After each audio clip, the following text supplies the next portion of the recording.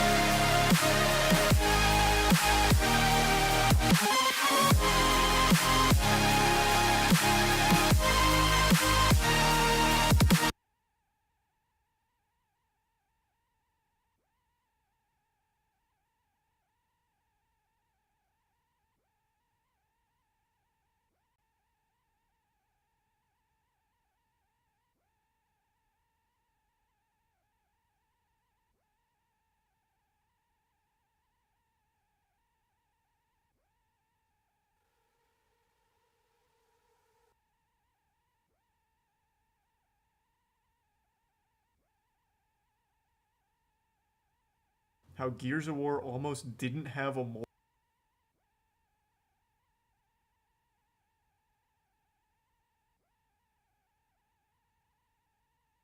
You can't really ignore sensitivity nor your The most iconic.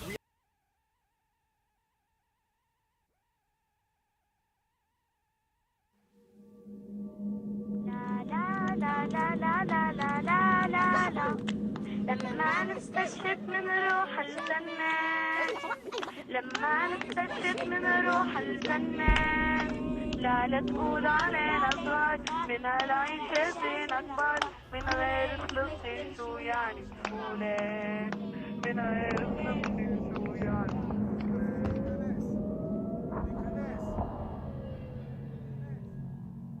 December 29th, 2008. The Gaza War had just begun, but already Israeli missiles were raining down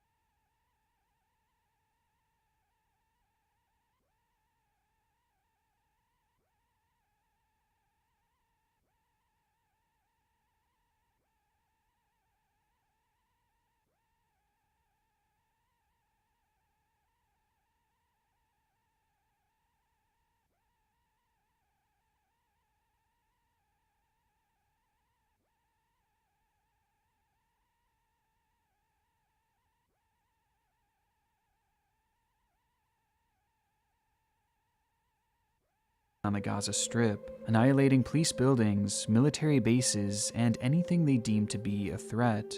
It was carnage on the streets, as residents in the Strip were left helplessly waiting to see what target Israel would choose next. Though that day, when the missiles again fell from the sky, they would strike a rather strange target, a small, little-known TV station called Al-Aqsa TV. And that day, it was Israel's sole intention to end their broadcast forever. Though when the smoke cleared, the broadcast somehow remained. With content comparable to the public access channel, you might think this is an odd site to attack, especially when it's revealed that the attacks didn't even end there. In 2014, Al-Aqsa TV's headquarters would again be bombed and destroyed, as well as in 2018, and even as recently as 2021. Oh my god, yes, I need to go down. We're going to direct the camera now towards the explosion. Though through it all, their broadcast has stayed on the air. And you might be right, this would be a bizarre target, had Al-Aqsa TV been like any other station. In reality, the content played on their airwaves featured propaganda, the likes of which we have never really seen in the modern age. And at the heart of it all was one program that stood above the rest, as rather than focusing on the adults in the region, it was instead aimed at the youth, the future of the country, the pioneers of tomorrow, culminating into what can only be described as the darkest children's show ever created. Tomorrow's Pioneers, a weekly children's show. It looks like on Mickey Mouse. Al-Aqsa TV. It sounds like Mickey Mouse. But do you think Mickey Mouse would ever tell kids to fight Americans and the Jews?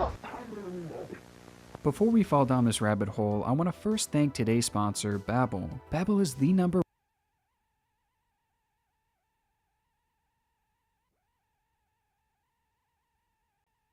You can click the link in the description, where you'll receive 65% off your very own Babbel subscription to start learning a new language today.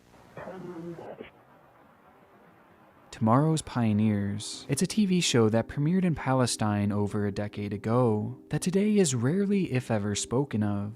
And when it is mentioned, it's often brought up in a comedic way, as some of its scenes are so ridiculous that it can be undeniably hilarious at times, with some of its more iconic moments turning into well-known memes across the web. But we'll get more into that soon. As though it is funny at times, the truth is that its premise and the effects that it likely had on the children of the region is horrifying to say the least. The show premiered back in 2007, a year after the inception of Al-Aqsa TV, the channel it would air on, with the station itself being run by a group known as Hamas, considered here in the US and in many other countries to be a terrorist organization. Hamas are known for their unwavering desire to reclaim the land that they believe was taken from them by Israel years ago. And in an extremely oversimplified version of events, since the year 1948, Palestine has lost roughly 85% of what once was their land to the hands of Israel, causing hundreds of thousands of Palestinians to become displaced, with many being forced to cram into a small area known as the Gaza Strip. Unsurprisingly, this has led to never-ending conflict between the two sides, as many Palestinians feel they had their land stolen from them, and no one believes this more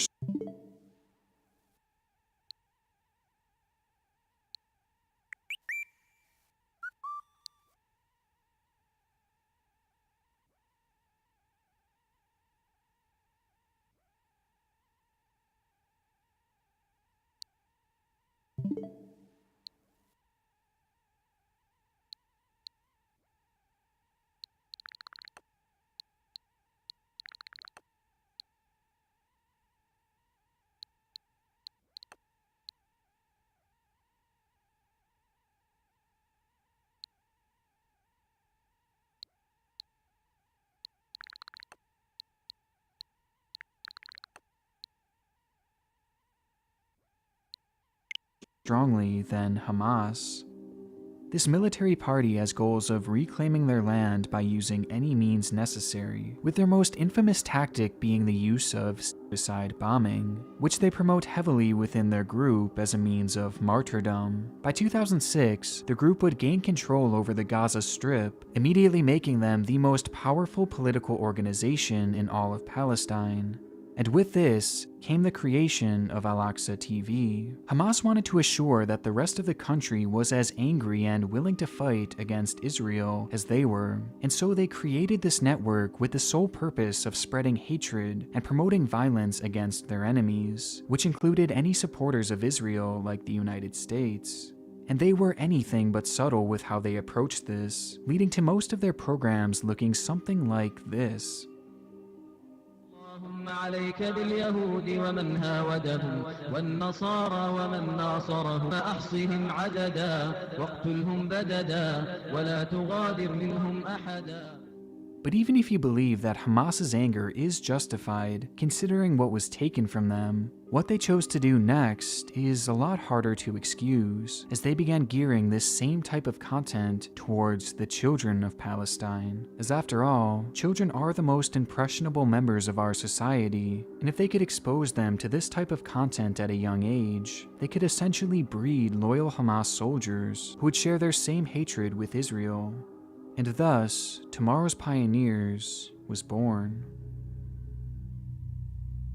The show began its run back in April of 2007 and would proceed from there with 4 confirmed seasons and roughly 21 well-archived episodes, with many more currently missing, as unfortunately, given how obscure the show was, most of it stands today as lost media. But thankfully, the majority of the program's most shocking moments have been archived, as well as some of the actual transcripts from other episodes, and with these, we can piece together a good chunk of what the show was, and ultimately come to a conclusion as to why exactly it was made. The episodes would feature a reoccurring host named Sarah, who at the time of the first episode's release was just 8 years old, and she would be joined by her animal co-host, the first of which being a large mouse named Farfour. And if this character looks familiar, well, it's because it's literally just a man in a cheap Mickey Mouse costume, accounting for what would by far become the show's most infamous character. Together, the pair would talk about issues happening throughout Palestine, while performing skits, singing songs, and featuring call-in sections where the young viewers could talk to the hosts in order to seek advice or guidance. And though this may seem like any other kid show at the time, where it really stands out is with its subject matter, as due to it being created directly by Hamas for propaganda purposes, they certainly didn't shy away from sharing their often extreme views throughout the show, leading to an almost inexplicably bizarre and oftentimes disturbing final product. And truthfully, finding the words to describe it all is practically impossible because it is just so insane. So today, I will simply be showing you, guiding you episode by episode into the world of Tomorrow's Pioneers, and all the moments that have since gone on to make it the most disturbing children's show ever made. And the further we fall down this rabbit hole, the darker it gets. Farfour looks like Mickey Mouse, but this Palestinian children's character doesn't talk like Mickey or sing like any Mouseketeer. Anakin is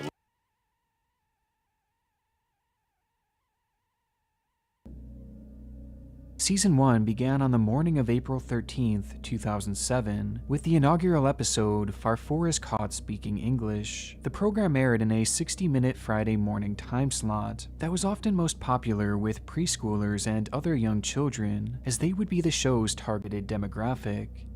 In the show, we are introduced to Sarah and Farfour, and much like the title would suggest, its premise centers around Farfour having been caught speaking English by his uncle Hazim, a character played by Hazim al-Sharari, the actual creator of the show, to which Farfour is chastised for, as his uncle and Sarah believe he should be speaking their native language of Arabic. فرفور إني سمعتك تقول باللغة الإنجليزية نعم. How are you يا سراء? I hope to be good time. نعم. مالك يا فرفور؟ انت ليش هيك بتحكي؟ مش احنا اتفقنا ان نحكي باللغة العربية الفصحى؟ هذه اللغة يا سراء لغة العالم المتقدم، لغة العالم اللي بيفهم، اللي بيخترع، بس هيك. لا يا فرفور انت غلطان عشان انت بتعرفش ان المسلمين هم اساس الحضارة. The episode then cuts to Sarah, who explains that the show will act as a nucleus for the reunion of Palestine with the land that they once owned. أذكركم أننا نحن العظماء انطلقنا في هذا البرنامج لنقود هذا العالم، وستكون النوى بإذن الله تعالى من هنا من فلسطين. فلسطين يا سراء من أين بالضبط؟ من غزة؟ أم من القدس؟ أم من رام الله؟ أم من كل فلسطين؟ نعم من كل فلسطين. Leading to a monologue from Farfour where he states, نحن رواد الغد سنعيد لهذه الأمة مجدها وسنحرر الأقصى إن شاء الله وسنحرر العراق إن شاء الله وسنحرر بلاد المسلمين التي تجتاحها هذه الأثناء القتلة. The episode then ends with Uncle Hazim discussing the Iraq War, which was transpiring around the time of this episode's airing, to which he says, "As you can see, they kill and slaughter the children and the women. Whoever followed the news yesterday could see the fetus and its mother. I'm sure you saw that, Sarah." To which Sarah agrees, with this line referencing a particular bout of fighting that had just happened in the days prior to the show's premiere.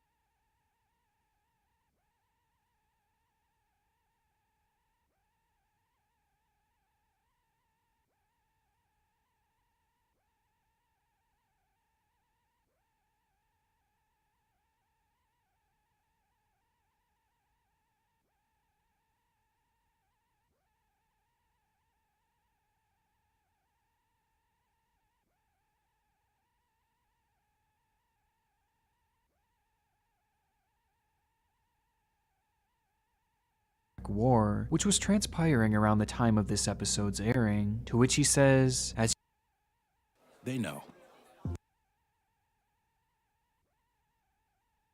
you can see, they kill and slaughter the children and the women. Whoever followed the news yesterday could see the fetus and its mother. I'm sure you saw that, Sarah. To which Sarah agrees, with this line referencing a particular bout of fighting that had just happened in the days prior to the show's premiere. And though nothing too outrageous, this episode gives us a glimpse at the structure of the show, as it rarely followed a coherent storyline, and instead bounces around different political messages seemingly at random. But overall, Farfour is caught speaking English is definitely mature, and probably too much so for the 3 to 5 year olds watching at home, as it mentions bloodshed and slaughtering children, with its political messages being extremely on the nose. But this was only the beginning, and it may very well be the show's most tame episode, as with each passing installment, things only became more and more unbelievable. Today, episode 2 of season 1 appears to be almost entirely lost, except for one brief clip that has surfaced in recent years. It's titled Farfour vs. Bush, Omert and Condoleezza, and in it, we see a child call into the show to sing the hosting duo a song, but is promptly cut short due to its lyrics.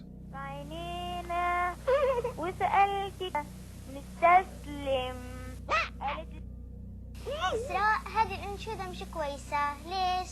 سامحة مش عليها عشان فيها استسلام. يا إسراء احنا بدناش نستسلم واحنا بدنا نقاوم العدو.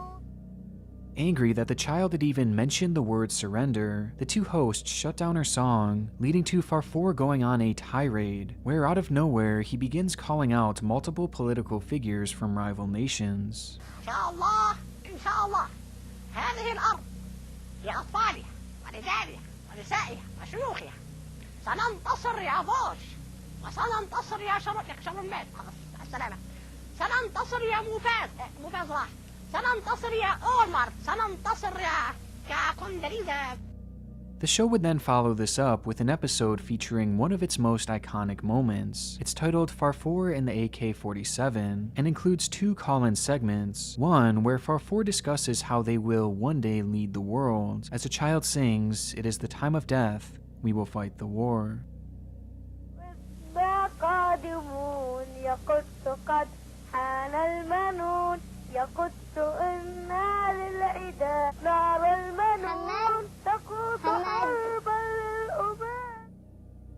This is then followed by another caller, an 11-year-old named Harwa, who sings a song about how Israel will answer for the incident that forced their people to relocate.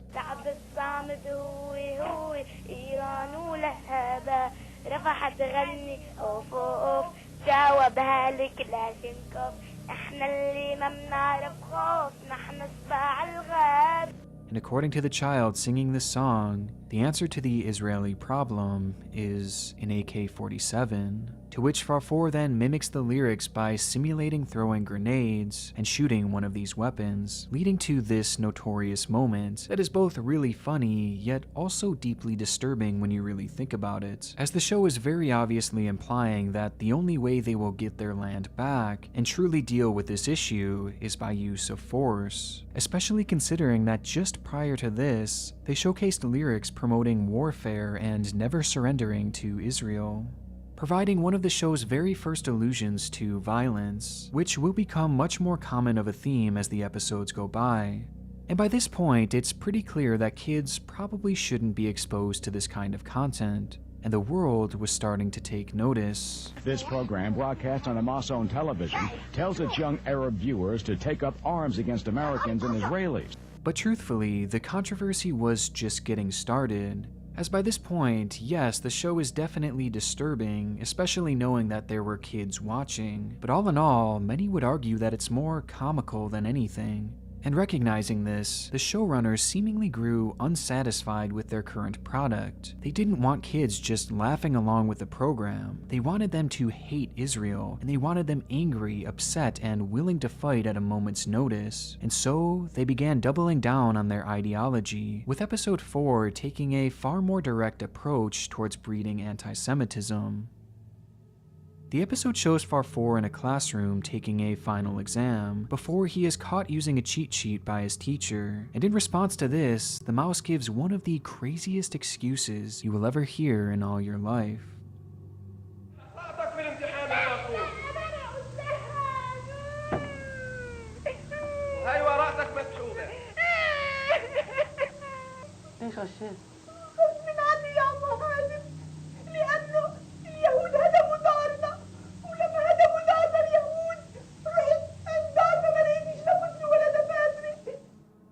In this clip, Farfour blames the Jews for forcing him to cheat on his test, citing that his home had been destroyed by them and that he had lost all his notebooks as a result, to which Sarah adds that they are wicked people, but it's still no excuse to cheat. يا فرفور صحهم يا أصحاب السوء، لكن هدم البيت مش يعني حجة مش مبرر مش مبرر إنه يغش في الامتحان. Meanwhile, Uncle Hazim then goes on to say that they must study for their exams because the Jews don't want them to learn.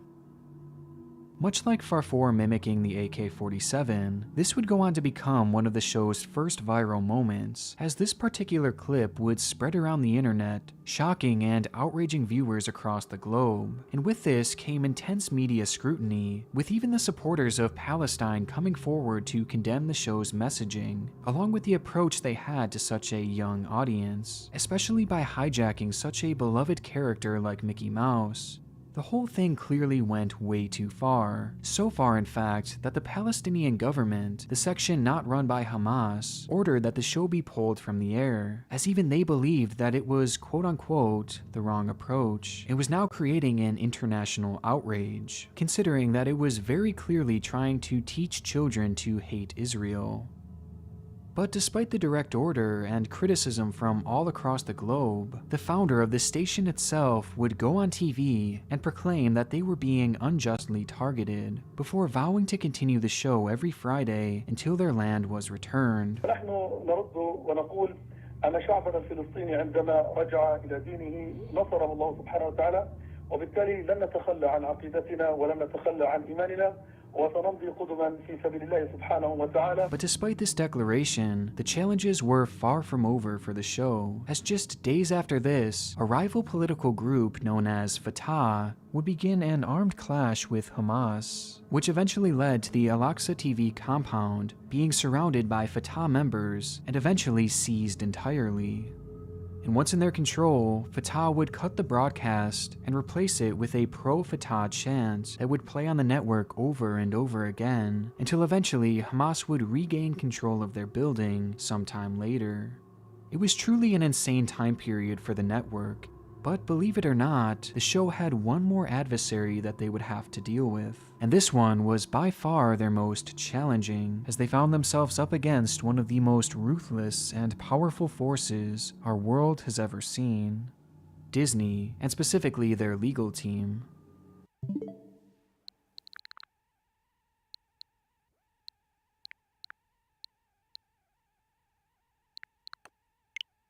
During this time, the company had become aware of the show and their use of a Mickey Mouse-like character, with Walt Disney's own daughter coming out and condemning the program, calling it pure evil, with there more than likely having been legal threats lobbied against the show, as not only were they illegally using this character, but they were using him to spread anti-Semitism.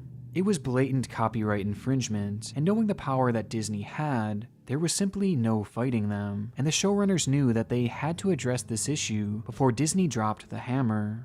Which leads us to Season 1, Episode 5, the likely premature finale to the very first season of the show, where they would handle the copyright issue of Farfour in what was probably the worst way imaginable, leading to by far the most infamous moment in Tomorrow's Pioneers history. In the episode titled Farfour and the Jew, Farfour is speaking to his grandfather, who shares the story of his people and the land they once owned, and in his mind still did, even going as far as pulling out a key and documents to the land. هذه الأرض يا سيدي أنا ورثتها من آبائي وأجدادي بتمنى تحافظ عليها يا فرفور وهذا المفتاح لما ترجع البلاد لما ترجع البلاد بتفتح فيه يا فرفور هذا يا سيدي المفتاح هذا المفتاح هذا المفتاح هذه كمان وراك تثبت كمان الأرض إلنا يا فرفور هذه أمانة معك يا فرفور اوعى تفرط بالأرض يا فرفور. Though after handing Farfour the documents, this happens. أنا يا فرفور تعبان كتير لا يا جدي حاسس حالي بدي أموت لا يا جدي حاسس حالي إني قريب من أرض الربيع لا يا جدي بتمنى يا جدي إنك تحافظ عليها حاضر يا جدي أنا يا جدي أنا يا جدي لا يا جدي أنا يا جدي جدي حبيبي يحنني على الأمانة الكبيرة وأنا مش عارف قديش بدنا نتحرر عن البلاد من جلد اليهود المجرمين المقتزمين اللي قتلوا جدي وقتلوا كل الدنيا. This was a far heavier way of broaching this topic than the show had used before, as this time they were directly targeting the emotions of the children watching at home, as they're now seeing their favorite character crying on his dead relative before promising that he will liberate their land. And things only get worse from here, as the video cuts to a title screen that read, "Farfour is interrogated." Here, we see Farfour being interviewed by an Israeli official who demands that he give up the key and the documents which his late grandfather had given him, even offering large sums of money.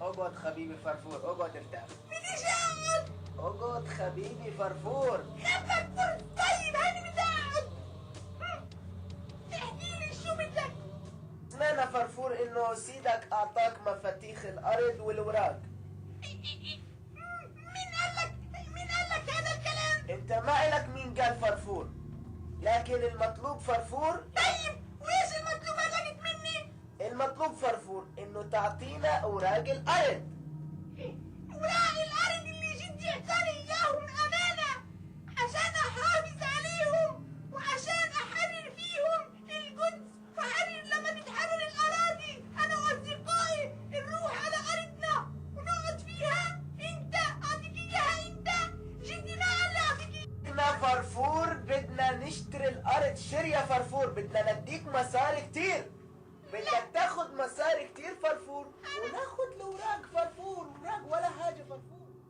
Though, as preached by Farfour before, he didn't surrender, which the officer didn't take kindly to.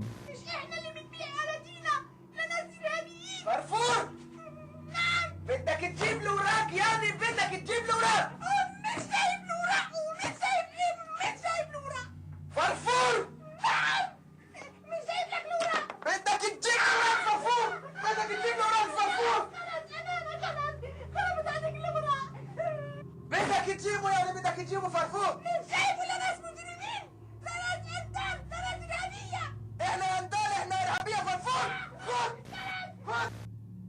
The scene ends with Farfour being attacked by the officer before the show fades back to Sarah. And if that wasn't crazy enough, this is what she had to say about the outcome of that beating.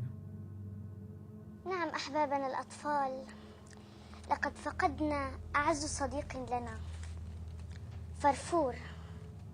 لقد استشهد فرفور وهو يدافع عن أرضه، يدافع عن أرض آبائه وأجداده. استشهد على أيدي المجرمين القتلة، قتلة الأطفال الأبرياء. In a show made for preschoolers, they quite literally kill their most beloved character right before our eyes, as he was literally beaten to death. It's easy to see the message they were going for with this episode, and I can imagine how effective it was at spreading Hamas's ideology, as just picture how traumatic it would be to watch this as a child, and watch as your favorite character is just murdered. I mean, that's comparable to kids in the US watching Barney, and all of a sudden he's detained and killed by someone like a North Korean official. I mean, it's no wonder that this moment has since gone on to become a classic meme, as it is just so bizarre in both a comical and horrifying way, seeing what essentially equates to Mickey Mouse being beaten to death. And for most, this moment is by far the highlight of the show.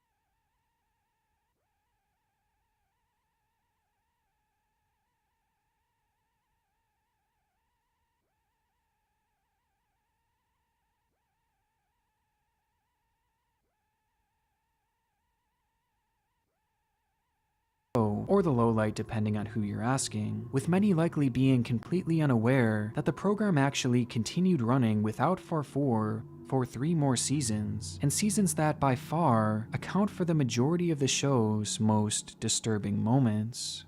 And on the topic of disturbing moments, there was actually one more scene that I was able to find here at the last minute that is by far the darkest in all of season 1. It's fairly obscure, to the point that I wasn't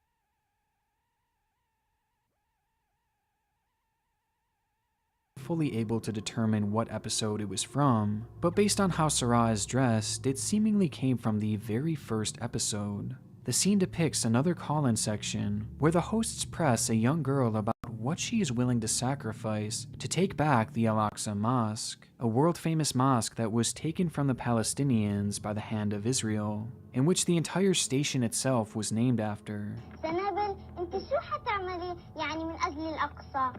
شو حتفدي يعني روحك من اجل الاقصى؟ شو حتعملي؟ هتخ ايش هنعمل يعني كيف احنا بدنا يا سنابل نحرر وبعدين هذا حفظناها وبعدين احنا بدنا تكون اليهود احنا بدنا ندافع عن الاقصى بارواحنا وبدمائنا ولا لا يا سنابل؟ لا تستفد. Here, this little girl, who is no more than 8 or 9 years old, expresses her desire not only to fight, but to annihilate the Jews, while closing the segment by stating how she will commit martyrdom. Or in other words, she was going to give up her life to fight for this cause, which, as mentioned prior, Hamas would often do by means of suicide bombing. And though most of the show to this point can easily be laughed off, it's moments like this where things take a much scarier turn, as the show's true intentions begin to reveal themselves. And as we move forward into Season 2, these moments only became more prevalent. You are seeing it here exclusively first. Farfur is dead.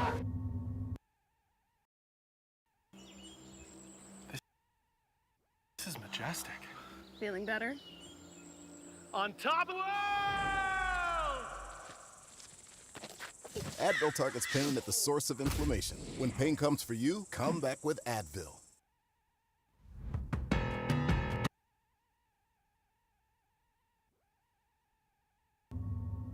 With Season 1 in the books, the impact that Tomorrow's Pioneers had in the span of just a few episodes can't be overstated. The show immediately became the most popular kids program in the region, with children anywhere from the ages of 3 to 4, all the way up to 12 and 13 years old, tuning in religiously each Friday. And given how unavoidable its main themes are, it's likely that the anti-Semitism it was preaching was in fact resonating with its viewers. In fact, many critics of the show were going so far as to claim that it was outright brainwashing its viewers to not only hate Israelis, but to commit acts of violence against them. Instead of being entertained, they're being indoctrinated. And at the end of the day, I don't think Hamas was even trying to hide this either. But following the death of Farfur, all eyes were on the show, with the whole world wondering, what will they do next? How could they replace this beloved character that had brought the show so much infamy? Well, given time constraints and Al-Aqsa TV's desire to air the program every Friday, the truth is that they were unprepared to replace Farfur, and the following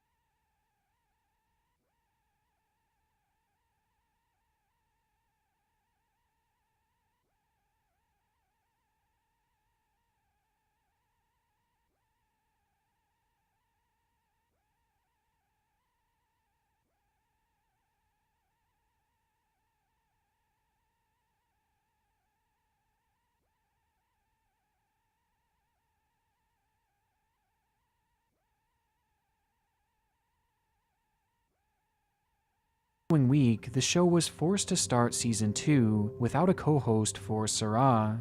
The episode was titled Sarah and the Hadith, and unfortunately, practically all of the episode is currently missing, with the exception of one short clip, as it shows us yet another call-in section and yet another instance of anti-Semitism.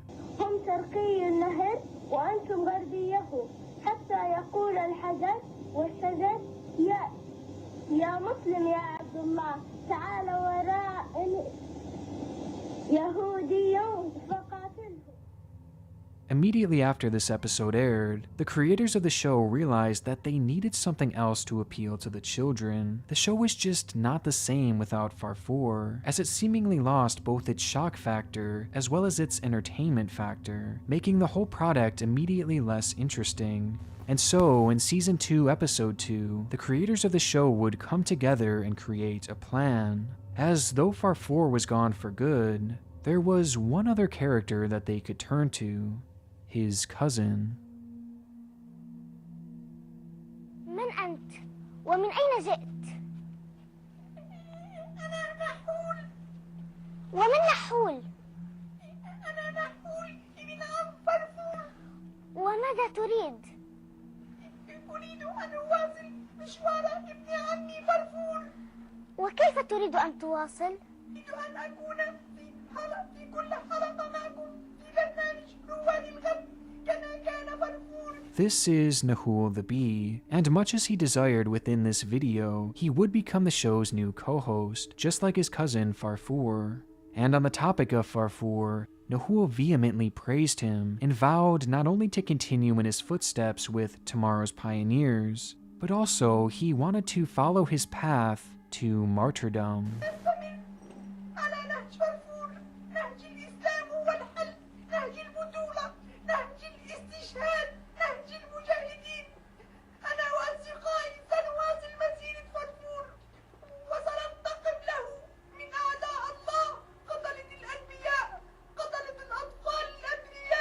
And not only did he express his desire for this to happen to him, but he also mentions how all of his friends should follow in these footsteps as well, with his friends likely referring to the young children watching at home, providing what almost feels like a call to action for the young viewers. Episode 3, titled Nahul's Rant, only offers us a small snippet of surviving video, but it's still enough to get the basic gist. The premise was simple. Essentially, it was just a lengthy monologue performed by Nahul, as he tells the children that we will all liberate Al-Aqsa, while using some choice words and further pulling at the emotions of the viewers at home. نعم سنحرر أقصانا من دنس اليهود المجرمين الذين قتلوا جدي وقتلوا فرفور. The episode also has a call-in section where a child expresses his desire to become a journalist one day, to which Nahul says, احنا بحاجة يا نحول إلى صحفيين وإلى لكي يصورون اليهود وهم يقتلون فرفور والأطفال الصغار. نعم يا نحول ونحن كلنا مجاهدون بإذن الله. The video then ends with Nahul shouting, "We are all jihad warriors, Allah willing." Nahul's big day out. This is by far one of the show's most unusual episodes, which is really saying something. The program starts out with Nahul and Sarah discussing their desire to occupy Al-Aqsa. الأقصى يا أصدقائي ينتظركم أنتم. الأقصى يا أحبابي حزين جدا. الأقصى أصدقائي أسير ومحاصر من قتلة الأطفال المجرمين. يجب علينا أن ننهض لكي ننتقم له من اليهود المجرمين الصهاينة المحتلين. يجب أن نحرر الأقصى. To which Nahul explains how he believes they can achieve this. نعم أتعلمين كيف سنحرره ونأخذ مفتاحه كما حرره صلاح الدين؟ كيف يا نحول؟ نعم كيف؟ بصلاة الفجر. نعم. وبالدم والشوق والتضحية بالآلام بالشهداء والصبر. وهذا هو المفتاح يا سراء. This may be the show's darkest moment yet, as Nahul directly calls out the children watching and says that the only way they will regain control of Al-Aqsa is by means of morning prayers, blood, sacrifice, and pain, further elaborating a few seconds later by saying that the key to all of this is by using means of martyrs. Sarah then attempts to calm Nahul down by telling him that the children, the pioneers of tomorrow, will do what it takes to regain control of Al-Aqsa, which, as stated before, will require martyrdom. لا تحزن يا نحول، فأنا وأنت وأحبابنا الأطفال بل الكبار جيل رواد الغد بإذن الله تعالى سنعيد المسجد الأقصى وسنطهره من دنس الصهاينة يا نحول. إن شاء الله. It really feels like the whole show up until this point was leading to this moment, a direct call to action, essentially conditioning and then asking these children to martyr themselves, something that was first hinted at, then heavily implied, and now expressly stated. I mean, they are literally asking their child viewers to sacrifice their lives. And as mentioned prior, Hamas's most notable way of martyring themselves is by means of bombing, leading to some arguing that the show is expressly telling these kids that they should become suicide bombers. However, though it always ends the same, martyrdom does come in many different forms, so for now, let's leave this as a working theory, as it will come up again later. But surprisingly, the episode didn't even end there, with the rest being dedicated to a fun trip that Nahul had at the zoo, which is where things devolve into complete chaos.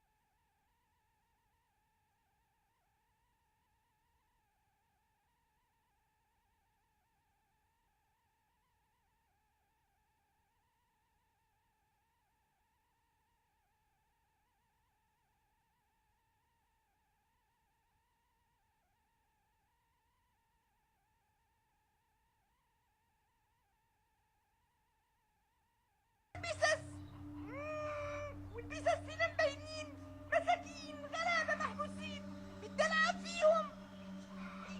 هديات لسه نايمة هالوقت أنا بدي أهجم عليها.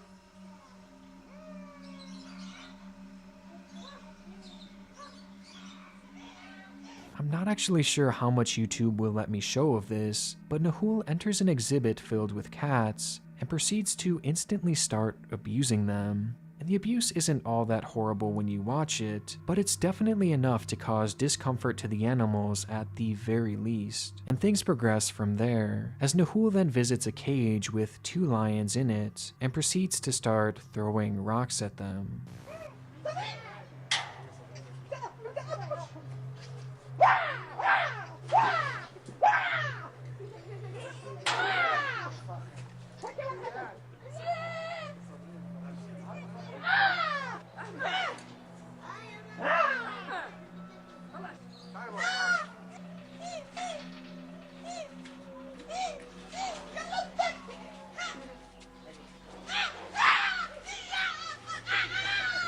It is just the strangest thing that I have ever seen, and the justification for it is even stranger, as ultimately, Sarah sits Nahul down after the fact and scolds him for his behavior. ما هذا الذي فعلته يا نحول؟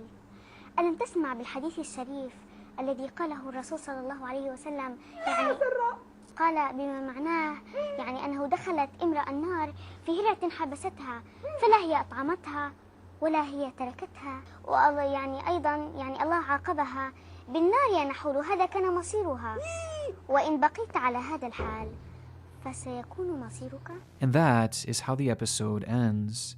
So their message is to not abuse animals or you will go to hell, while quite literally going out and abusing animals themselves for the show. It just almost doesn't feel real how unusual it is, and certainly there would have been better ways to tell this message. Strangely enough, despite the showrunners at one point promising a new episode of Tomorrow's Pioneers each Friday, there's actually a 6-month gap in between episodes 4 and 5, with the show either having gone off the air or the episodes having gone unarchived, which is probably the more likely explanation. And if anything were to have aired between these episodes, then it seems to be currently lost, and for that reason, I'll still be referring to this as episode 5. Titled Nahul and Sarah's Feast of the Sacrifice Extravaganza, this installment shows the two co-hosts celebrating the Feast of Sacrifice, though Nahul seems to be in no mood for the celebration. And of all the shocking moments in the show's run, nothing surprised me more than when I heard Nahul speak in this clip. أنت أيضا لا تريد أن تهنئ بمناسبة عيد الأضحى المبارك؟ أهنئ يا سراء. نعم. أهنئ مين؟ ولا مين يا سراء؟ أهنئ الأخويا استشهد في الانتفاضة القديمة من اليهود الصهاينة، ولا هنئ أخويا الثاني اللي استشهد في الانتفاضة الثانية، ولا هنئ أخويا الجريح، ولا هنئ خالتي اللي استشهدت من الحصار، ولا هنئ الأيتام، ولا هنئ مين ولا مين يا سراء؟ أنا مش مهنئ حدا، أنا زعلان يا سراء. ماما اللي معها مرض السكري، ولا أهنئ بابا اللي معاه مرض الكبد الوبائي الزي. For some reason, in this episode and this episode only, Nahul had a different voice actor, and rather than having his signature high-pitched voice, he literally just sounds like a normal guy, and he even breaks character at one point to laugh at a child calling in. والعجل رحنا بدنا نذبحه لقيناه ايش؟ ميت. ايش نسوي؟ نشتري خروف. طب وإذا معنا وإذا ما معهم؟ وإذا معناش مصاري؟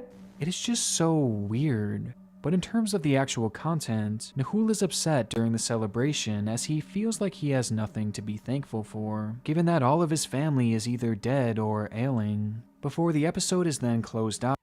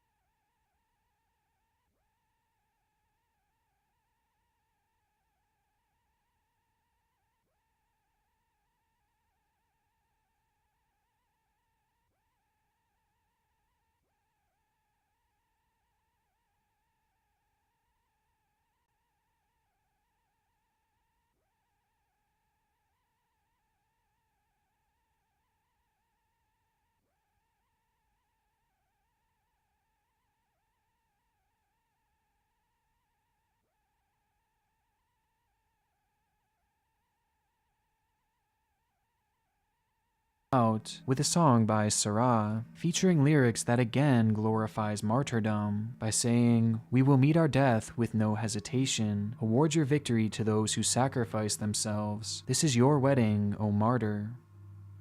From here, the show would again go off the air, this time for a little over a month. And with this absence, there was actually a very reasonable explanation that yet again involves Fatah.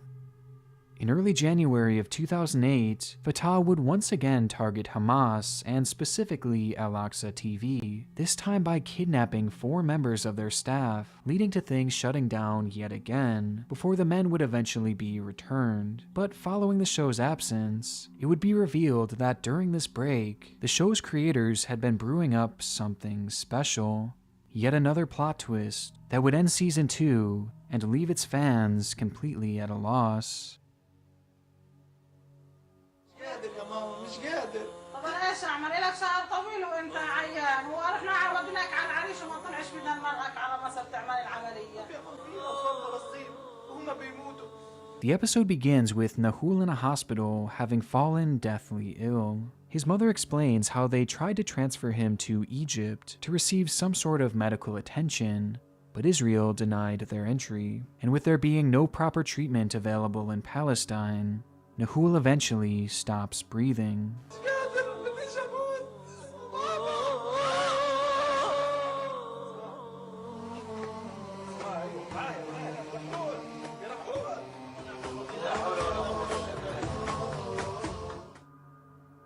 Picturing the children watching this at home, I almost think that this death is somehow more depressing than Farfour's, as the way the doctors are desperately trying to resuscitate Nahul until he just passes away has gotta be so upsetting for a child to see. Although, unlike the death that ended season 1, the tone of this episode was far different, as rather than being upset at the loss of her co-host, Sarah is instead more proud than anything. نقول لك يا نحول يعني مبارك يعني عرسك يا نحول نحن لا نحسبه يعني موت لك يا نحول بل نحسبه عرس لك يا نحول. And this strange emotional roller coaster continues from here as we are immediately introduced to a brand new character, Nahul's brother, a rabbit named Asud, who we are shown receiving the news that Nahul was no longer alive. قول يا امي وين نحول؟ زمان انا ما شفته. واصل مشوار وعده اجا، وصل مشوار وعده اجا ان شاء الله. بتأخري. وصل في الليل هيك مشاوير كيف بتطلعين؟ ما انت شايفه الوضع. المهم ما ايش بدي انا اعمل؟ عده بيجي ان شاء الله. بابا. نعم يا بابا. وين نحول؟ احنا المستشفى بنضل نشبع بنحول. يا بابا. انت انسان مؤمن وربنا سبحانه وتعالى يا بابا. ومرض يعني وعي عليه. في المستشفى وانا في المستشفى يا بابا. لا مش في المستشفى، والله يابا ما هو في المستشفى، نحن ربنا سبحانه وتعالى استشهد نحن. لا يا بابا. والله استشهد نحن، الله يرحمه، الله يرحمه، الله يرحمه.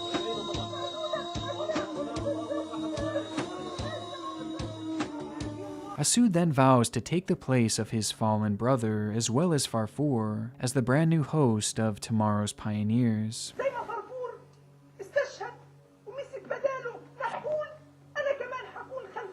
إن شاء الله إن شاء رب العالمين وادخل البسمة والفرحة في أطفال فلسطين أطفال العالم أجمع. With the rabbit then taking his new spot alongside Sarah and closing the show with this discussion. نعم يا أسود سنمضي على ذات درب نحول وسنمضي على ذات درب فرفور بإذنه تعالى ولن نخيب أملهما بإذنه تعالى. إن شاء الله. يا أسود وكلنا يا سراء مشاريع برضو الشهادة صح ولا لا؟ أكيد يا أسود بإذنه تعالى كلنا فداء الوطن سنفدي كل ما بوسعنا وكل ما بروحنا من أجل الوطن يا أسود. The scene gives us a number of disturbing lines like we are all martyrdom seekers at the end of the day and we are all ready to sacrifice ourselves for the sake of our homeland. And these lines are made even darker as just moments before, Sarah was praising Nahul's passing and glorifying it as some sort of wedding as opposed to actual death, essentially conditioning these kids into believing that martyrdom is a good thing. But by far, this episode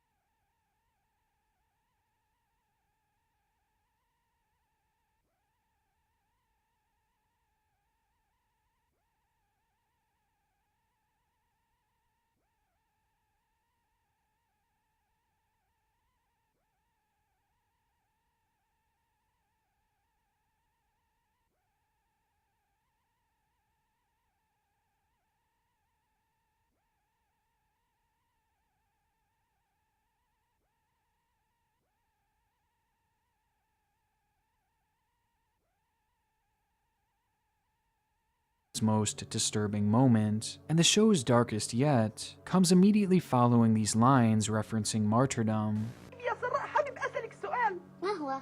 قديش عدد جنود رواد الغد؟ يا أسود، جنود رواد الغد هم كثر كثر كثر يا أسود. حمدا لله حمدا لله. نعم، وبإذنه تعالى سيساعدوننا في تحرير وطننا فلسطين بإذنه تعالى يا أسود. وأنا وأنت يا سراء سنكون أول ناس، صح ولا لا؟ بإذنه تعالى يا أسود. وسنأخذ الأقصى. Together, Asud and Sarah, the host of this show, again literally made for children, with Sarah herself being only 9 years old, discuss how they wish to be the first of the Tomorrow's Pioneers family to martyr themselves, so that they can lead the way for their viewers to follow in their footsteps. And if this wasn't twisted enough, the show ends with Asud reciting yet another one of the show's most infamous lines.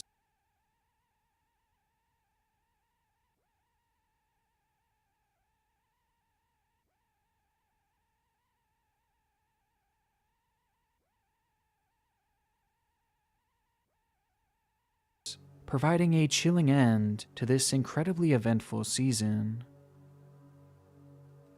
انت ليش اسمك اسود وانت شكلك ارنوب؟ لانه يا هالة الارنوب دايما انسان ايش؟ مش كويس، صح ولا لا؟ وانسان جبان، لكن انا اسود ان شاء الله اللي هخوف اليهود واقول لهم اكل ان شاء الله رب العالمين، صح ولا لا؟ بإذنه تعالى.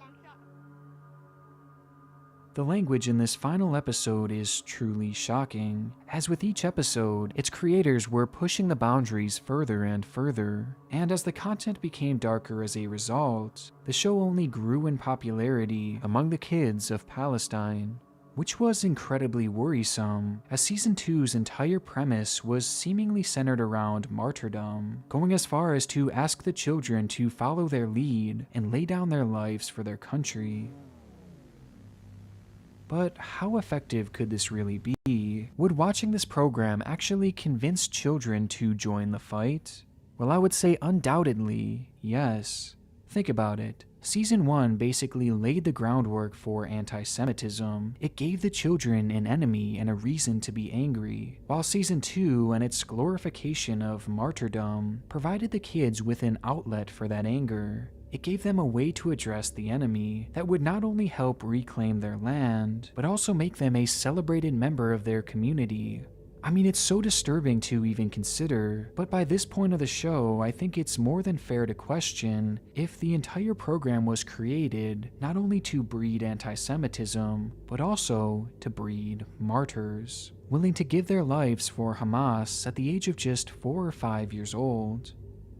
Given just how popular the show was and how impressionable children are at that young age, the national media continued its criticism against the show, with many being outright convinced that this theory was true, and that the whole thing was essentially breeding terrorists. And as we continue on to Season 3, the show would only provide its critics with more fuel. Evil stuff. You've got a children's character saying, "I will eat the Jews," Allah willing.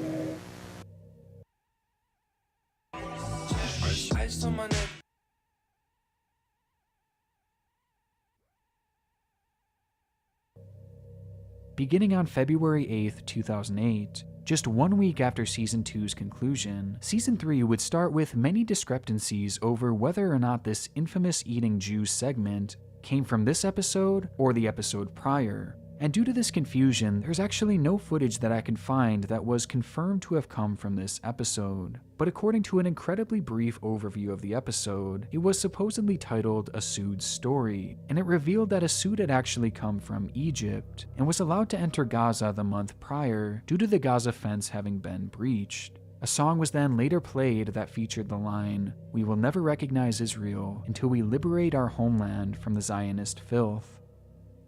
The show continued the next Friday with the release of episode 2, titled Asud vs. Denmark. The entire episode was a direct response to a cartoonist named Kurt Westergaard, a Danish artist who had published artwork containing offensive depictions of the Prophet Muhammad, which was considered to be blasphemy.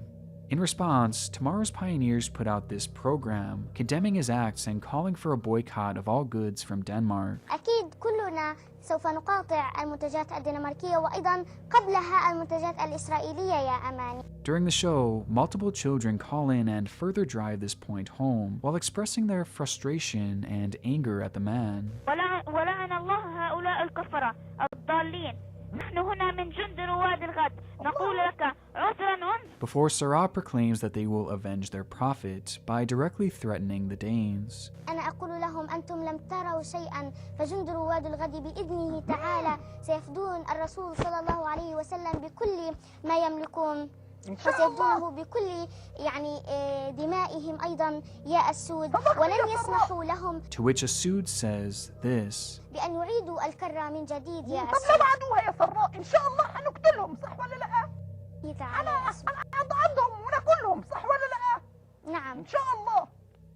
Following this lofty threat by Asud, Sarah then goes on to explain how these words don't make them terrorists, somehow bringing things back to the fact that they just want their land back. أسود نحن لسنا إرهابيون نحن فقط نريد أن يرجع لنا وطننا الحبيب فلسطين نريد أن تكون كل فلسطين لنا يا أسود نحن لسنا إرهابيون لأنها هي إلنا من الأول صح يا سراء. As stated before, it seemed with each passing episode the creators were upping their shock value, but now they were stooping down to the point where their co-host is literally saying that he will kill people if there were any more offensive depictions of Muhammad. And the episode doesn't even end there, as they yet again bring the conversation back to martyrdom, to which Asud predicts his own martyrdom and then asks Sarah, إن شاء الله أنا اللي بدي أظبط الوضع ومش هيجي نمر وإن شاء الله أنا وياك رواد الغد احنا اللي هنحقق ان شاء الله الحلم هذا اللي مين بده يقدم البرنامج لو انت استشهدت يعني 100,000 سراء بدك ان شاء الله بإذنه تعالى يعني بناخذ من ثأر رواد الغد ان شاء الله بإذنه تعالى هناك آلاف جند رواد الغد هذه الأمنية تاعتنا ان شاء الله الشهادة في سبيل الله صح ولا لا؟ نعم. The whole thing is just insanely twisted, as Asud states that martyrdom for Muhammad is what we are all hoping for, including all of the fans of Tomorrow's Pioneers. And believe it or not, it keeps going from here, as this is one of the most content-rich episodes to date, as the co-hosts proceed to take another call-in, where they ask a child what they would do to Kurt Westergaard. بحكي لهم كلهم إنه مهما حاولوا يخبوا مهما حاول يتخبى رح نقدر نطوله ورح نقدر نغتاله. بإذنه تعالى. إن شاء الله اللي حيزينه كمان إن شاء الله. And the show finally comes to an end with Asud showing a picture of the actual cartoonist after everyone on the show was already threatening him, before continuing to insult him. الرسام الذي أساء للرسول صلى الله عليه وسلم من خلال رسمه. أنا بقدر أقول ما شاء الله هي أنت قلتيها اللي هو ازعجش عليه إلا يا مجرم يا حقير يا حثالة إن شاء الله هيجي عليك يوم وتندم على اللي فعلته. Clearly, this is one of the more emotionally charged episodes we've seen yet, as they truly held nothing back, straight up threatening the cartoonist on so many occasions with no subtlety whatsoever. And interestingly, there would actually be an assassination attempt against Kurt Westergaard. Broke into Westergaard's home last night wielding an axe and a knife and shouting he wanted to kill him. Though it wasn't related in any way to the show's audience. Not only was this episode a key point to the show's history, as it was perhaps its most violent installment yet, it was also important for another reason. Following the episode's release, a statement would be made in the United States House of Representatives by a member named Joseph Crowley, no relation to me by the way, who actually submitted a resolution to the House condemning Tomorrow's Pioneers and the effects that it could have on the children of Palestine by stating, "The House of Representatives condemns Hamas for using a children's television program to incite hatred, violence, and anti-Semitism towards Israel, and demands that Hamas immediately suspend all television programs of that nature," while further going on to reference characters like Farfour and Asud, calling him a Bugs Bunny ripoff, and outright stating that the show was teaching children a terroristic doctrine. Through all the criticisms that Tomorrow's Pioneers had faced, this was the first time that it was seemingly taken before the United States government, who would then go as far as to label Al-Aqsa TV themselves a terrorist organization and demand that Tomorrow's Pioneers be ended. And as a response, the show seemingly went off the air for nearly 2 more months, with many believing that that was the end of Tomorrow's Pioneers. But apparently, the threat of the United States government wasn't enough to permanently shut them down, and on May 9th, 2008, the show would make its return. The episode was titled Asood's History Lesson, and shows the rabbit visiting his only surviving grandfather, the other having passed away in the hands of Farfour, as he's given a lesson about the history of their land.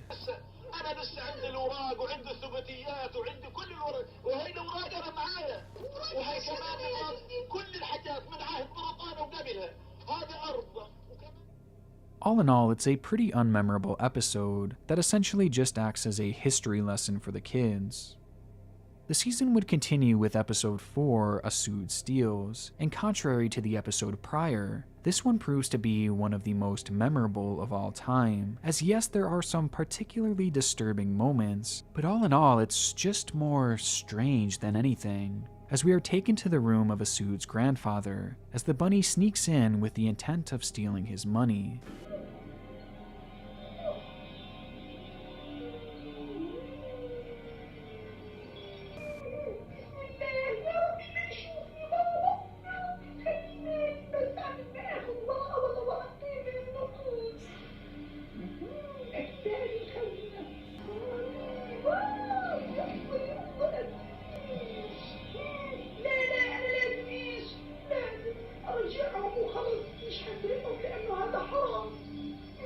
Before the money is actually taken, Asood makes the noble decision not to steal from his grandfather, or at least at first he does, until he is confronted by Satan himself.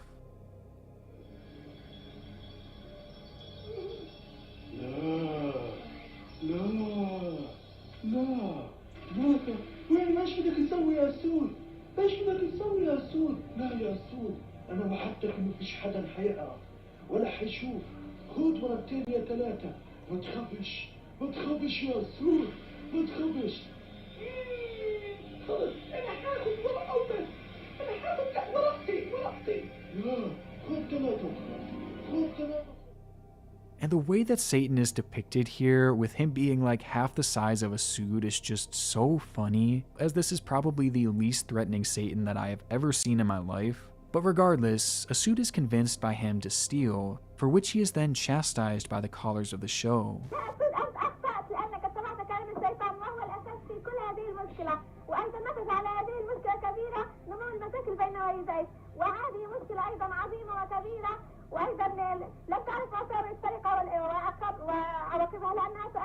And this isn't your typical criticism, as the callers wanted Asood to pay the price for his sin, to which they propose a particularly gruesome punishment.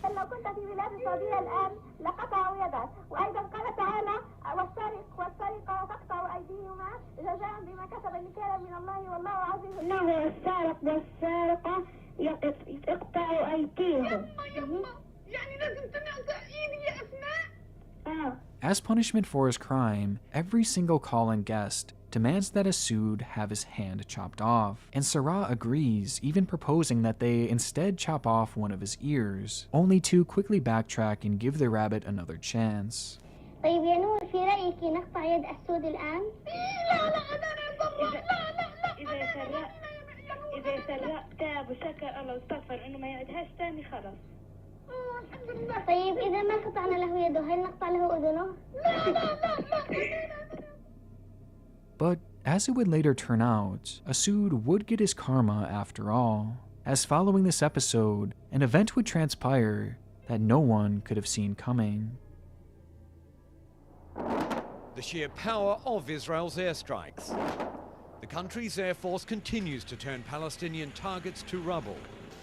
Targets like this one, the Hamas-run Al-Aqsa television station. On December 29th, 2008, Al-Aqsa TV station would be completely destroyed by Israeli missiles. As with the added context of just how dark the network's programs were and are, you can understand a bit more why the show's headquarters became such a target.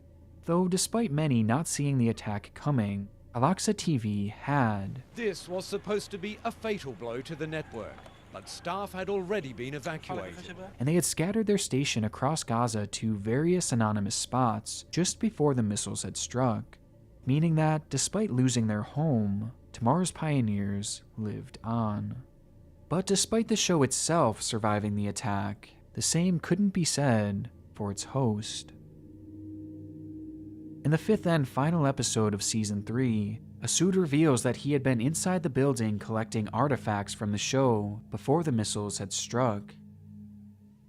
أنا العدو الصهيوني غدار ويقتل كل شيء، ولكن كنت لا أفكر بأنه سيقصف في بيت الأقصى والقصص والحكايات التي كانت ملك أطفال فلسطين. And as he talks, he begins to fall weaker and weaker. لازم توسع أحلامنا الأطفال إنه ما ينسى القدس والأقصى والأسرى واللاجئين، وذكريهم يا سراء بصمود المقاومة والمجاهدين، وقولي لهم إنه أسود مات بطل، مات شهيد، مات شهيد يا سراء، مات شهيد يا سراء.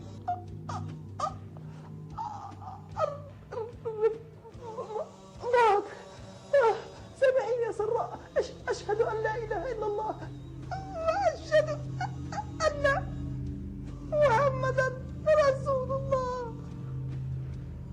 أسود؟ أسود؟ لا يا أسود، لا تمت يا أسود.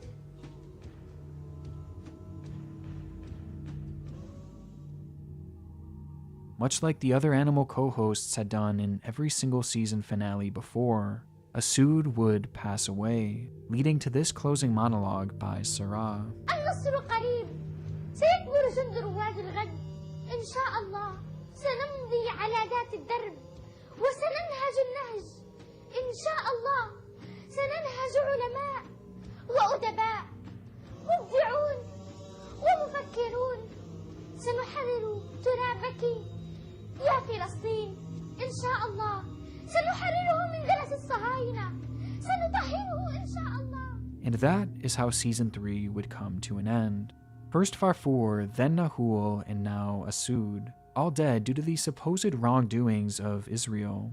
And the effect of Asud's death was perhaps the most emotionally charged for children at home, as he was said to have become a particularly beloved icon in the region, and one that the kids just absolutely adored due to his far more blunt approach to topics, and specifically violence.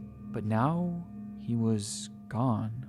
And with no home for Tomorrow's Pioneers, and now knowing that the station had a target on its back, the show had reached yet another crossroads, and perhaps its most uncertain hour yet.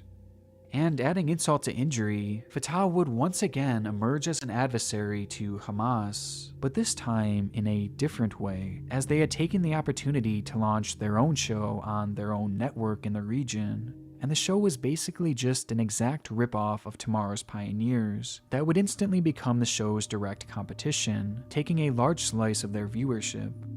But it seems that whenever this show was backed up against a wall, it would always find a way to persist. And after just a few weeks, the Gaza war would come to an end, and taking advantage of the ceasefire, the crew of the show would quickly re-establish themselves in a brand new building. And before long, Tomorrow's Pioneers was back for its fourth and evidently final season.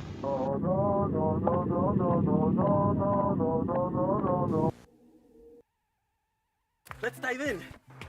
What about your back? It's fine!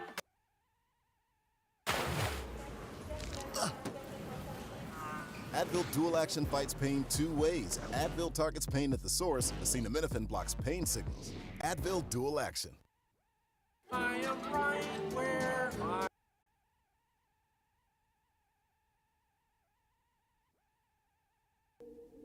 Starting on February 13th, 2009, the show was entering new territory. They had always had a target on their back, but now they realized the threat of just how serious their words were becoming, which is where we get into a personal theory of mine. Looking back on the death of Asud, something he said within his dying words had always stuck out to me.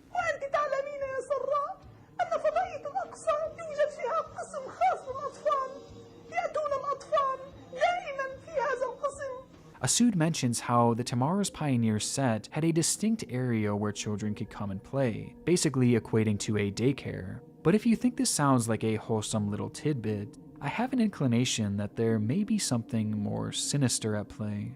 If you think about it, advertising that there were innocent children within the building at all times that they were working essentially makes it untouchable from Israeli destruction. As if they were to bomb the building with all those innocent kids in there, well, the optics would be horrible. So it's possible that this was exactly what their thinking was behind starting a daycare within their facilities. This essentially guaranteed that Israel would never just straight up destroy the building without warning, as even during the 2008 attack, Israel had actually given them a heads up that they would be destroying the building, providing more than enough time to evacuate the kids who stayed there, with this heads up being the only reason that the Tomorrow's Pioneers crew were able to escape.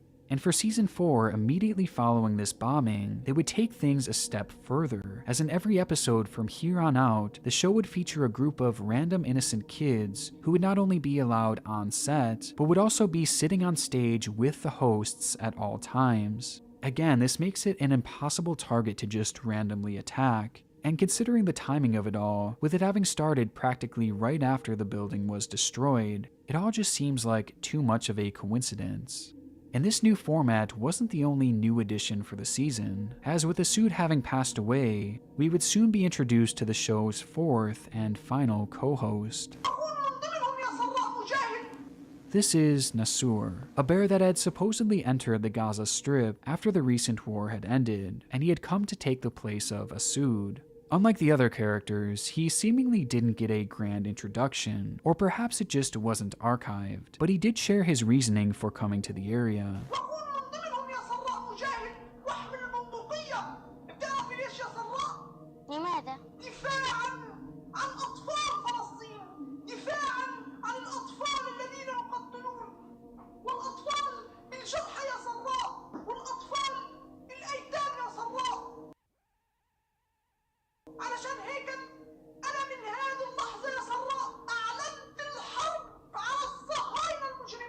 Nasur starts his run on the show by immediately declaring war on the Zionists. And not only was he declaring war, but he included his 10-year-old co-host as well.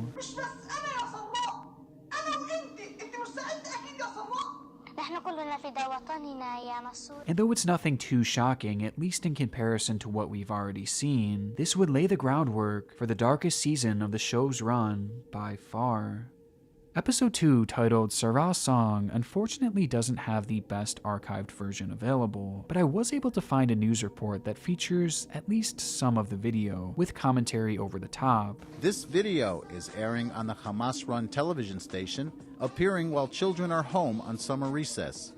The dialogue encourages parents to, quote, teach the children that their death will bring glory and victory. Critics argue that Hamas has left no doubt about what it seeks to teach Palestinian children. Using the Star of David as a dartboard and telling parents to help them teach their kids that they should be willing to sacrifice their lives is pretty on brand for what you would expect from Tomorrow's Pioneers at this point. But that doesn't make it any less disturbing, as it seems that with each mention of martyrdom, the show's approach becomes more and more blunt, almost as if it's conditioning kids to get used to this idea. And by this point, our theory about the show being created to lead kids to martyrdom seems to be all but confirmed, as you may have noticed that they had even began straight up referring to the children as soldiers. Following this, the show would continue to air each Friday, though many of these episodes would go unarchived. However, I was able to find a few clips, like this one, where we see Nasur surrounded by children on stage.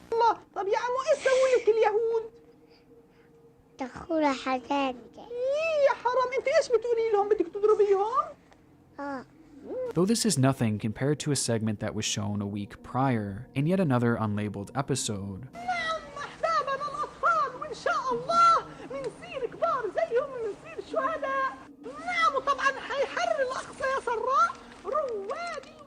Before a child calls in to sing this song for the group. لما نستشهد تفضلي انا حيوها تزكفوا معها يلا وهي تنش دايما يلا لا لا لا لا لا لا لا لا لا لما نستشهد من روح الجنة لما نستشهد من روح الجنة لا تقول علينا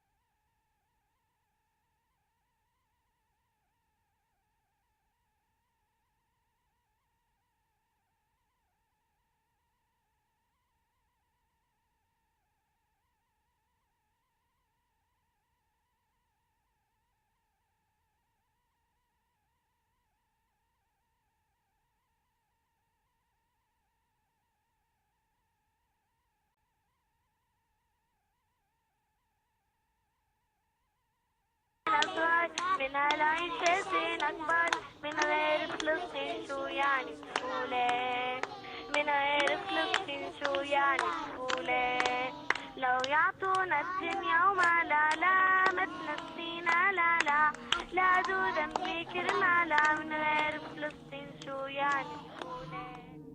In what feels like the most dystopian moment of the show yet, a group of children sit together and sing a song about martyrdom and how their lives are meaningless without Palestine. And if this isn't a direct admission as to what the show was trying to do, and proof that it was in fact working, then I don't know what is. But as dark as this moment may seem, it would all pale in comparison to what the show had planned next. Episode 3, Nasur and the Children of Reem Raisha. This is the big one, the sole reason that I even decided to make this video, as it was my initial glimpse into how truly disturbed the show was. And of all the episodes I've seen and the year I've spent researching this topic, this is the darkest moment in the show's history. In this episode, Nasur and Sarah spend a day on set with a group of children, 2 of which belonging to a famous woman named Reem Raisha, who in their words was a hero. And what exactly did this famous hero do? Well, on January 14th, 2004, she entered an area known as the Erez Crossing, essentially a heavily guarded border crossing point between Israel and Gaza City, and when waiting for security to allow her to cross, she would then detonate an explosive strapped to her body, killing her and 4 Israelis instantly. And in a videotaped message taken before the attack, she would state, "I wanted to be the first woman to carry out a martyrdom operation, where parts of my body can fly all over. God has given me 2 children. I love them with a kind of love that only God knows, but my love to meet God is stronger." And now, those 2 children were sitting here on stage with Nasur and Sarah. But what was the purpose of this episode? What did they actually do with the kids? Well, for some reason, they decided it would be a good idea to show these young children a reenactment of the day their own mother had taken her life, with the video recreating her final moments, as well as the moment that she exploded.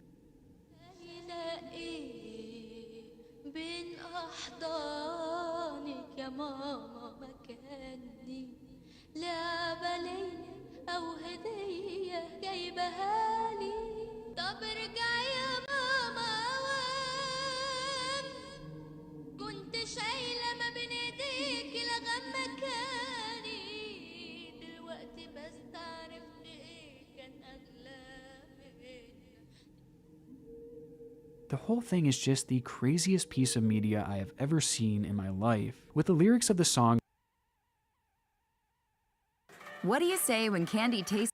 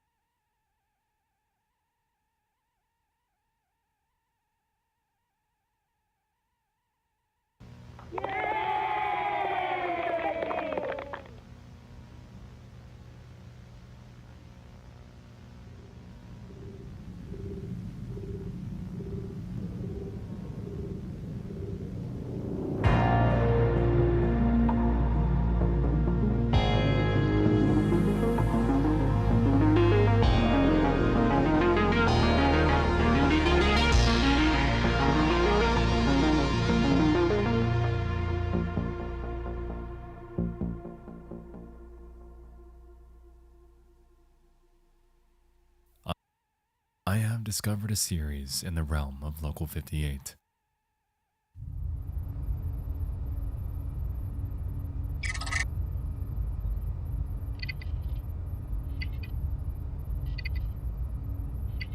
A VHS archive of an ordinary broadcast company.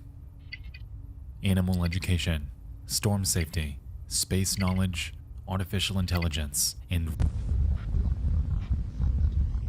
are among the topics presented to us in the form of short, educational VHS guides. Tonight, we will envelop ourselves within this fantastic educational series. This is Gemini Home Entertainment.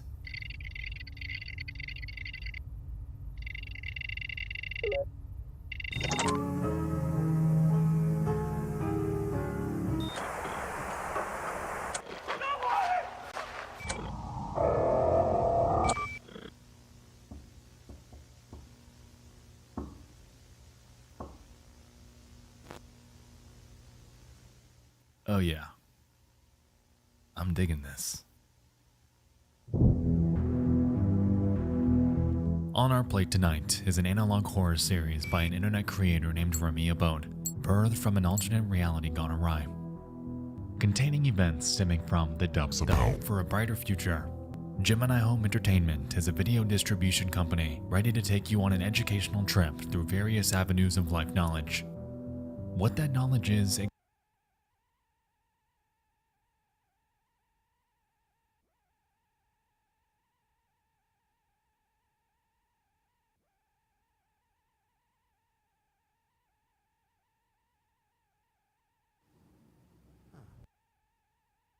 like bottom 3, so things have changed a lot in the time span, and the game's a lot more balanced now.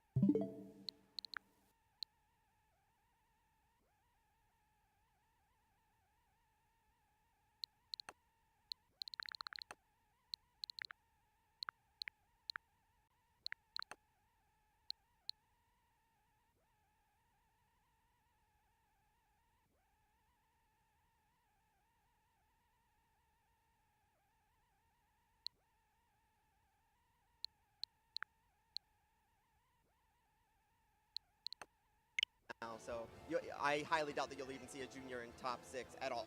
So Nate, you have to press start. Very different. Looks like we're starting up right now. Let's see what character choices we have. And of course you can switch up your controls. Gotta remember that sometimes people play on their default switch for so long that they forget, oh, I set controls a really long time ago, you know? Right. Yeah. Now, regardless of who wins this match, I gotta say that winner for best dressed has to be Atsushi. Yeah. He's been rocking that getup for the whole tournament, and he looks fantastic. Alrighty, yeah, we got the PD. A very well-represented character, actually. I remember a lot of people were excited for that character when they were coming up, so. Oh, yeah. Alrighty. A lot of dedicated PD players, and we are seeing the Rosalina from Atsushi. So Rosalina is more of a defensive character.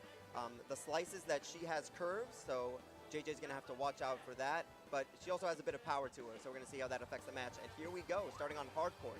Yeah, just making sure I have the... All right, there we go.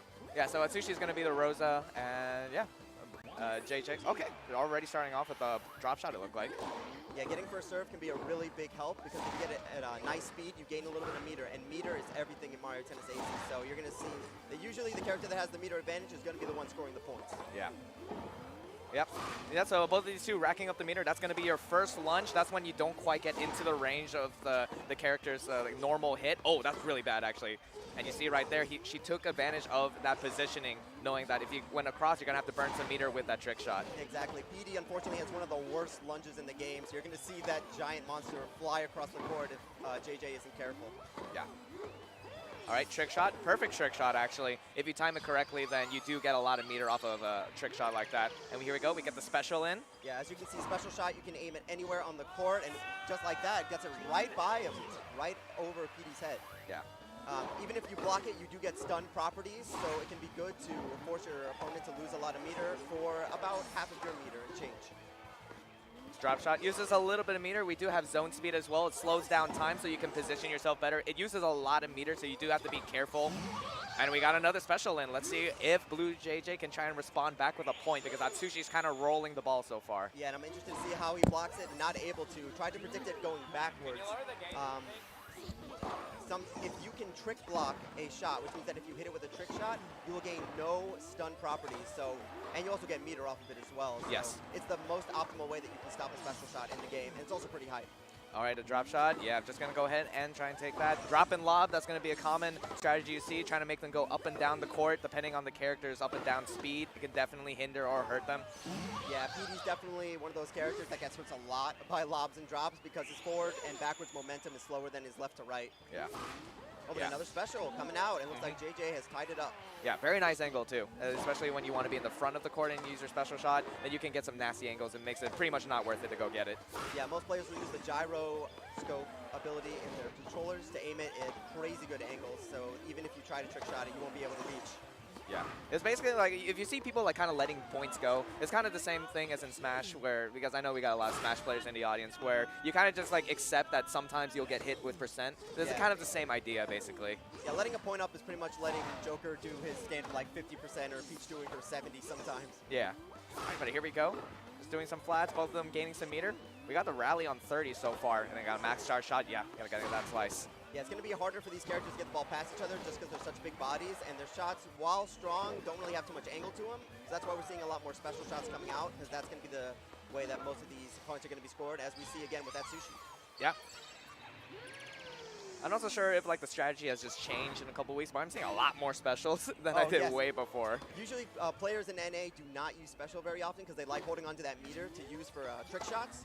But recently in this tournament, they've been using a lot more specials as they find that it's one of the best ways to score against these Japanese players. Yeah, I mean, it's just a way of like different play styles in different regions. It's very interesting to watch, which is very important for like the development of the game, obviously. Absolutely.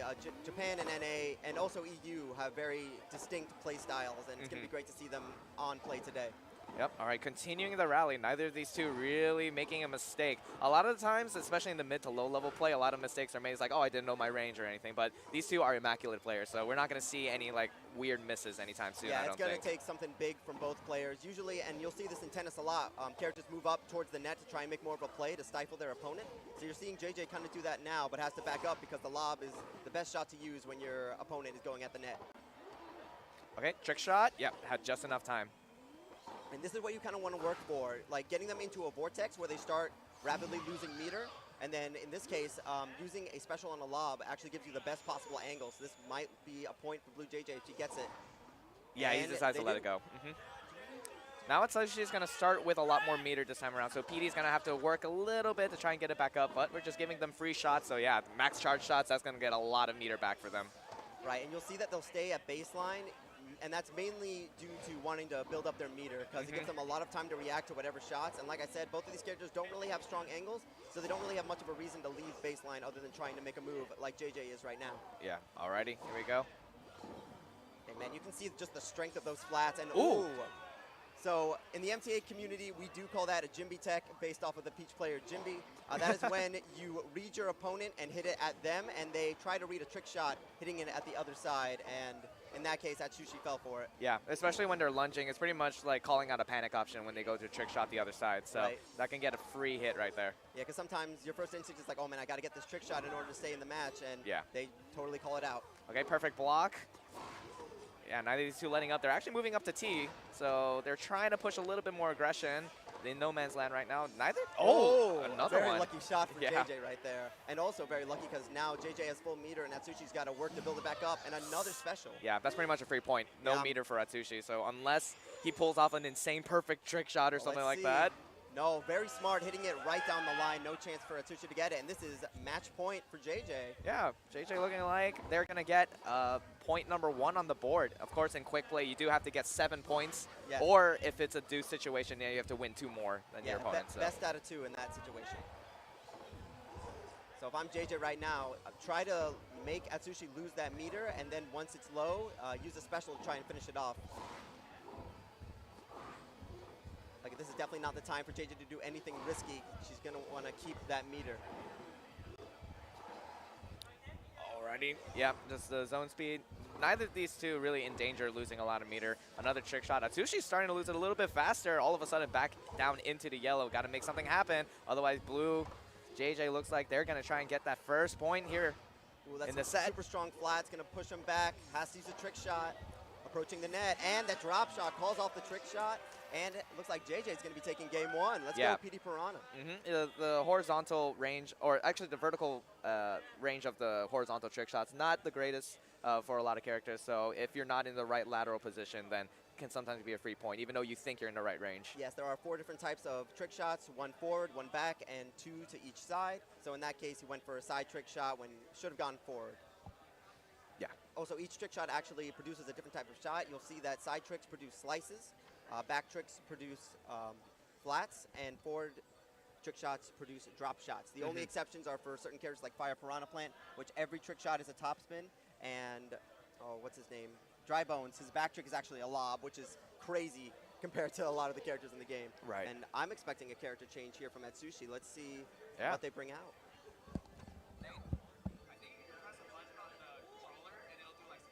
We got a little PD dance going on right now.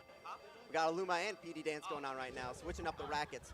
Switching up rackets doesn't change too much unless you are a tricky character in which the curves go a different angle. But we are seeing the Luma coming out from Atsushi. This is what Atsushi used to take down Jake in Heart of Battle back in February. Yeah. Alrighty, this is going to be interesting. Let's see. Yeah, and this is going to be going on night court, so this is going to be faster than the hard court pick that we saw in game 1. So shots going to go a lot faster. And they're going to definitely go a lot faster. We're going to see with Luma, you hear that little jingle, that is a jingle shot.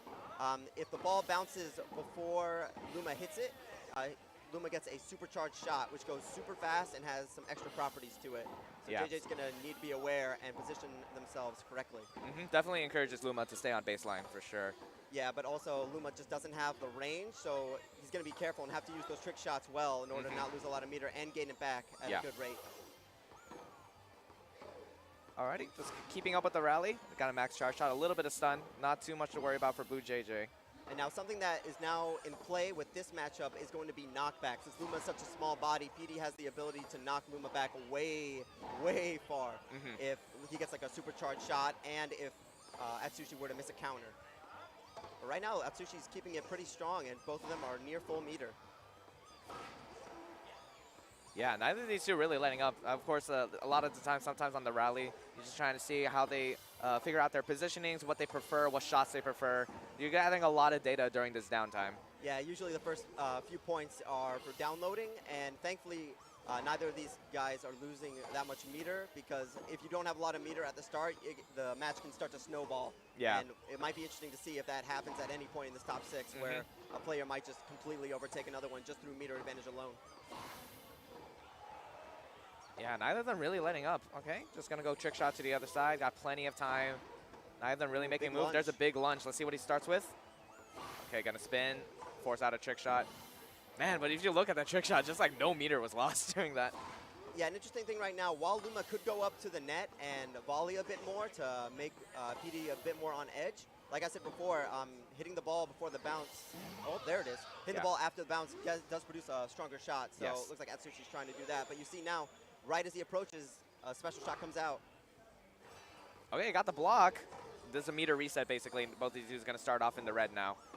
All right, but now look at this fully charged shot. Let's see how far. Yeah, Luma getting pushed way back, but unable to capitalize is JJ. And a huge lunge. Look how far PD has to fly off the court. And that's going to be the first point because of it. Yeah, that was a very hard-fought point, but very great stuff to Atsushi. That was a very smart pick with the lob shot, too, trying to make PD go as far back as possible. Yeah, as you can kind of see, if they get that little sparkle on their racket, that means that they're performing a fully charged shot, and that's where the stun properties come in. With the lobs, you saw how crazy high and curvy they can become, so they can throw off players. And a zone shot coming out down the line. Yeah, very rare, actually. You usually don't see the zone shots happen a whole lot. They're very easy to block, and usually the meter, a lot of people say the meter is really not worth it for what you get out of it. Oh, huge. Trying to get that charge and completely underestimated that range of Luma. Yeah. But it looks like they're not going to be losing too much meter because of it. Oh, but that flat's going to be really strong. Yeah. Atsushi's playing a little bit nervous. I feel like I see the zone speed a lot more when he's not really in too bad of a position. I think he just wants to confirm where the ball is going. So he's still not losing meter, but I think Blue JJ is playing very confident so far. Yeah, JJ's defense, well, besides that lunge right there, has been really good. Still staying and hasn't really dropped below green meter other than having to use the special. Yeah, which has been really huge because PD thrives on meter, and once he loses it, it can be really hard for him to get back in it with his poor mobility. I hope you guys aren't tired of that little jingle sound yet. Yeah. Can definitely. Oh, Yeah, but okay. look at how fast that top spin goes. That was a jingle shot, and there was nothing that JJ could do without losing a bunch of meter. You just gotta wait for that right moment and the hole in the defense, and you just gotta take your shot sometimes, man. And it works out for Atsushi right now. That's right, and right now it looks like Atsushi's being a little bit more offensive, utilizing those jingles to great effect, and JJ trying to find where on the court will best suit PD, trying to move up at times, trying to call out these side tricks, but also moving back in preparation for a jingle shot. Yeah, both these two. Yeah, not letting up. Okay, tries to go for same side. All right, Not quite finding anything. So that's interesting. Atsushi is really not going after these side tricks because after the side trick, usually you can try to vortex your character and make him lose a lot of meter. But Atsushi is choosing to stay back and go back to baseline to avoid any mistakes. Ooh, a big pushback. Oh, actually tries to call out a Jimby tech maybe, but not quite able to find anything. Right, big drop. Ooh, the big lunge. This should be, Ooh, right down the middle. I think maybe they're trying to catch like a blind spot on trick shot, but Yeah, usually there is a dead zone with trick shots, especially side ones, but in that case, it looks like JJ was just in the right position in order to get it, but we are seeing a lot of meter drainage coming from JJ, so they're going to need to build it back up. ooh, another big lunge. That's really bad. Oh, and Are they looks gonna like- go get it? Yeah, it's going to be a point. 3-0 yeah. right now. Nothing on JJ's side of the board.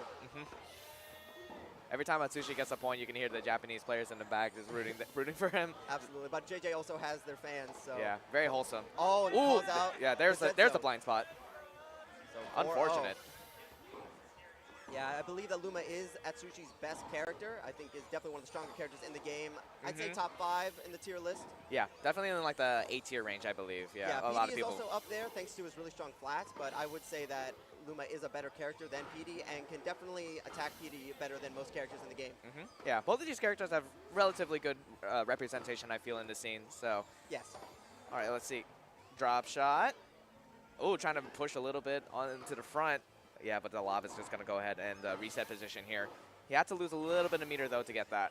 Yeah, this is a big chance for JJ. Had Atsushi in yellow meter, and he's got to try and make him lose meter in any way possible. You can see that JJ is now coming up to the net. Going to try and start something. Maybe a vortex. Yep, there's some more meter loss, but you have to watch out for those jingle shots. They just come by too quick. Ooh! Oh, that was unfortunate. Really big miss there from Blue JJ. Yeah, Luma is a technical character, so those angles on the star shots are really, really good. And it can throw off a lot of players, even ones at the top level. Yes. Okay, we got a lob. Atsushi's ready for it, though. Yeah, but here we go. Close to low meter for Atsushi. This is JJ's chance to maybe sneak in a point. Well, it looks like they're both going back, and Atsushi's going to have time to build it back up to green. Ooh, And gets the perfect trick shot. Yeah, this resets the situation now. All right, here's the lob. PD's tall enough to catch that, of course. Yeah, funny fact, PD was originally a boss character in the story mode, so they had to size him down. So the camera, when PD plays, is actually pushed back farther than any other character in the game, just so that he can fit on the court. Yeah. Ooh, Oh, that lob. Yeah. Ooh, okay. There we go. Got the L cancel, so you can cancel your charge with the L button, and then you can feel free to move around in case you don't think you're in the right position. So JJ taking advantage of that, making sure that they're still in the game here. Yeah, of course, the problem with that is that you don't get the full charge, and you do see in the meter that if you get full charge, you get a lot of meter on your side of the court, which can help out a lot when you're trying to score some points or do well on defense. A great call out on that lob. Yeah, it just goes in on the slice. And JJ not going down on this game without a fight, even though they're down like 5-0 right now. Yeah. Like, this is a lopsided match, but it's certainly not in the case of, like, each point has definitely been a battle for both players. Yeah. They're definitely going in. All right, goes the trick shot on the other side. I think Atsushi's definitely getting more out of their charges, though. Man, we're on a 90 rally right now. My goodness, I haven't been paying attention to the shot rally. Yeah, I just happened to catch it on the side of the screen, but sometimes you're just so mesmerized by the ball going back and forth. It's such an interesting thing to see. Yeah, that's just what you're going to see with these bigger characters like PD, is that they tend to have these longer matches just because they can reach the ball fairly well. Yeah. And with Atsushi being such a great player, being able to utilize these trick shots, they can stay in the match for much longer than most players. Yeah, it's funny because in heavies and like other games, sometimes you think that they're really aggressive or something, or like they really want to go in, but usually the big character. Oh, okay. Finally gets a point. Yeah, people are getting hyped for it. Yeah, the heavy characters, like the big ones, are actually for the most part, they're pretty defensive all across the board. Yeah, we do have a defensive class, and that's where characters like Waluigi and Boom Boom stay. PD is a powerful character, and you'll see that with the flats being as strong as they are, especially on full charge. And calling out the lob there, even though Luma was way far back. But we are seeing some meter loss. Yeah, Luma without meter. Oh, that's the jingle shot. Yeah, thought they were in the range, and I thought they were in the range too. I thought they would at least get a lunge, but looks like not quite. So this is match point. Of course, you get the different music change when we're on match point. Oh, and I mean, the technical character being Luma, those flats can go right down the line. Yes. And if you don't call it out, it can be a problem. So JJ loses that game. We go into game 3, and the last game for either one of our competitors. That was a very strong response from Atsushi, actually. Oh, yeah. Like, after starting off, well, actually, JJ actually had a pretty solid lead the first match, but the Luma switch definitely worked out. Now I'm curious to see if JJ would switch up to something else. I know they have a Mario, but... They do have a Mario, but they haven't played it in quite a while. JJ is a humongous Mario fan and was playing Mario for the first few months of the game. But then Mario just wasn't sticking around. He's usually considered low tier, although Zeno plays him pretty dang well. So they moved on over to PD. But we'll have to see what's going to happen here. If JJ might switch off of PD and maybe go to Luigi, who they have played in this tournament. Hey, we're seeing the Mario, I think. No. No? Got me excited. Okay, now yeah. going back to PD. You had me excited there, JJ. Alrighty, not quite. All right, now, we are going on to Inferno Island, the highest bounce in the game. So these shots are going to be flying once they hit the court.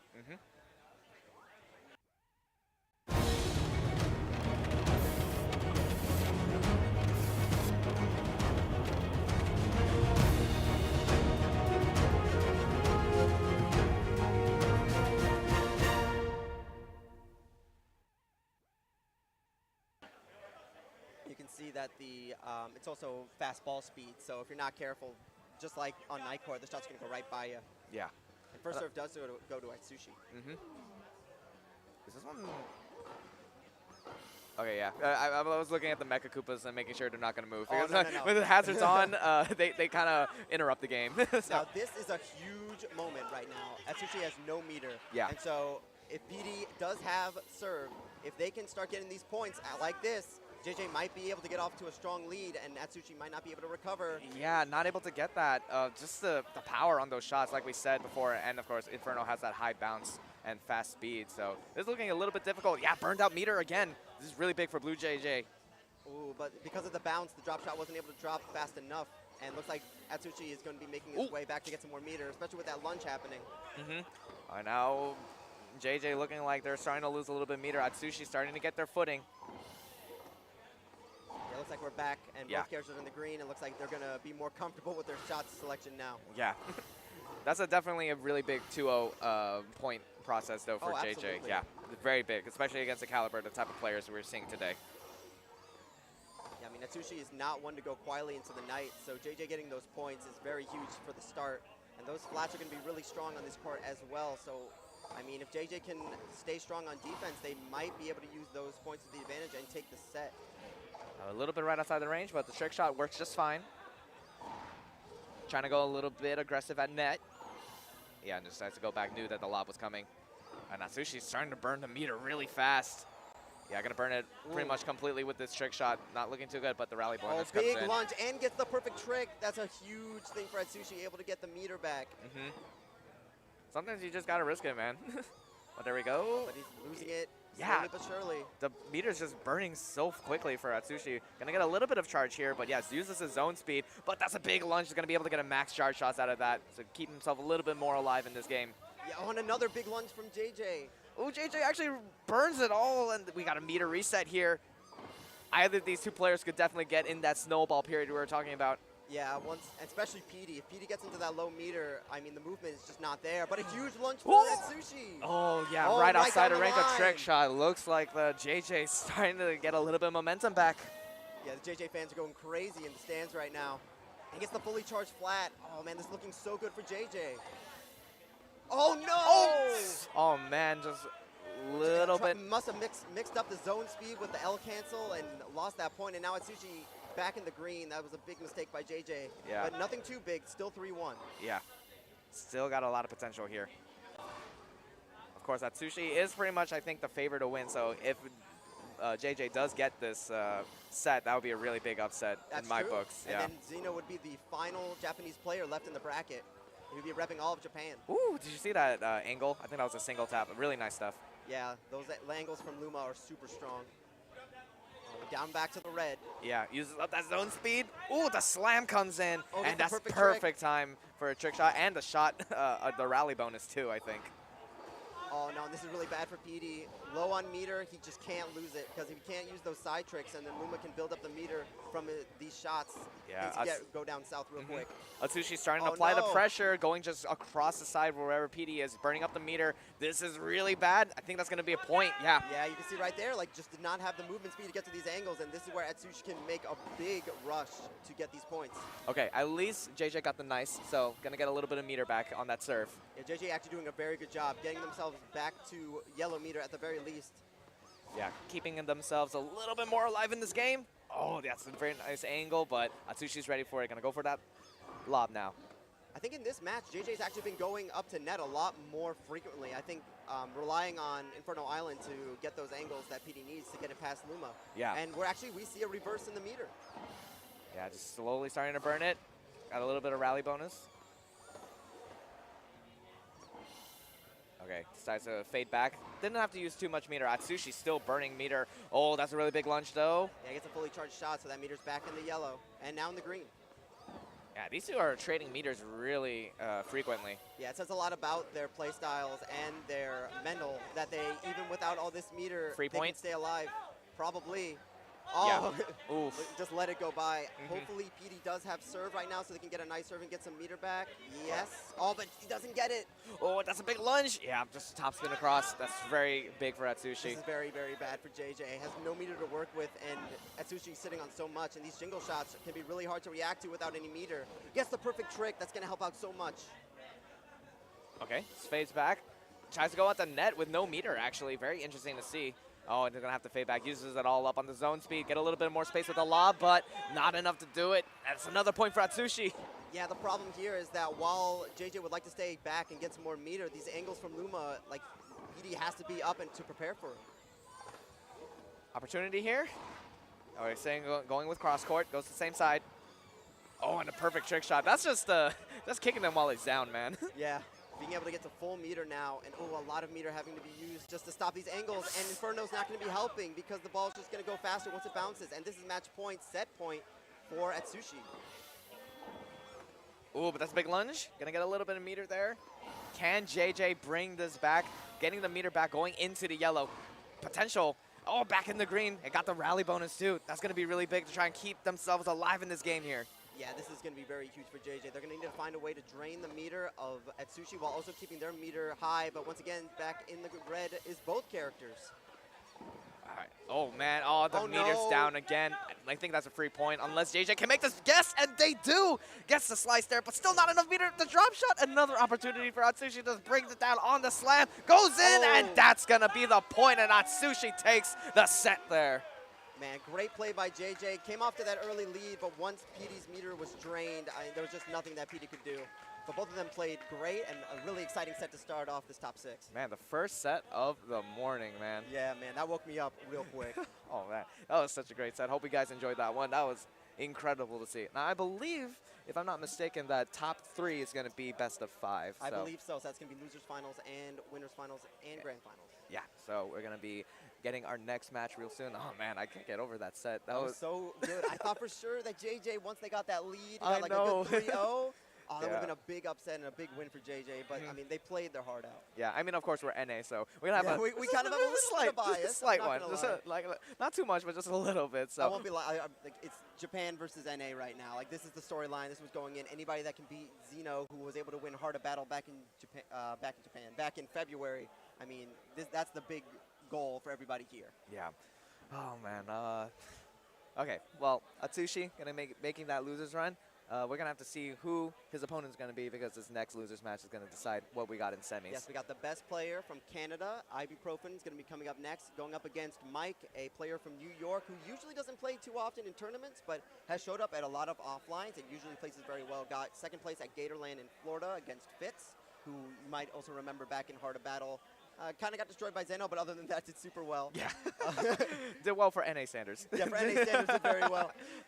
But Mike, very good player, usually plays Chomp, so another big character, but has also been dabbling in other characters like Boom Boom as well as Kamek.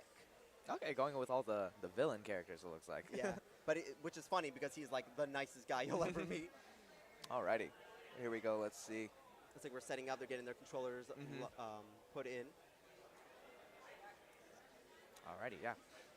So Ibu been around the game for a very, very long time, all the way back since July, and total lab rat. Like we're talking about, like day one, he had the Google Docs open, had like 20 pages of notes talking about how to play in standard. Also created the standard guide that you can find on the MTA Discord. And Mike kind of joined in a little bit late, but like I said, doesn't join a lot of tournaments, but when he does, he gets really good placings. And showing it today, being able to get top 6 at a fairly stacked tournament.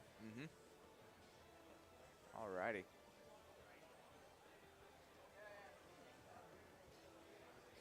Yeah, they're just going to go ahead and get things started. Whoa.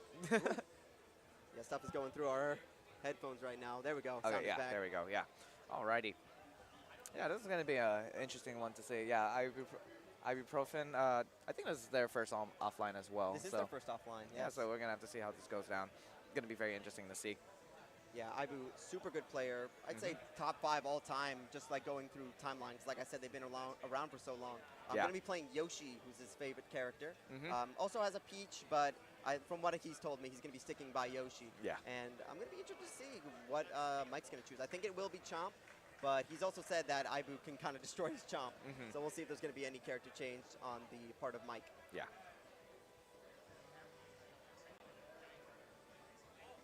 Alrighty. Looks like we're ready to get things started.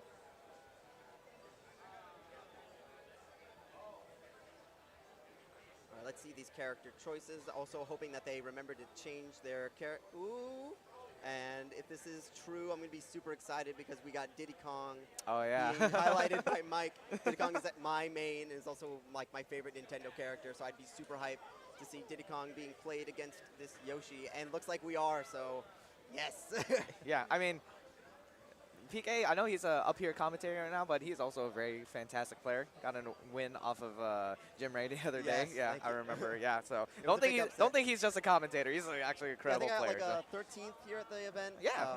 Only lost to oh my goodness, who was it? It was against Mike. So okay, that's one of them. Mike and D-Jewel are one EU representative. So shout outs to him for being able to make it all the way from Italy. Yeah, we are seeing the Diddy Kong, and they're going to Clay. So this is going to be a very interesting matchup. 2 speedy characters who are going to be able to get around the court very quickly while the ball moves kind of slow. Alrighty. Oh, there's a split screen. I wonder what happened. Okay. Anyways, here we go. Let's see how this goes down for both these players. Already, Ibu off to a huge meter lead. But what's going to be helping Mike is the clay court, going to help him stay alive a little bit longer, but no meter to stop this special shot coming from Ibu. Yeah, that's going to be a free point, basically. Right at him? Ooh. Oh, yeah, try to go for the trick shot. Alrighty, yeah, of course, the clay court, you're going to see those drop shots drop a lot faster. It's just going to not move at all, basically. All right, it's going to be up to Mike to find some type of hole in Ibu's play, and I guess that's gonna be one of them. Yeah, okay. Just kind of got a blind spot there with that angle, so. Yeah, the side trick from Diddy Kong has a bit of a curve to it, so if you're not ready, it can throw you off. And the main goal for Diddy Kong, while he is a speedy, he actually does better more as a defensive character, so you're going to see him play back more and try to build meter, and then try to go up and get some decent volleys. Yeah. All right, perfect trick shot comes in. There we go. Oh, and the lob, that's going to be really big. Oh, and there we go. Okay, so we got the special on the lob, which is going to give him a good angle. Let's see where he aims it. Hits it right at Ibu. Okay, gonna get that block. Burns up a lot of meter for it, but still in the spin animation. So that's gonna use up the meter. Now we got the meter reset. Oh, but a big lunge. Diddy's backhand is not very good, so Mike probably wasn't ready for the range, and now Mike with no meter. All right, let's see what the option is gonna be. Okay, actually catches it. Even able to get the counter, but still slides back very far. Yeah, something that Ibu does very well is make sure to charge the shot as much as possible, because even if you get the correct counter, like if you charge it so much, you're going to get knocked back really far, and Diddy is a light character. All right, gonna go in with the slam and another lob. Yoshi will make it back, gonna get a little bit of meter, but actually both of them will. Perfect trick shots all around. Yeah, getting trick shots through the back of the court is one of Mike's specialties. When I play against him, he's always able to find those side tricks. Another side trick, yeah, just gonna burn up a little bit of meter. Going up to T, gonna refuse a little bit of that meter shortage. Yeah, backhand slice is one of Diddy's better offensive tools, so you're gonna see that quite a bit. Just trying to find a way to get it past Aibu. Both of them at decent meter, but Mike's kind of off the court, so this angle by Aibu is gonna be really nasty. All right, there we go. Yeah, that's really far pushback. Will he make it back? Oh, he And will. he will, and he got to keep his meter. I thought for sure it was going to be a pop-up, so he's staying in it, and both of them have red meter, so this might be a chance for, yeah, there it is. Yeah, of course, if you haven't caught on already, when you do a trick shot, but you have no meter, then it pops up in the air, so it makes it a very easy setup for a free point, just like that. As example. Yeah. What's the option going to be? Top spin, gonna have to slide far back. Yeah, all that's the gonna way be to free the back point. of the court. That's what happens if you miss those counters. Yeah. Just pushed all the way back. Nothing Diddy Kong can do. Yeah, pretty crazy when you go back behind the refs in this game. Yeah, the toes just have to be like, whoa, watch out. Drop shot. Fully charged too, I think, but not enough to get past Aibu. Gonna have to go across court. All right, both of them at yellow meter. These drops, like Sedge has been saying, are going to drop a lot faster on this court. So it's going to help out Diddy Kong quite a bit because he does have a decent drop against Yoshi. Ooh, another pushback. Big opportunity for Aibu to get the point. Oh, but a top spin on the other side. Keeps himself in the game. Lunge. Yeah, something to note is that lobs are usually the most susceptible shots to being perfectly trick shot. So it can be really scary to do cross-court lobs like that when your opponent can get those trick shots as well as these players can. All right, gets a special there. Ooh, got the body shot during okay. the cartwheel. Diddy's going to be feeling that in the morning for sure. Yeah, body shots, of course, will be points for whoever initiated the shot. So, yeah, I mean, Michael hasn't really been down on the meter. I think just Aibu is just making some good plays, like in positioning, so it makes Michael in a bad position. And he's being able to get points off that instead. One of the issues with Diddy Kong is that he doesn't really have a win condition. You've been kind of seeing that what Aibu's been doing is charging up the shot a lot and using the knockback that Yoshi has to push Diddy off the court. Diddy Kong doesn't really have that kind of option, so the best that Mike can do right now is just build up the meter, maybe get a special, or just try to get a shot by him, or get lunges like that. Yeah, all right. Yeah, red meter. Not going to be looking too good. Yep, just another pop-up. That's going to be another point for Aibu, unless... No, decides to go for the lob. He's been mixing it up each time, and that's been throwing Mike off guard. Yep. You saw he was even like up at the net, like expecting like another just shot to go right past him, but nope. Just gonna be another point for Aibu. Here we go, 5-1. Goes for the drop, but it goes right to Aibu, fully charged, and Diddy is back at the court again, and this is match point for Aibu in this game 1.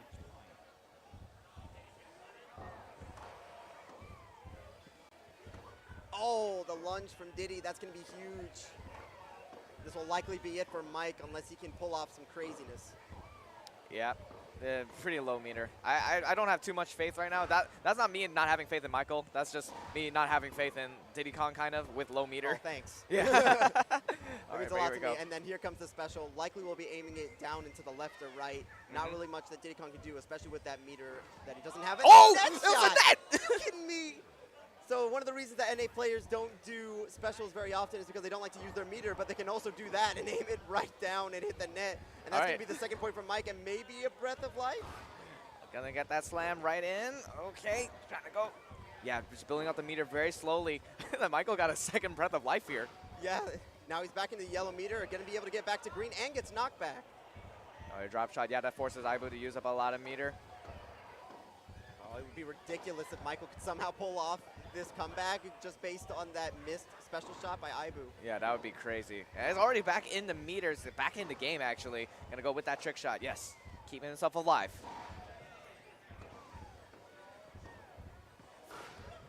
Yeah, neither of these two letting up right now. I think. Oh, the Jiffy Tech, and that's another point for the Diddy Kong. Yeah. I mean, he's still got a lot of work to do. Has to score 3 more points just to get into a tiebreaker situation, but he's got the meter to do it. Yeah. Oh my gosh, I'm so mesmerized by the second chance. What's exciting is that we're going to be getting this match point music for like the rest of the set. Yeah. So I mean, we're going to be on edge for the rest of this time. Yeah, Michael really trying to start the aggression here. Ooh, and the lob has to slide back a little bit, but still pushing that advantage position here. A little bit of a lunge, but going to be fine. Just using up that meter.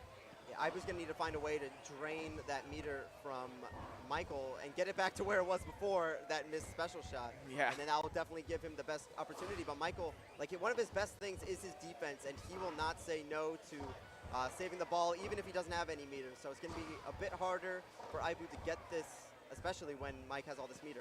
Yeah, the perfect trick shot comes in. Those angles on the top spin. Oh, just immediately on the block with the net. Oh, man, there's so many lunges coming out, but he has enough meter to keep himself alive, so he doesn't have to worry about too much. I feel like a special shot might come out soon, though, just because he's at half meter. Might have to use it up. Yep, there it is. Okay, so Diddy Kong does have the meter to stop this special shot, but will he have enough meter to survive the stun that's going to come with it? The big block.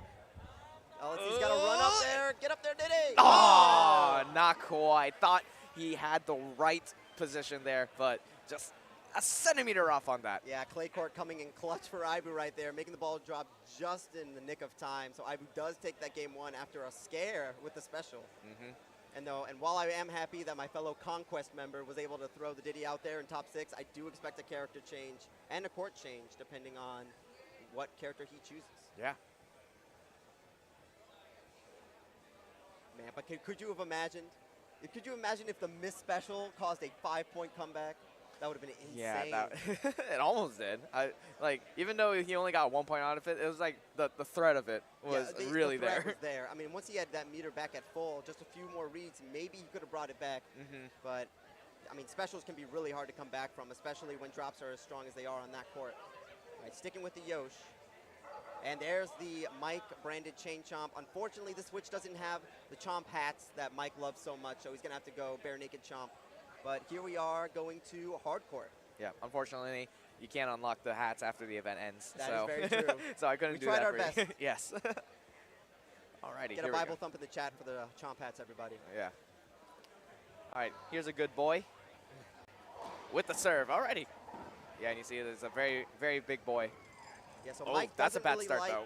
playing with Chomp against Ibu just because Ibu just tends to steamroll him, but this is his best character, and he is a he's like a weird mix. He's like a power character, but he's also a bit defensive, but he also has really good angles.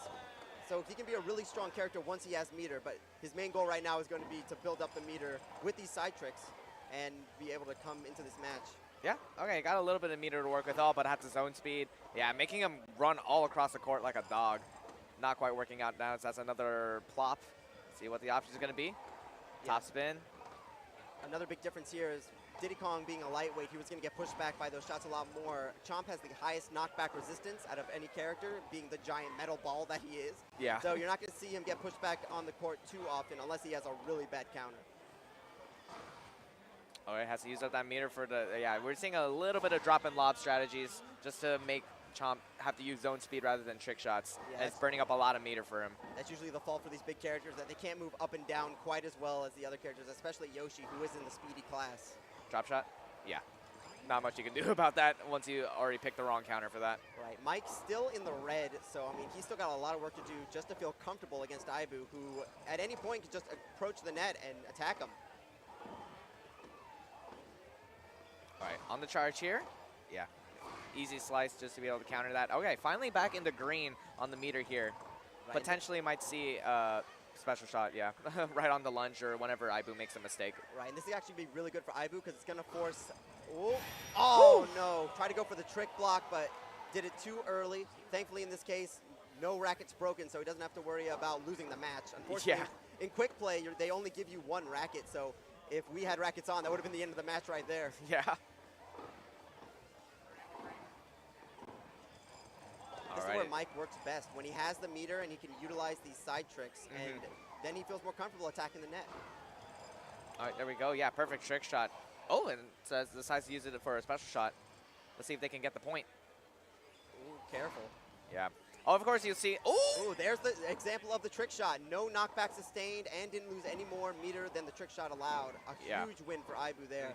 It's very difficult to pull off, if I say so myself. Like, it's very rare that people actually get the right guess and the right timing on it as well. Yeah, because for special shots, not only do you have to be in range with the trick shot, you also have to press the button at just the right time in order to get that trick block to happen. So Yeah. very great by Ibu in order to do that, and you can see how big of an impact it's made on this point. Oh, man, yeah, that was just such a clutch play from Ibu. I thought that Michael thought, okay, I'm going to try and push my advantage here with the special shot, and then Ibu just denied him the satisfaction of it. We're looking at potentially a bagel right now. That's true, a bagel being a 7-0 in the case of this match. Yeah, that would be like a JV4 in Smash. So we'll see how it goes down, guys, because this is kind of not looking good. There's another plop. Yeah, this is going to be Michael's game plan right now, is just try to find... Drop shot. Yeah, I think maybe called it as a flat, got pushed way far back, because Yoshi actually does have a decent amount of power for him, despite being a speedy. And last chance. Oh, what? Oh, my goodness. And that's how it ends. Okay. Alrighty. I can't imagine that was on purpose. Yeah. But okay. Oh, yeah. We'll take it. Well played. And we hear the golf claps from the audience here. Yeah, that was And that's it. yeah. Very interesting things happened in that match, if I would say so myself. But if I had to take a guess on what was happening, I think that maybe he was trying to position himself in a way so that he can get a good angle on the return shot, but he just missed the timing on his shot. He got body shot. Yeah. Poor dog. Poor dog. Alrighty, we're moving on into loser semis here. Gonna be Ibu again and Atsushi this time. All right, so best in Canada versus one of the best in Japan going up against each other. Another 2 out of 3. I'm going to be, once again, interested in seeing who Atsushi's going to go, because he did well with the Luma, but he started off with the Rosalina, and we're going to have to see which character he feels comfortable with against what will most likely be a Yoshi from Ibu. Yeah, we'll have to see. It's interesting in Aces, pretty much everyone character loyalist for the most part. Yeah. No matter what happens to their character, be either nerf or whatever, most of the time people just still play whoever they like. So for the most part, that is the case. I do see him over Toad. Toad definitely not a played character. At least not a character that many people play. Shout out to Dart RTO, who usually plays him. But Toad's counterpart, though, Toadette. Oh, Toadette, one of the scariest characters in the game. I don't think we'll be seeing Toadette unless one of our winners finals competitors decides that he might need to throw it out there, Little Biggest Jake. But I doubt that will be the case. Oh, connection lost. All right, looks like they got to set it up again. Yeah. Alrighty. Yeah, there we go. Anyways, yeah, Toadette. Oh man, that's a character. Yeah, that's a lot of history. So pretty much how Junior was considered really good at the start of the game, Toadette was considered that at the midpoint. Yeah. Got a bunch of buffs. Was originally considered a low-tier character, but then got a bunch of buffs. Has amazing angles, incredible side trick. The defense is actually the best part of Toadette because the side tricks are just so strong. And Jake came out and just destroyed everybody for quite a while until Angie had to come in and win some more tournaments. Yeah. Alrighty, let's see. This is pretty big for Ibu because I know he had to lose to Zeno in order to get here, unfortunately. So he really, really wants the run back. And I'm really interested to see how he's going to face off against Atsushi. I think that Ibu thinks he can win, but Atsushi is such a strong competitor. And we saw that even in the face of a 1-0 deficit against JJ, he was able to come right back. Yeah, so we'll have to see. Atsushi definitely has a very strong mental resilience when it comes to being put under pressure. So, I mean, you got to think about it. Zeno and Atsushi are the only ones that flew. Or actually, and no, we did have Bazi Toma. Bazi Toma, yeah. Placed, I believe, ninth. I guess. Yeah. Yeah. Got 9th place, losing to Mike and Little Big Jake. Yeah. But an amazing Boom Boom player that came by. Yeah. And we were happy that he was able to come. Yeah, but they flew 2,000 miles. They were the first and second place of the tournament, and they got more competitors this time to have to worry about. Yes, thankfully. Yeah, so NA we'll looking see. a lot stronger this time. Yeah. And so we do have the Yoshi from Ibu, but I'm interested to see what Atsushi's going to be choosing. He is hovering over the Luigi, but that is the default place your token is placed. All right, starting off with the Luma, yeah. Okay. And we saw before that those jingle shots from Luma can be really scary. So if Ibu were to go into a meter disadvantage, he would have to try really hard to climb his way back against those powerful shots. All right, and we're starting on Night. This used to be the only stage that you could play the finals, like the online tournaments in. They did change that, thankfully. Yeah, it's true. But it also is, in my opinion, one of the prettier stages in the game. It's very just true, a sight yes. to see with the blue and the red, and also the names in the back of the court. Yeah. Oh, wow, starting off already with a nice. It looked like Atsushi wasn't ready for it. Yeah, did get a jingle shot on it, so Aibu did have to react quickly, but Aibu will be starting off with the meter advantage, which is very big at the start of this match, especially on a court like Knight. Like I said, guys, hope you're not tired of the Luma jingles yet. Alrighty, here we go. Yeah, Atsushi starting off with low meter, but Luma can make that back reasonably well as long as they get the max charge shots. Yeah, starting to get the meter into the yellow now, but Aibu's got a pretty significant advantage. Yeah, Ooh, special shot. Special, but does have Luma in yellow, so even if they return it, they'll probably be too stunned in order to get the return, and gets a good angle from it. Atsushi decided to, well, why not try, but not quite going to be able to find it. Yeah, with it being infinite rackets, there's no risk in trying, which usually leads to a lot of hype plays. Ooh, the net! Yeah, so there is some RNG in this game coming from the net. Sometimes a shot will hit the net and will result in shots like that, where it pretty much acts as like a de facto drop shot and can throw a lot of players off. It can definitely help you, depending on if it just plops right in front of you while you're charging, or it can completely mess you up and you have to move forward and cancel your shot. Yeah, and a huge meter advantage for Aibu right now. Full meter on his side, nothing for Atsushi, at least until he got that nice serve. Yeah, still in the red, only a quarter of a meter available. And Aibu looking very comfortable so far. Doesn't look like they have to really worry about a meter loss so far. Yeah, it looks like Aibu's goal is to build up meter and then stick at T and use those really strong slices of Yoshi to throw Luma off their game. Because although they are really strong, they do have poor range. So if one of them get past and get a good lunge like that, you might see some meter loss. Alrighty, here's slice to the other side. And this is the vortex I'm talking about. Look at all that meter that Atsushi had to drain just to stay in this point. Yeah, look at those angles from Luma, though. Really trying to make Aibu move all across the court. And there we go, the lob shot. Finally going to be able to try and burn off a little bit of meter off of him. Yeah, not too bad of a trade for Atsushi because he was able to make Aibu drain a lot of his meter as well. But still, Aibu does have the advantage when it comes to that aspect of this match.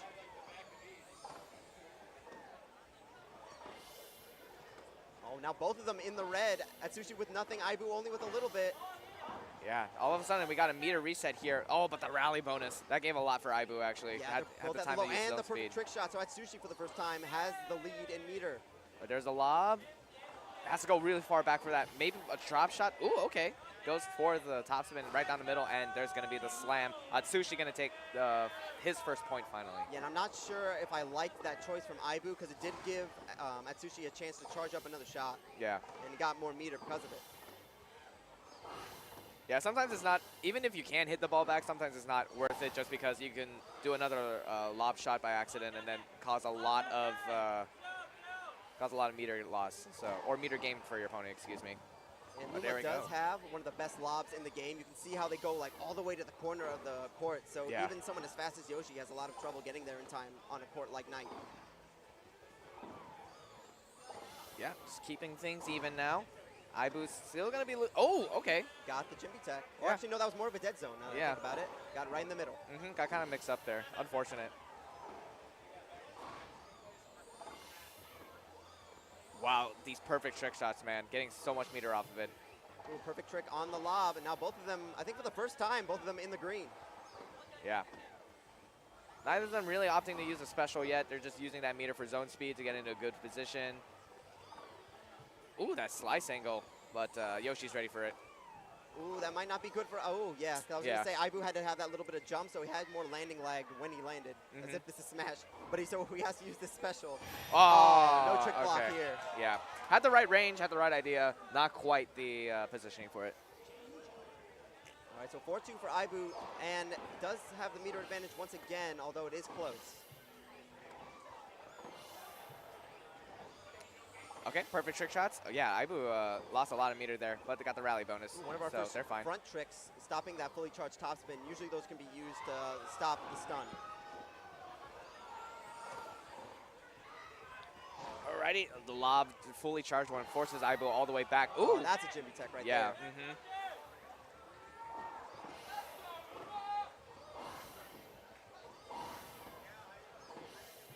Alrighty, all across the court. Ooh, the front trick this time, actually. You don't see those too often anymore.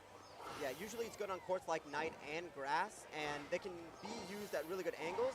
But Luma can charge while moving, which makes it a lot easier for them to reach these shots. And Yoshi being a speedy character, he can get to those shots fairly well too. Yeah. Alrighty, and there's a lob.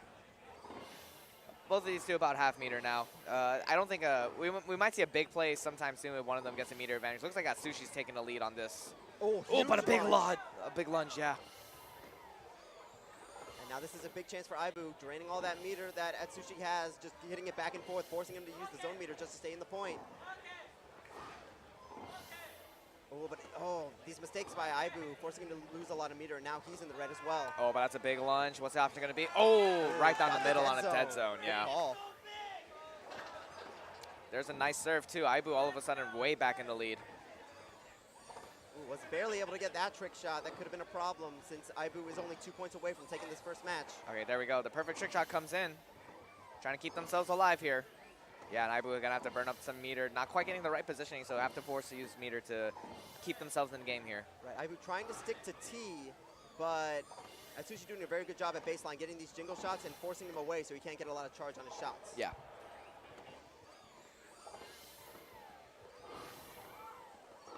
Okay. Just rallying back and forth, gaining a little bit of meter on both sides. Yeah, this is one of the bigger rallies that we've seen between these two since both of them finally have green meter. But we do see Aibu trying to make an attack, and here it goes. Okay, another perfect trick shot. Oh, dang. big lunge. That's gonna be a very strong lob. Look at all this meter he has to burn just to stay in it. Yep. Yeah, and it's no meter being lost on those trick shots now that they have so much to work with. It's like moving it's like centimeters on the meter screen. I mean, Aibu trying his best, but Atsushi doing a very good job with using these trick shots and being able to gain back the meter that he loses. Yeah. One of the longer rallies we've had so far, like you said. We just hit 60. Oh, now we hit 70. Yeah, these two going back at it. Oh, had a little bit of a stutter step, and now this is a good chance for Atsushi. Both of them in the yellow, but the perfect trick, and now they're both back to green, but now they're back to yellow, and they're just trading back and forth. Yeah. They're really trying to push each other on these shots. They're maxing out their range on it, trying to catch them making a mistake.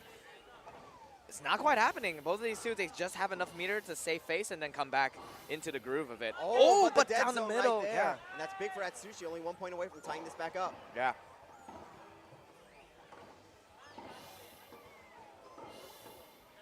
Same time mix up. Not quite falling for it. Okay, yeah, I like the spacing around Atsushi. Make sure he's in the range for the trick shot. Oh, no, he wasn't in the star. He goes sails right over his head, and we got a tied match here in game one. Yeah, that happens a lot, actually, where people think they're in the star, and it turns out they're not. Just like you got to keep your eye on the star. If you're in it, then you get that blue indicator, as you just saw, but looks like Aibu just was out of range. Yeah, unfortunate. Oh, but look at how offensive Aibu is being. Like, he's going right up to the net, trying to force something from Atsushi, but he's doing such a good job on defense. All right, that flat going all across. And there we go, the egg roll comes in. Gonna get that perfect trick shot. Yeah, unfortunately, while Luma has been staying way far back, and you're thinking like, oh man, we should go for a drop shot. Night Court does have a medium bounce, so it's not going to work out too well. And Atsushi takes the lead 3 points in a row, and now this is Atsushi's chance to take game one. Yeah, Atsushi really making bank off of these dead zones for sure. Really tripping up Aibu. Atsushi with the opportunity to make a point here. You'll have to bring it to deuce with one more point. It starts at 6, so and then you would have to win by 2 after that. Yes. Oh, but does have Atsushi finally in the red. Is slowly but surely draining that meter from Atsushi, although he is building it back up. Yeah. I mean, he's got to be careful, though, because these dead zones have been really hurting him. Yeah. I mean, Aibu, even though he has been forcing Atsushi to lose meter, he doesn't have meter himself to really force a situation where he can try and gain a point. So these two are really just trading meter and then slowly gaining it back. Yeah, but I think that a point is going to be happening soon. Atsushi with no meter to speak with. Aibu with no meter either. Wow. Oh, and goes with the lob. Oh, able to make no, it back. the back No, trick. not quite. Alrighty, Just Atsushi. Very nice stuff. Bringing it all the way back after like a 4-point lead or something that Aibu had. Aibu had like a strong, at least 3 points on Atsushi, but he stuck strong, stayed at the baseline, didn't mess around, and was able to sneak by with that game one. Yeah, that was crazy. Oh my gosh. And I think court counterpick is going to be very big for this choice. I'm interested to see what Aibu is going to choose. Will likely stick with the Yoshi unless he thinks of someone else. I like how when Atsushi, like, they're on the character select screen, he checks the control.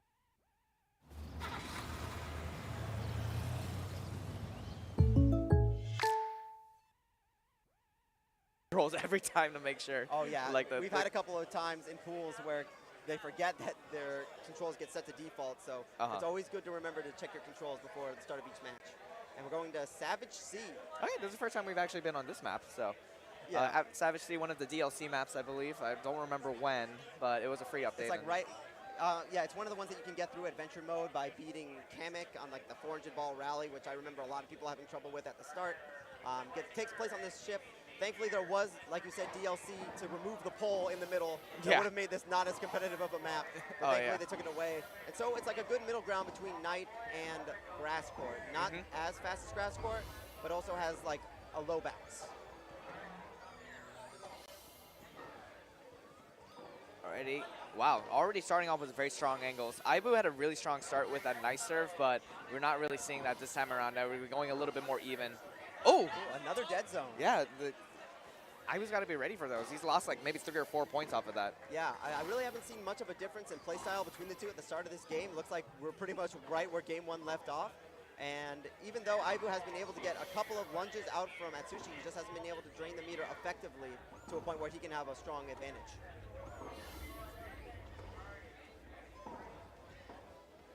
Both these two, yeah, just going at it. Neither of these two really letting up so far. Aibu deciding to stay a little bit farther back, but Yoshi doesn't do quite as well at baseline, especially against these star shots, because these star shots have a bit of a knockback property to them, so you can't charge them as well, and the return shots are usually pretty weak, so it's very easy for Atsushi to return them. Got the dead zone. Alrighty. Right back at him, and we're tied back up. Yeah, finally responding back with something this time.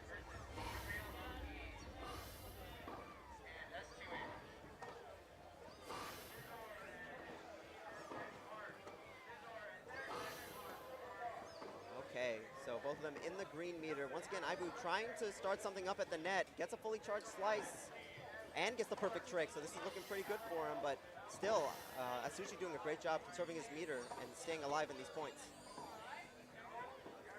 Here we go, going in. Gets a lob that time. Decides to go in position, okay. Atsushi gets a very rare case of the side trick going off. Usually those types of trick shots always go into the court, but I guess he was moving back and it just didn't work for him. It was very rare instance. I didn't even think about it because I just thought, okay, he's going to get a trick shot and we're going to continue to rally, and then it just decided to be out. Oh, but gets the dead zone. Hits him right back. 2-2. Yeah, brings it back to even, man. It's really big for Aibu. He really wants to make it farther in this tournament and prove that NA is stronger than the Japanese players, but he's going to have to win this and the next game, and Atsushi's just so strong on the baseline with Luma. All right, another strong angle coming in.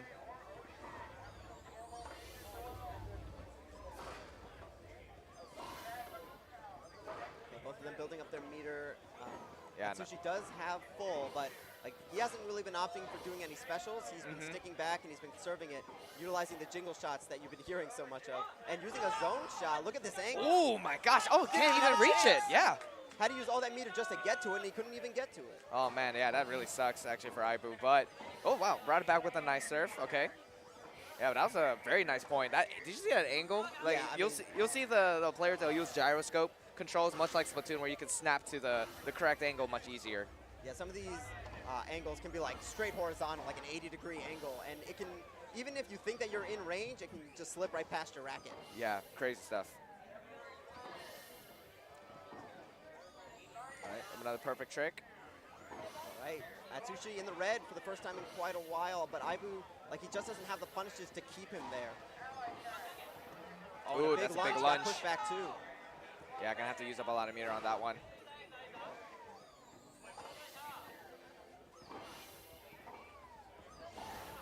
Yeah, neither of these two are really letting up. As soon as they drop down in meter, they play a little bit safer, and then they're able to restore the meter that they lost. Very good control from both of these players. I mean, both these guys, like, their best chance would be to, like, go to the net and hope for some great angle and get them into a vortex, but they know that the most optimal way to play is to stay a little bit more safe, utilize these perfect trick shots, and getting these charge shots to build back up meter, so that once they do go in, like Aibu's doing now, they have something to fall back on. Now, something that's interesting to me is that even though this is a faster court, I do kind of want to see Aibu going for more drop shots in this instance, because if he can get a good charge on him, he can force Atsushi to come closer to net, and that's where more lunges will happen for the character. But he's sticking more to slices. Yeah. Ooh, wow, that's... he hit towards to the right of the stage, but it still ended up on the left side of the court afterwards. Yeah, really threw him off there. Yeah. All right, Atsushi still trying to play from behind here. Gonna have to make something happen or get a rally bonus very soon. Big lunge. Big lunge. Oh, there was a rally bonus actually, so got a little bit of meter there's back. There's a drop shot. Look at all that meter he has to use. There's the lob. Both these two going back and forth. Fully charged shot. This is Aibu's chance, using the meter to get himself into a prime position. But Atsushi's staying alive. I mean, he's only got so much meter, but he's doing such a good job staying in the game. Uses a front trick to throw Aibu off. Yeah, ooh, big lunge, and that's gonna be out. We're moving into even now. Man, 3-3. That was a very long point, but now this is Aibu's best situation he's been in probably since the start of this match. Yeah. Got Atsushi in the red and can hopefully move up to net and move him back, but man, Atsushi's just so good at conserving that meter. Yeah. He's already back into the green. Had to use a little bit for the zone speed, but he's still in it. He's still got a lot of trick shots left in him before he has to worry about cracking. Oh, but that's a big lunge. What's the option going to be? Goes for the top spin. Gets that counter with the slice. The drop shot comes in, and he's got so little meter now. Oh, and he's in the tee. This is what Aibu wants, because now he's going to be lunging a lot more. All right, there's the lob. Fully charged slice, and now Aibu might be thinking about using a special once he gets it, if he can get the opportunity. But it looks like he is opting to stay more through using volleys. Ooh, the what drop a call shot. Out. I Yeah. love that choice. Drop shot is considered a slice, so you can use that to stop those fully charged lobs, and called it out and stopped the side trick from happening. Yeah, very great stuff. Oh, Ooh, but another dead zone. These guys are just going back and forth, back and forth. Yeah, no, neither of these two have had like more than a 2-point lead. Yeah, it's actually crazy. It's really great. These guys are tit for tat.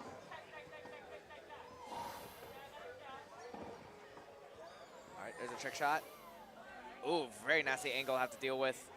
But forces Aibu onto the other side of the court. Both of these two starting to be on the aggressive at T. Ooh, but the front trick almost tripped up Aibu, but he came back to it. Still in it. Was trying to call out a side trick, maybe to stop an angle there, but Aibu was privy to it.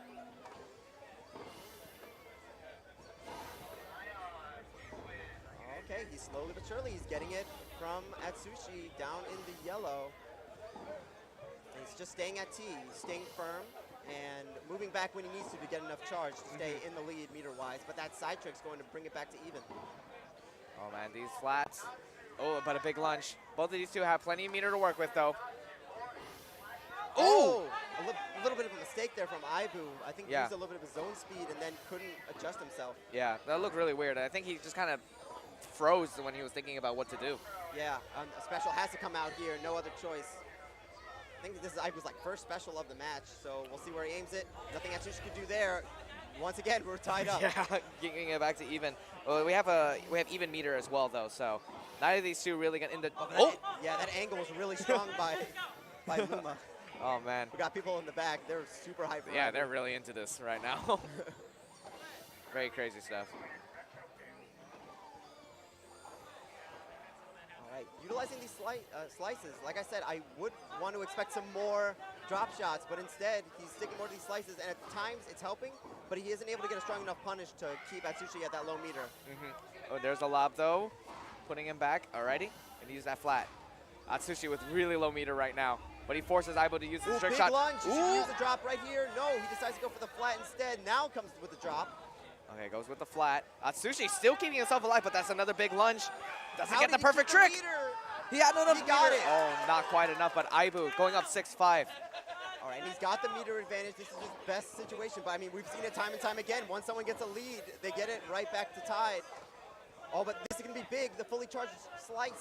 Oh, and a lob that forces up a lot of meter, but Atsushi basically has nothing right now. Finally gonna get a little bit of extra with that charge shot. Okay, another slice. Oh, no the meter. lunge! Oh yeah, that's It's a gonna be a whack plop. ball. Gonna have to find the read on The this one. knockback's What's the gonna be call gonna crazy. be? Oh, and he gets the block, but a lot of pushback. That's gonna be a drop shot, and Aibu keeps himself alive here, taking game 2. There we have it. Luma, once again, a light character, also a floaty, so the knockback was just crazy, and the crowd is going wild for Ibu right now. We're tied back up, another Game 3 situation. Oh, man. That was crazy, dude. I can't believe it. I mean, we saw Atsushi after losing a game to JJ come right back, so I'm not expecting him to falter for this next match. But Ibu, I mean, he's got a little bit of hype to him right now. I mean, do you see Atsushi right now in his chair? He has not. He barely moves. He doesn't fidget at all. He's absolutely stoic. Yeah, I know. Maybe it's the robes. It helps him, it keeps him composed. Oh? Are we keeping with the Luma? Yes, All right, we are. so Yeah. same matchup going into Game 3. Court choice is this time hard court. This is Atsushi's choice as it is his counter pick. Yes. Alrighty. It's bright and sunny outside. Well, let's see how this goes down, man. Yeah, once again, Atsushi, one of 2 Japanese players in the bracket, so if he goes down, it's all up to Zeno to rep for Japan. Mm-hmm.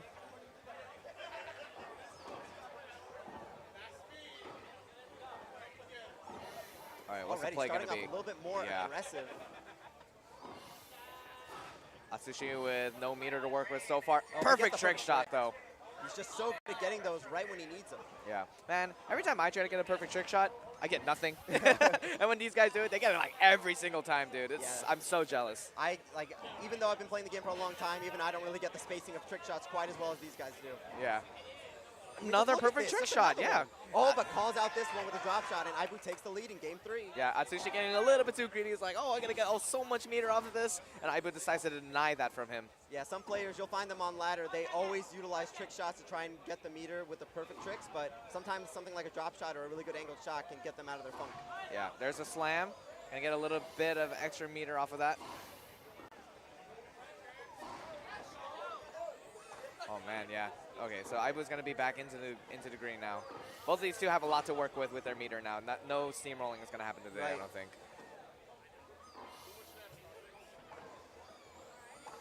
Perfect trick. Both of them in the green, so they're going to be pretty comfortable for this next shot. This has all been this second point. This has been quite the rally. Another flat to the other side.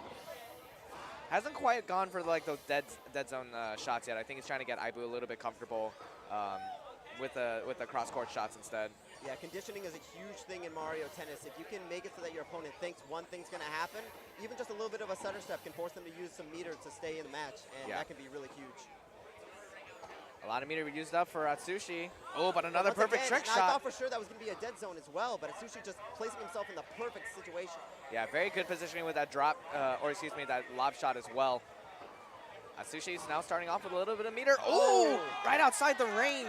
Yeah, we call that an L cancel lunge. So Yoshi was about to lunge for that shot, but Ibu canceled it, which means that he just stops in his tracks, and usually that's a point for the opponent. We might see like an attempt at a point with a special shot. Never mind. I thought for sure he might have gone for something because Yoshi was already down into a third of his meter. Yeah, both of these guys not opting for specials too often. I think both of them have maybe done it like once or twice. Yeah. It's really been about getting these angles and forcing them to use the meter and then attacking.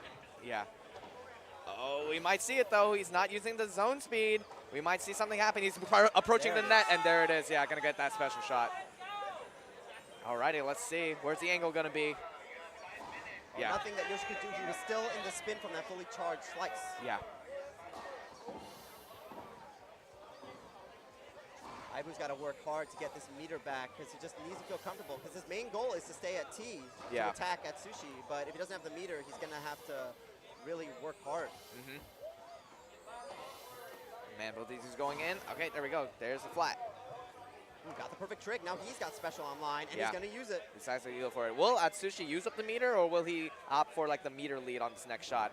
Ooh, going for the hat trick. Oh, he got it! What a call out from Atsushi. The hat trick being you use the zone speed to get yourself into position and then go for the trick shot block. Uses up some meter, but he's still in the match, and now both of them at very low meter. A point's sure to be coming soon. One perfect trick shot from Atsushi, though, and he can put himself in a great position. Oh, and the angles forces out the trick shot. I just can't get over that shot, and actually Ibu with just enough meter to be able to respond to that as well. Yeah, but once again, an interesting call. I mean, I'm going to keep saying it. I feel like he should be going for a few more drops because Atsushi is sticking back. And I feel like a good drop might force out some more meter, especially since Atsushi has none. Gets the front trick for the perfect trick. Keeping himself in the game right here. No meter for Atsushi, but going to force out a trick shot. Ooh, big lunge. Keeps his options. Charge. Oh, but call out on the totally lob. Out that lob. Yeah.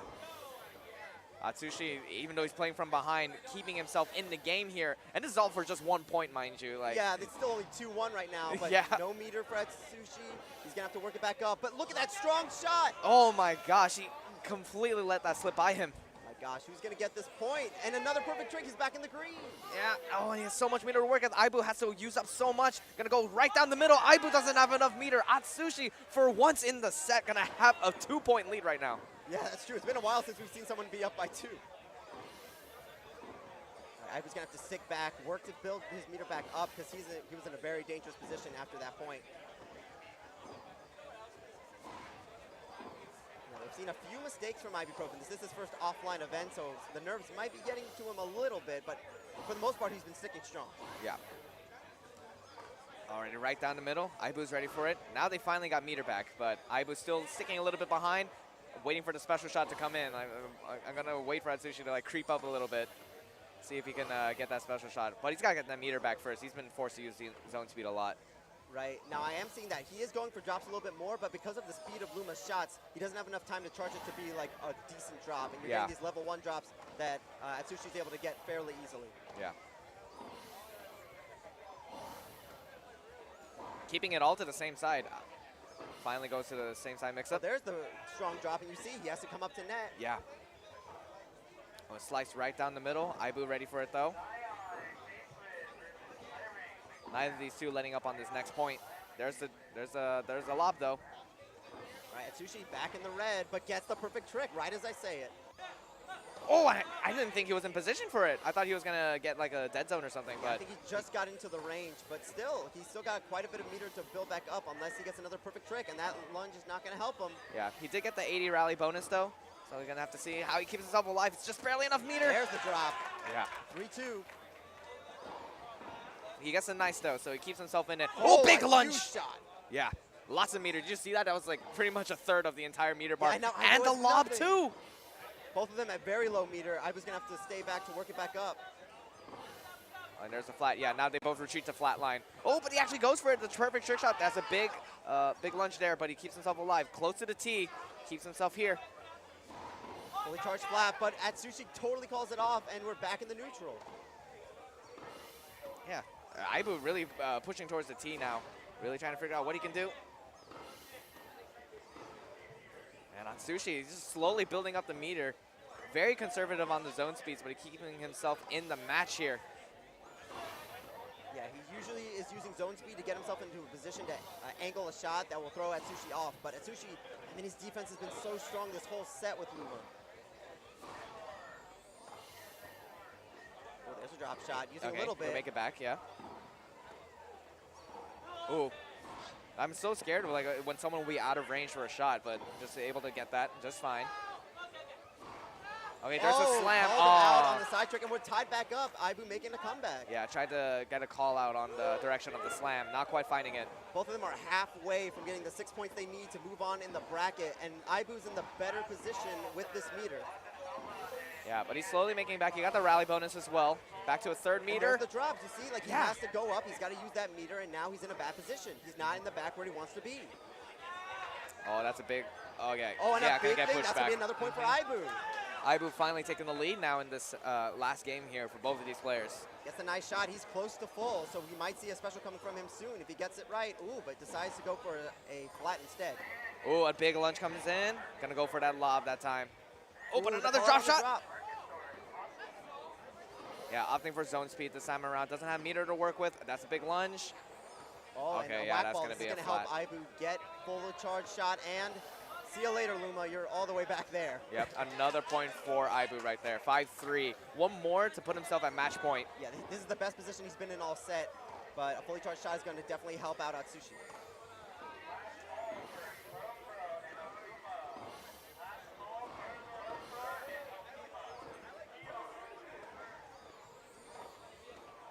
Ooh, a strong net flat, but gets pushed back by Luma's insane lob, and he's out of range for the trick shot.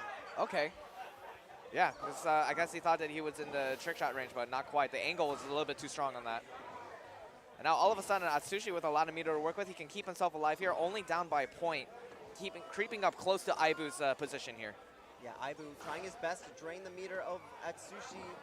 but he's also low on meter, so he's got to back up. Yeah, just back to neutral, back to some meter build up. Oh, the perfect trick that's going to help Atsushi get the meter lead, and he's going to go on the offensive. Yeah, goes on the lob. What's the next option? Goes cross court. Trying to force out the meter. What's the next option? Another flat. But the trick shot comes in. Another perfect trick. And a big lunge comes in the lob. And we're bringing it back to even 5-5 here in the last game. The next 2 points will seal it for these two. Now Atsushi has the lead. He's going to attack with his strong shots, with his jingle shots. Atsushi still in this. Oh, a pushback with that. Very, very crucial shot right there. Goes for the front trick on the flat. An interesting choice. Oh, he's going to be out. Atsushi 1 point away from taking out one of the last two NA representatives in this bracket here.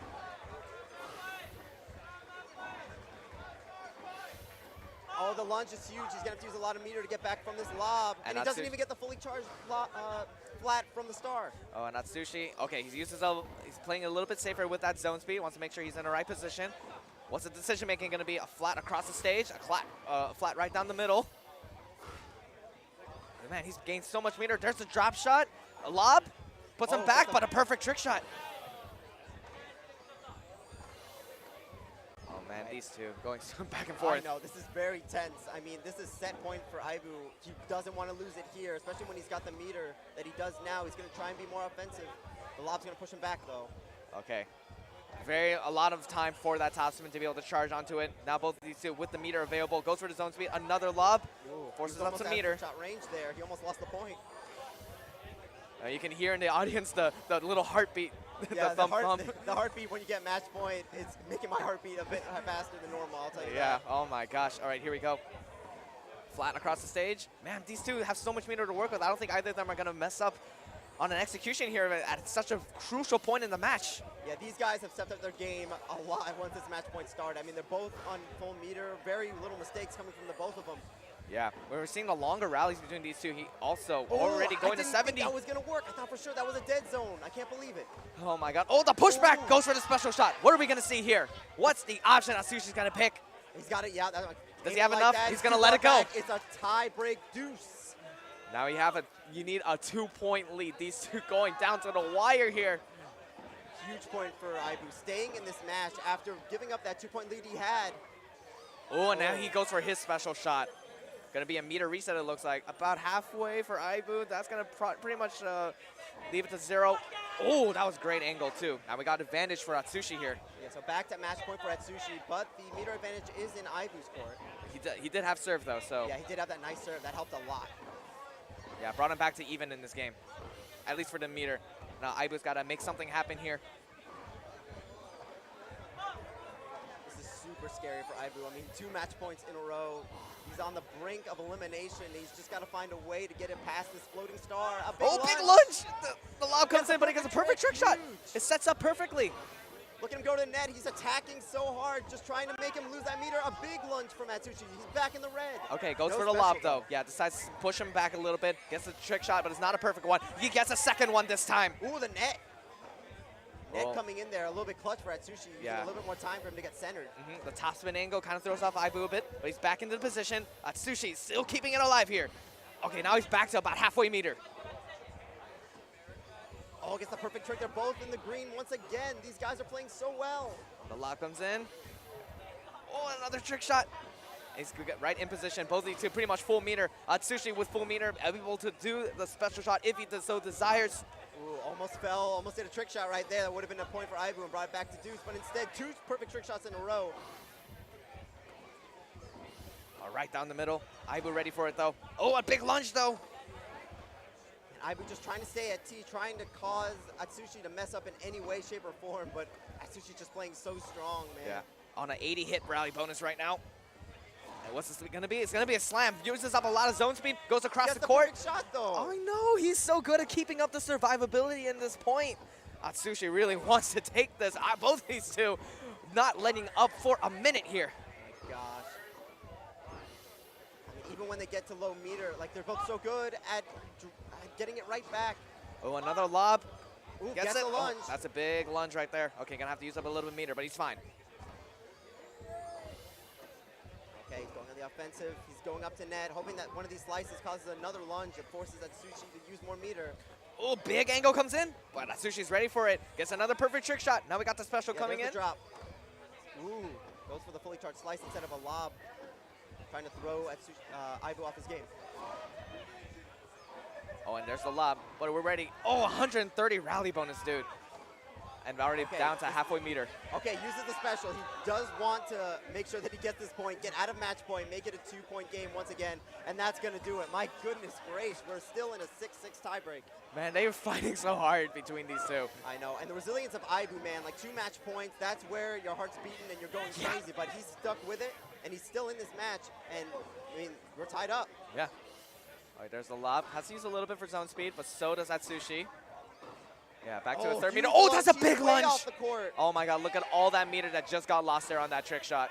Oh, and another fully charged lob. And Atsushi match point once again. 3 match points here so far. Yeah, and this time Atsushi's in such a good position. If he just builds up enough meter, he might be able to go for a special. But man, look at Aibu. Look at him get it all back. Oh, the drop shot. Oh. Another big lunge. A lob to the other side. Gonna have to build up a lot of meter back for the situation to come back. And he goes for a zone shot. Can he get it? Oh, he gets the block. Oh, and gets another one. Okay. They're both low on meter. Oh, Atsushi has none, basically. Oh, but a big lunge. The lob shot comes in. That's going to be a pop. What's the option going to be from Atsushi? What is he going to pick? Goes for the slice right down the middle. And he takes it over Aibu here in a Game 3 last point situation. You can see it on Atsushi's face. He is ecstatic to have won that match. And Aibu played his heart out, but he's got a smile on his face. Oh my goodness gracious, 3 match points. They fought it out to the end, man. That was ridiculous. I'm speechless, man. Yeah, and like just getting to hear the crowd erupt when they finally got that match point. It was so exciting. Look at behind me. Mozzie Toma can barely hold himself together. Oh my God. Oh my gosh, guys. That was crazy. Welcome to Mario Tennis, everybody. You got exciting matches like that. Holy moly. Oh boy, that was... They really pushed each other to their limits there. Yeah, that was something. I mean, unfortunately, best player in Canada goes down, but I mean, you saw it here. He's a competitor through and through, and he played him so well. I don't think that he can be upset with his performance there. I think that he played his heart out. Yeah. Atsushi's going to get a little bit of time to rest now. We're going to be... Yeah, I think better, man. His heart's probably beating like crazy. Oh, man. My heart was beating like crazy. Can you imagine how they were feeling? Right. Especially with 130 rallies, like being down to no meter. Like, one trick shot could mess up your entire flow. Like, yeah. And now, a flip-flop has happened. We had 4 NA competitors. We're down to only 1, and he's sitting up there. Little Biggest Jake was able to beat Atsushi to get into winners finals, but now he's going up against what many people would consider the best Mario Tennis player in the world, Xeno. Yeah. I mean, I think from what I've seen, he's pretty much... Oh. Hey. Poor Yoshi. Poor Yoshi. Oh, man. Oh, yeah. Jake, of course, a California resident. A little bit more north than... he's near Fresno, like Santa Barbara drive. area. Yeah. So he's a little bit far from here, but still making the drive down to come to this event. And he's in winners finals to be going up against Xeno. Right. Last time at Heart of Battle, he lost to Atsushi 2 times, but at that time he was in a bit of a character crisis. He had been playing Shy Guy, but then right before the tournament, Shy Guy got nerfed. He thought that maybe he would try to switch to a different character. He didn't feel comfortable with anybody, and he personally feels that that's the reason why he lost to Atsushi. And he was able to beat Atsushi this time, and now, for the first time ever, he's going to be playing against Xeno. We didn't get a chance to play him last time at Heart of Battle. So, I mean, this is what many people consider one of the best players in NA going up against the best player in Japan, possibly the world. Yeah. Oh, man. I just remember, like, the first time at Heart of Battle, I just saw Xeno. And I'm like, who is this? And it was like, you got the Mario Tennis picture, like, for the profile, and like everything. I'm like, oh, this kid must be really into it. And I checked the Twitter, and he's like a Japanese tennis aces player, and I'm like, oh God, we're done. Yeah. It's over, man. He's very dedicated to the game. He's got the Mario Tennis Aces polo that he was able to win for getting top of the leaderboard. Yeah. He's got trophies from Japanese tournaments that he's played in. He always shows up at the Aim for the Ace locals that they have in Japan, usually wins them. Like, clearly, I would say one of the best players in the world. Yeah. And Little Biggest Jake, I mean, it's going to be quite a struggle because Aibu, the guy that you just saw, the guy that was playing his heart out against Atsushi and was sticking with them for the most part, like, he kind of got walloped by Xeno before. It was like 14-2 point-wise. Yeah, this kid's untouchable. He's so good. He looks so untouchable. Like, I want to see Jake have a good shot at this, but my heart says, my heart and mind say different things, man. Yeah, he's NA's last chance. This is the first time they're playing against each other. He's going to be sticking with Peach, Little Biggest Jake. It was his original main back in September. Then he kept switching mains.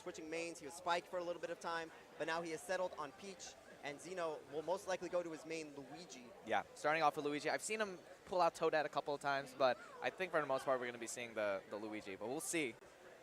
Yeah, here we go. Yeah. Green versus pink, and the court choice between the two will be Knight. Alrighty. All right, and if I'm not mistaken, this is the best 3 out of 5. Yes, it is. So even if Jake loses the first couple of games, maybe he might be able to find something and work his way back.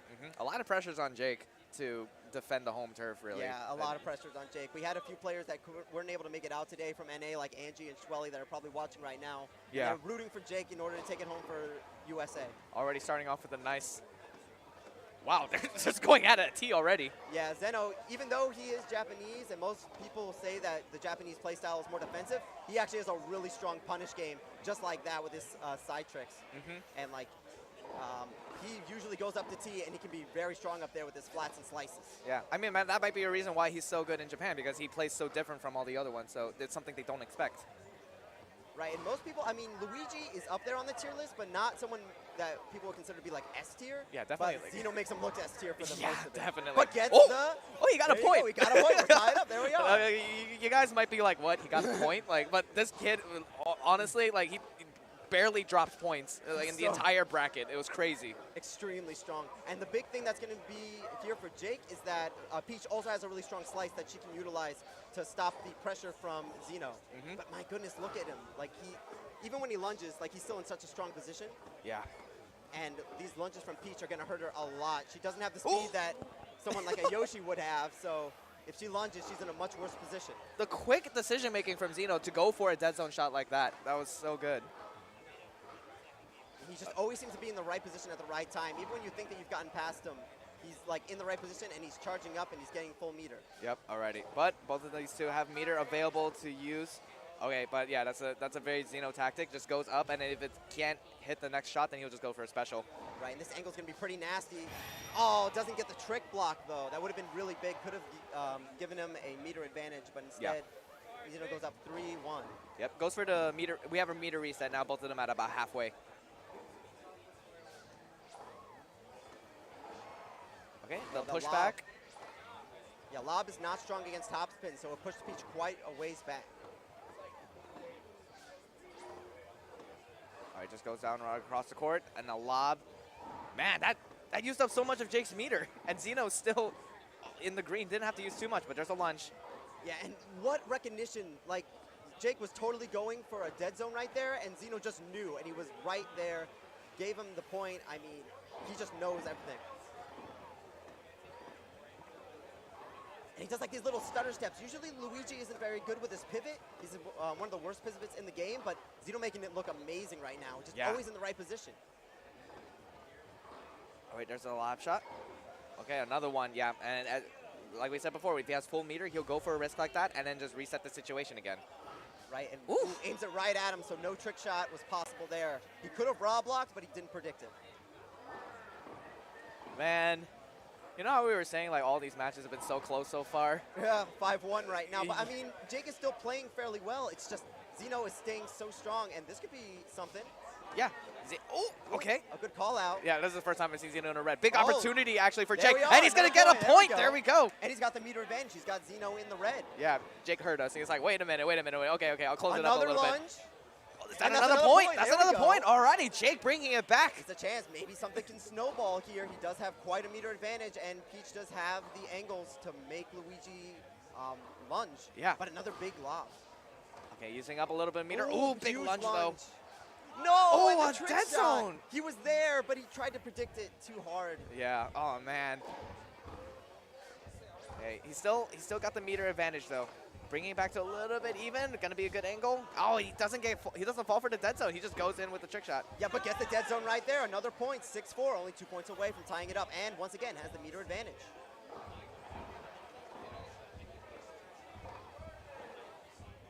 All right, what's the decision? Okay, goes for a slam into the immediate trick shot. Right across the other side. Big lunge. Oh man, that uses so much meter. Xeno, or excuse me, Jake with the opportunity. Goes for the front trick. Oh, but he knows to like keep Peach at bay. Do not want Peach to go to the net, so he's lobbing a bunch to avoid those nasty angles. Yeah, the top spin comes in, another lob. Gonna go all the way to the back of the court. The drop shot, gonna go right into it. Oh, what a call out with that double tap flat. Doesn't have the meter for a special, so he has to retreat. Okay, here we go. Another top Ooh, spin, and push that's gonna back, be a drop shot. Is he gonna use it? He goes all the way, no meter to use. Wow, risking it all, and calls out the same side mix-up. Oh, and another lunge though. Zeno really playing behind Jake on top of him right now. Gonna go ahead and get another flat to the other side. So much meter and so much opportunity for Jake to bring this to a deuce situation. Yeah, but think of the resilience of Zeno. Like, he's been at low meter for this entire point, but he's still in it, and he's close to making it even. Another lunge, goes all the way with the lob, but he's in the position for it. Oh, another lob, and look at all that meter that Jake has to give up. Just stay in this point. Oh, my goodness. I'm tensing up right now, man.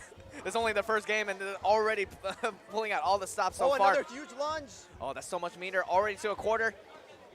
Oh, and he have to go on the other side. Jake really going in with these angles. That's a point. It goes to Jake. 6-5 right now. Oh my goodness. If he could make Zeno lose just one game here, it would be a huge win for NA. I know, right? Oh my God, Jake looking like he's on top of the world right now. Calls out that lob. Great play by Jake. But now Zeno, once again, slowly but surely building up that meter. But man, Jake's been doing such a good job making him lose it real quick. Yeah, Zeno not ready for the same side mix-up. Oh. Again, all of these lunges really throwing off Zeno here on his flow. Perfect trick, staying in the green. Oh, big lob. Okay, slam right down the middle. There's a trick shot. Another lob. Ooh, that's a big lung actually, but gonna keep himself alive here. Just went to the other side, so forces out some meter from Zeno. Oh, overestimated the range of Luigi. Okay, top spin to the other side. Oh, but didn't want to use meter there. Got a lunge, and now Zeno back in the green. He's feeling comfortable, but I mean, Jake's been keeping up for him. Yeah, he's gonna have to do another meter burn or something, or get like a crazy angle right down the middle. Jake's ready for it. Doesn't want to preemptively trick shot this time. Yeah, I mean, it still is match point for Zeno, so one mistake by Jake, and that's going to be the zone shot. Oh, that's oh gonna man, do that's it for such sure. a bad angle. Oh my goodness, but I mean, hey, 6-5 against Zeno is something to be happy about. Yeah, because that's it's like still 2 more games. That's like 6 times the amount of points everyone else has done against Zeno. I think that's more points than that Zeno has lost here than he had lost in Heart of Battle in that one game. Yeah. Maybe even in this tournament as well. Yeah. Like, that was really great. Okay. PK. Yes. We were doubting Jake, and as soon as we did that, he started winning. So we have to doubt Jake more. Yeah. There's no way Jake can win this. I mean, listen, who got the match point? Oh Zeno my got the God. match point. He won game 1. I'm expecting a 3-0 double bagel. It's not going to be close. Yeah, this is like, oh my God. Alrighty. Oh yeah, make sure to check those controls. Man, that was way too close for comfort. I think even Zeno felt that one. Oh yeah, I mean, he was lunging a bunch, but like once again, the resilience of Zeno. Like, he was at low meter for so many points. There was so many opportunities that Jake had to tie it back up, but Zeno stayed strong and he played so well. But now we are on Jake's favorite court, Savage C. This is his favorite. He says that he gets a Savage C buff every time he's here, so he chooses to go there for the counter pick, and he gets first serve as well. Alrighty. Jake putting himself in the position. Here we go. Already starting off at the tee, getting some nasty angles in. Yeah, wow, these two really on the rally at tee. Not even using zone speed. Yeah, team monsters. I mean, look at the positioning of Zeno. And ooh, right as I say that, gets a lunge. First mistake. I'm waiting for a lob. There we go. Zeno strikes with the first one. There's the second one there. Ooh, both lunge at each other. I didn't want to use the meter for the side trick. Decided just to lunge for it. They're like, all right. We're not going to use meter, but we're going to have to sacrifice some lunges instead. Ooh, a lob comes in. Yeah. Both of them have a good amount of meter here, so Jake can stop it, but this angle is going to be really sharp. Oh, it goes right at. Goes over him. Yeah, okay. It looks like Jake wasn't ready for it. I think he was definitely expecting like right at the net or something like that. Right, and for people to know, while we do see it as a split screen, they do not, so he can't screen look to see where the ball's going, so he just has to predict.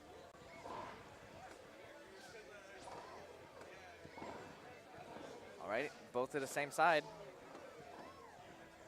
Yeah, that exact angle when he gets right at the net and then decides to flat to the other side, that has really been making Zeno burn a lot of meter. It's great setup for Peach. I mean, that's been Jake's best part of his gameplay so far, is that he's been able to make Zeno drain his meter, and when he can do that, that's when the points can start rolling in. But once again, Zeno's defense is so strong that even at low meter, it's hard to get one by him.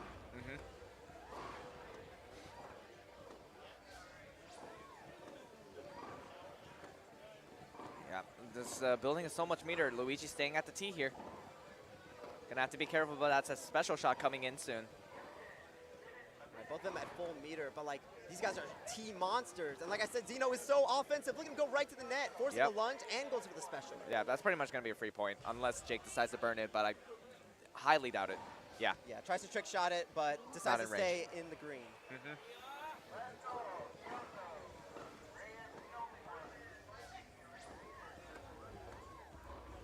Right down the middle to each other.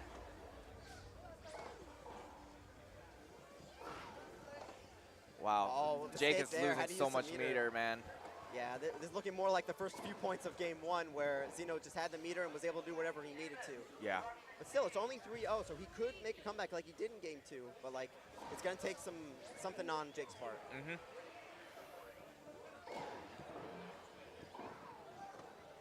Alrighty, that cost a little bit of meter, so at least we're back to even on the meter, but Jake yet to get a point so far, so he's really got to dig deep and try and find something. Yeah, Luigi's range is really good in this game, so I mean, getting a shot by him can be really, really tough. Goes for the dead zone, but doesn't get dead zoned. Oh, slam right down the middle. Oh, Zeno there's a ready for launch. it. I mean, being at T is such a good position for Zeno because he can react to drop, lob, pretty much any shot. And he still has all that meter to work with. Even if he gets tripped up, he can use some zone speed. And he mainly is using it for these special shots. I think every single point has been through a special shot as another one goes right by Jake. Yeah. Man, Jake was doing so well the first game, and then it's kind of, I feel like Zeno just is just figuring out what Jake's strategy is with the peak so far. Oh, and the L cancel lunge right there. Yeah. I mean, Zeno probably someone that can adapt very, very well. So I wouldn't be surprised if, like, even after only one game, maybe he could read what Jake wants. Yeah. And Jake has made him lunge quite a few times, but like it really hasn't resulted in too much. Yeah. It's not a really deep lunge. It's pretty short altogether. Just like a few meters off or something like that. So, but here we go. Another lunge comes in. Right down the middle. Jake trying to keep himself alive here. Yeah, and slowly but surely, Zeno is building that meter back up for another special, because that has been his main way of scoring against Jake. And looks like he's going to get it here. Oh, but gets lunge. He still has the opportunity. Oh, okay, goes for a trick shot that time. I thought he might have gone for special. Yeah, what I'm really liking about both of these players that they're like, you know, they're not at baseline. They're attacking each other so much up at the tee. And like every single one is just attack. And a very rare special coming out from Jake. We'll see where he aims it. Yeah, let's see if Zeno's ready for it. Oh, wow. He gets the block. Okay, that and should... doesn't go for the drop. Oh, okay, yeah, I thought he was going to go for a drop shot for sure. But Zeno is going to keep himself alive here. Oh, how is he back at full meter already? Yeah, look at him. He's already a full meter. And now, if he can just get a lunge like that, I'm sure that a special from Zeno is going to be coming soon. There it is. Yep, alrighty, another point probably going to Zeno here. Oh, aims it right at him. No trick shot can stop that. Yep. And we have our first bagel in the making right now. Here we go.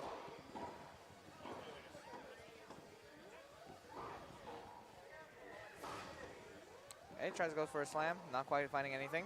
Oh, whoa. Misses it. Oh, never mind. Yeah, but he's in a really bad position. He's look at all this meter he has to do just to get this shot. Another one's coming. Yeah, that's gonna do it. Okay, that's that is the bagel. That is a bagel. The first one we've seen.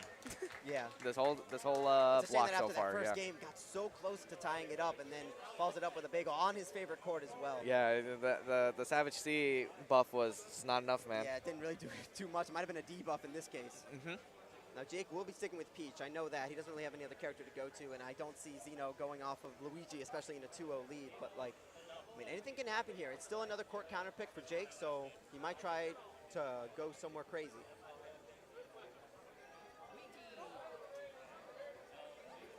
Alrighty. I have faith in Jake. I mean, he's shown it. He's shown a couple of times that he was in a position to win. Yeah. And I feel like that first game was the best glimpse that he has had yet. And hopefully, I mean, we're going back to night court. We'll see if this might give him another snowball opportunity to maybe take a game. Yeah, we'll have to see. Zeno up 2-0 right now. Moving on Zeno's to going night to get court. first serve, too. So he's going to get the meter advantage if he gets it nice. Yeah. And he does. Woo! Strong angles already starting off between both these players, but a big lunge. Yeah, just look at the slice of Luigi. So fast, even Peach can't react to it. Oof. Gets the perfect trick on that, too, and the meter advantage is already so huge.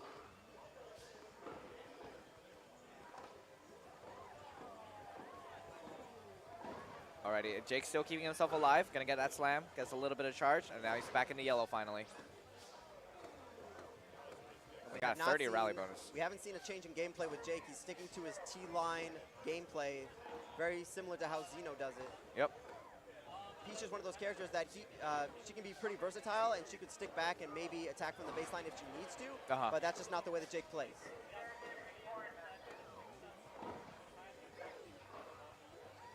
Very competitive first point between these two, but gets the dead zone.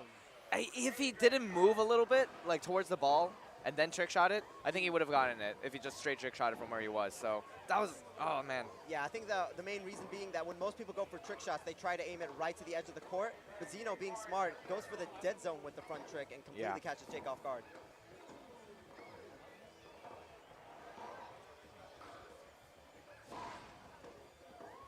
Oh, the big lunge comes in. Oh, big lunge. But he gets right back in it. Yeah. So Jake has full meter, but he's going to wait until he's in a good enough position to really utilize it. Yeah. I think his main goal the is spin. His main goal right now is just to try and get the ball past Zeno without having to use meter, but like, it's so hard. Yeah. All right, there's another lob. Slams right in, but he gets the right counter for it. Another lunge comes in, drop shot. Oh, the net. Okay, that actually And that gets actually the fully charged drop. There you go, tied back up. Yep. Yeah, normally, it's been a meme in the community that the net is always against Jake, but that time it really helped him out. Yeah, that was really huge for Jake. Helped him get the point, but now Zeno, like he's gonna have a straight shot either at Jake or angled all the way across the court. Ooh, he's going for it. Gets the big block, but can't do anything with it. He's too busy spinning out. Yeah. But Zeno doesn't have that much meter right now until he gets a nice serve, and now he has Make me eat my words, why don't you? Calculated. Oh, big. That's a really nasty lunge, actually. Forces Jake to use a lot of meter there. Yeah, I mean, this is his chance to maybe get Zeno to lose that meter, but that slice of Luigi is just so strong, throws Peach off balance. Both of these two, well, they're increasing each other's meter now. Oh, they were. I think Zeno didn't expect to go over his head like that. Yeah. Oh, side trick was really quick. Not enough to react. Using up some meter there. Forces him to go back, though. Oh, look at that smash. But he completely messed him up. Yeah. You saw him go back and forth. He just didn't even know what to do. Yeah, it was like, okay, he's going to go the other side. And he saw the angle, but then he thought, okay, like I do not expect the slam to go right towards me. Yeah, he realized that he couldn't side trick it. And by the time that he chose to try and go for it himself, the point was over. Yep. Gets the side trick on that. And it sails over his head. Sometimes side tricks can sail over their head when they're far back in the court and look to do that and really save Zeno's behind because he was so far back and the drop was most likely coming. All right, the front trick has enough range for it. Now Zeno's really losing in the meter battle here. Yeah, he's got 0 meters. It's a big opportunity. Oh, but a big lunge, and that lob's going to force Jake to lose his meter and push him back. Yeah, now Zeno's back to meter available. It's like every time he thinks Zeno's in danger, he finds a way to bring himself back into it immediately. I mean, that's why we call him one of the best players in the world. He finds a way through thick and thin to build back meter or get the point right when he needs it. Both of them back in the green, just trading shots back and forth at T. Flats and slices and gets the dead zone. All right, we're going 4-0 right now. Oh, excuse me, 4-1, 4-1.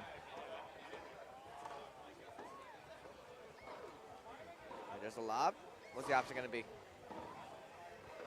Not opting for the special shots this time around. He's staying close to T, though, in case the opportunity does arise. He's getting closer. I get scared every time. Right, that single tap slice right there was definitely going for a dead zone, but both of them had full meter, and they don't feel like they have to attack too much. They're just going to hope that one of them lunges and then maybe punish with a super strong charge shot. Yeah. Oh, like that. Okay, that's forces some meters out. Not quite, though.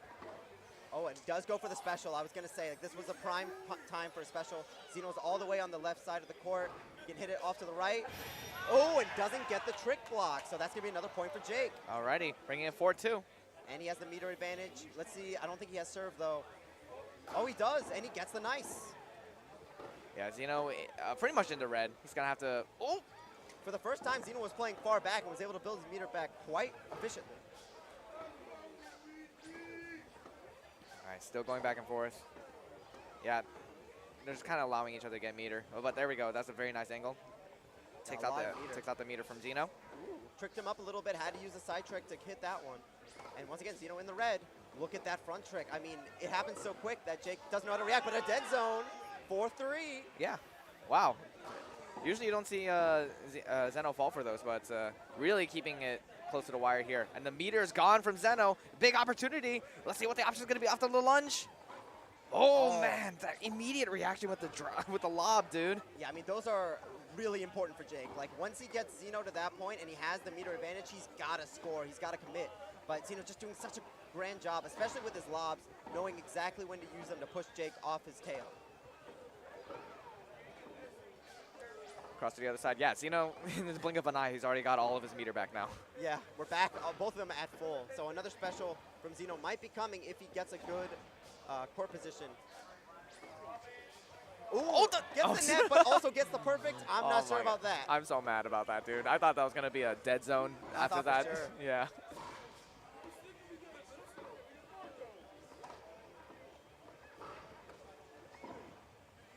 Going back and forth. They're playing more defensive this time. They're staying more towards the baseline than they have been in past. Oh, all the way across the court. He's going to be fine, though. Are we going to see the special shot come in soon? No, he's going to use it for zone speed. Ooh, 80 hit rally so far. Yeah, this is probably the biggest rally that these two have had. I mean, and they're just going at it. Oh, big lunge. Yeah, forces up about a third of meter. Can he make it happen again? Oh, and it's back. Yeah. Like I said before, lobs are very susceptible to getting perfect trick shotted, and I think almost every time Xeno is ready. Yeah, 100 hit rally right now between these two. Ooh, same side lob, almost tricked up Jake. This would be really big for Jake, just to be able to say that he's tied up with Xeno 4-4. That'd be a huge opportunity for him. Yeah, but it looks like Xeno's defensive play is just impeccable right now. Just unstoppable defense right now. Gets the perfect trick shot, though. Oh, so big lunge comes in. Gonna have to force up a little bit of meter. Okay, yeah, gonna have to go all the way back for that one. At least he gets at least he can get a perfect trick shot off that. He won't gain meter, but at least he won't lose extra meter. An interesting call from Xeno. I thought for sure he was gonna go for the special, considering how low meter Jake has, but I guess he just didn't feel it was worth it. I think now he might go for it. Oh, interesting call again. Yeah, he's changing up his play style a little bit. Mm-hmm. We saw it before on Savage T. He was going for specials very often. Yeah, Jake comes back into the meter. Yeah, 160 rally now. Dang, that's pretty crazy. These guys are just going at it. I mean, this is a very important point. If Jake can tie this up, then he might have a chance at taking this game 3. Yeah. Oh, but the knockback. Push back, the drop shot. He's going to have to burn up a lot of meter, but he's back into it. Still got halfway meter, so he can still make this work.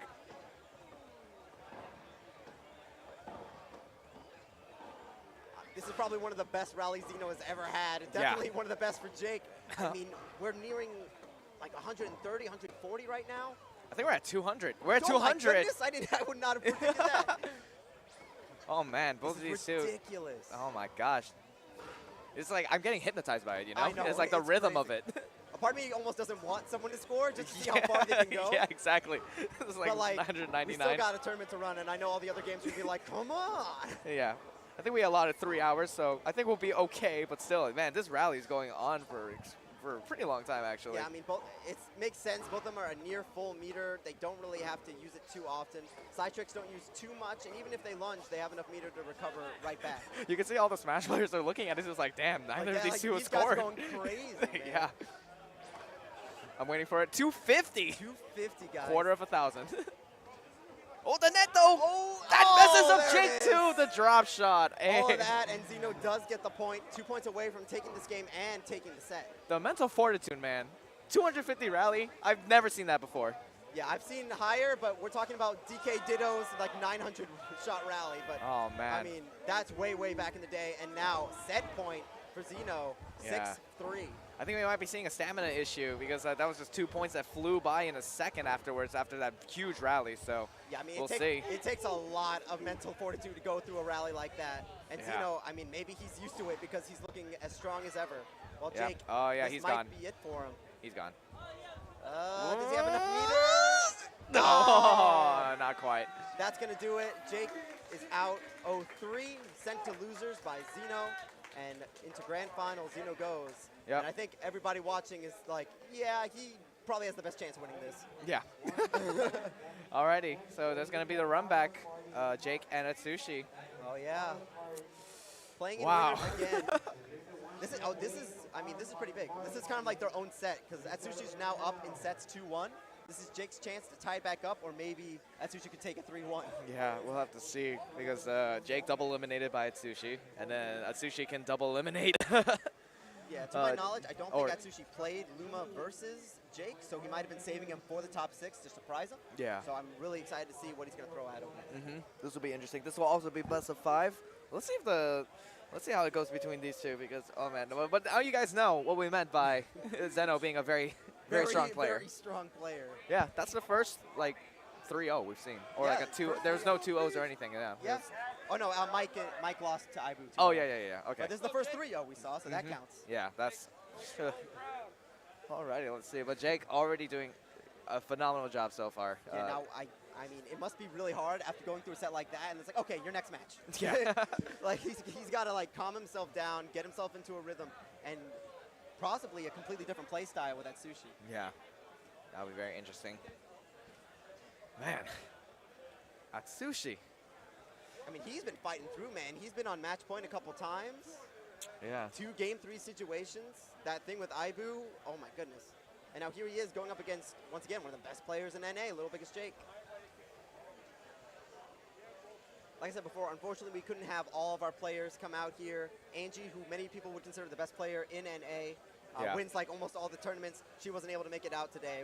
And we then, wish her luck in all of her endeavors. Yeah, but, and then Devil Wolf couldn't quite make it either. Yeah. He's considered #1 in Europe, I yeah, believe. as well as yeah. Banam Nam, an amazing DK player in Europe. But we did have DeJewel, who came all the way from Italy, so shout outs to him. Next Switch Fest, maybe we'll get all 3 of them. that would be something to see. That would be very exciting. Yeah. I look forward to it. I hope so. If there is a Switch Yeah, Fest. of course, of course. Question mark, question mark. Maybe you decide. Alrighty. Alrighty. Are they ready? Looks like it. Man, Atsushi looks so ready, man. He's stoic, he's calm, he's composed. Yeah. Jake, I mean, he's got to calm himself down and see what can happen here. I mean, I feel like his energy, he can always divert it. He always plays in tournaments while streaming it at the same time. That is true. So he always splits his energy. So I think it's definitely possible. Let's see. Are we going to get a princess battle? Are we going to get the Luma? Ooh, that'd be interesting. We haven't seen Daisy very much this tournament. Usually a front row. Angie plays Daisy. Ooh, Bowser. I'd really like to see Peach versus Bowser. That'd take me back to the 1.0 days. That'll be funny. Remember when Bowser was like Jake's kryptonite, basically? Yeah, that's true. Waluigi. What do you do? Oh, Whoa, Waluigi, Waluigi! Here we are. Waluigi, kind of mid-tier. Like, he used to be super, super good. I think people remember this back in the day, too. He was, like, up there with Junior. But don't worry, he got his nerfs. He's not as crazy as he was. Yeah. But still, everyone plays him online, though. yeah, everyone I always run into a Waluigi. There's a reason why something like Ladder Waz exists, because of Waluigi. Yeah. So with Waluigi, he's a defensive character, so he has ridiculously good range. And his main attacking option is going to be his slice. I'm not sure what happened there. Just missed the back trick. I guess right outside the range of it. That was unfortunate. Yeah, so the thing that Waluigi's going to have to go for is the slice, and what Peach is going to look for is angles, because even though he's got a lot of range, angles can really stifle him. But right now, Atsushi's starting off really strong. I hope everyone's enjoying the the entire match. We're going to be hearing And that of course, for a we long get to time. see his amazing trick shot, the moonwalk. Oh, yeah, exactly. It's always so much fun to see. And if only real tennis could be like this. Yeah, just moonwalking Just all over the moonwalking place. and cartwheeling everywhere. Yeah, moonwalk on him. All right, but here we go. Oh, Okay. there's a lunge. Wait, there's the lob. Okay, gonna go right past him. There we go.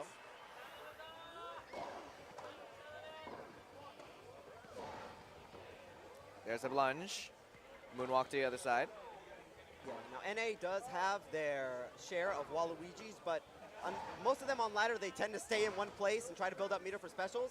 Yeah. From what I'm seeing with Atsushi right now, he knows how to move around, he knows how to L cancel, and so it's going to be really, really hard to get a shot past him. Yeah. Yep, just gonna quickly respond to that slam very easily. Yeah. I'm pretty certain that his goal is going to be to get Jake off balance and then go for the most stylish special in the game, if I do say so myself. I'd love to be able to show it to the stream. Alrighty, yeah. Both of these two keeping up the survivability, though. It's funny because this is also grass. This is considered Peach's best court, but Waluigi's standing strong. Yeah. All right, just goes topspin all the way to the other side. And even a strong star shot like that wasn't enough to get it past Waluigi. He's just doing such a good job maneuvering himself, and while also providing really strong shots that Jake has to contend with. And Atsushi rarely getting a lunge, like you said before, though, that Waluigi's range is pretty great. He's got those long, lanky arms, so wouldn't make sense if he didn't have good range. Yeah, but you can also see that his angles are certainly not great. What he has in defense, he lacks in offense. So Jake, being a strong defensive player that he is, won't really fall too often for Waluigi shenanigans. And especially with the meter lead that he has now. But here it is. There we go. Yeah, that's a Waluigi strat I'm looking for, because he can gain meter very easily. So got him with the rose. Yep. And hits it straight down, but gets big blocked. Ooh, hits it right at him. Okay, and we're back to a meter reset, it looks like. Oh, uses way too much meter on that trick shot. Now they're both at 0. Oh, I sliced down the center. Wow. All right, both of them at very little meter. We'll see how this affects their game plan. Yeah. Atsushi, we've seen him before. He likes to stick back when he needs to build up that meter. But Jake, he feels comfortable staying at T. Oh, a couple of bad shots from Waluigi. He's getting pushed back. Yep. And here's a Alrighty. special. Yeah. Waluigi doesn't have too much meter to work with here, so you can potentially see the next point go to... Ooh, oh my god! What timing. Yeah, that was crazy. Very nice stuff from Atsushi. Oh, almost dead zoned him, but didn't side trick. Now they're both back in the green. A big play by Atsushi to stay in this point and keep his lead. All right, what's the option going to be? Okay, goes for a flat right down the middle. There's the drop shot. Yeah, neither of these two letting up. This has been a pretty long rally, too. Already going into 50. Yeah, Waluigi tends to provide a lot of long rally situations just because of his range. But once again, we're seeing another special. Gets it again! Look at this guy. Wow, he's the king of these trick blocks right now. Yeah, very rarely have we seen him have to break his racket, and he just keeps getting these trick blocks, and it gives him the meter advantage he needs. And look at him, he's going to use a special. Yep. Man, I wish I was that flexible. Yeah, exactly. Waluigi surprisingly flexible for his frame. What's he going to do here? Right down slice the it center. right down. Okay. Gets it. What a side trick. How did he even get over there? No meter, though, for Jake. Gonna have to make something happen. Ooh, but gets it. Oh, okay. Atsushi not going for a side trick to get that, and Jake gets the point. Yeah, but Atsushi gets a nice on the serve. Gonna keep himself alive here. And he's still got the 3-2 lead. True, he is feeling pretty comfortable, and he does have full meter once again, but like I said, grass and Peach go together like peanut butter and jelly. So, I mean, these angles from Peach are going to be really scary for Waluigi if he can't stay on top of him. The option? Okay, goes for a top spin right down the middle, and we got a special shot. All right. I believe Jake is stunned right now, so he might not even be able to get this if it's angled correctly.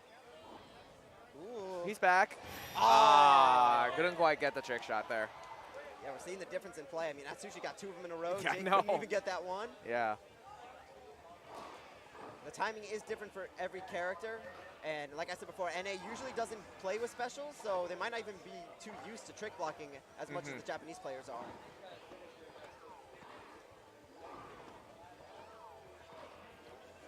Ooh, oh, goes right behind him. Okay, yeah, he gets the save, though. He has to give up a little bit of stage control, though, because of it. Well, and also meter, because now Waluigi's back at full, so he can throw out a special at any time. Once again, he gets him stunned, so that's more meter that Peach is going to have to waste to get this shot. Yeah. Ooh, goes towards Jake's direction. Gonna get that block, but he's going to be stunned. Right down to the left side. Ooh, can he side trick it? Yes, he can, but it's going to be a very slow shot.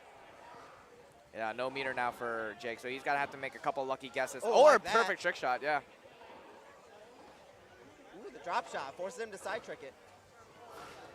Yeah, and all of a sudden, Jake brought back his meter. I thought that could have been a point for Atsushi, but Jake with the defense. Oh, he made but oh the no! high pot. No, well, yes, a high pot tech. A high pot tech is when you play Peach and you back trick and miss, as done by high pot too many times to count. Another special. Man, I hope you guys are really enjoying that image burned into your mind. Yeah. There we go, 5-2. Atsushi playing so strong. Yeah. He's technically doing better than Xeno did on the first game. That's kind of true. Yeah. I mean, this is a completely different matchup compared to Luigi. Yeah. Oh, wait, there we go. Another There's a special. I think they're going to have to trade special to special because, like, Jake just hasn't been able to score on him. How did he get but another keeps one? Getting him, How did he guys. get another one?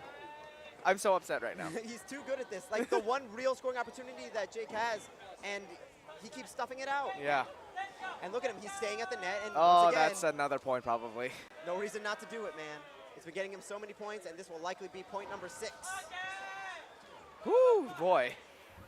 Wow, alrighty. Yeah, reminder that Waluigi was first created through Mario Tennis, so he's kind of like the mascot. So it's kind of great to see him here in top 3. Oh, and the dead zone gets him. Waluigi takes game 1. Alrighty.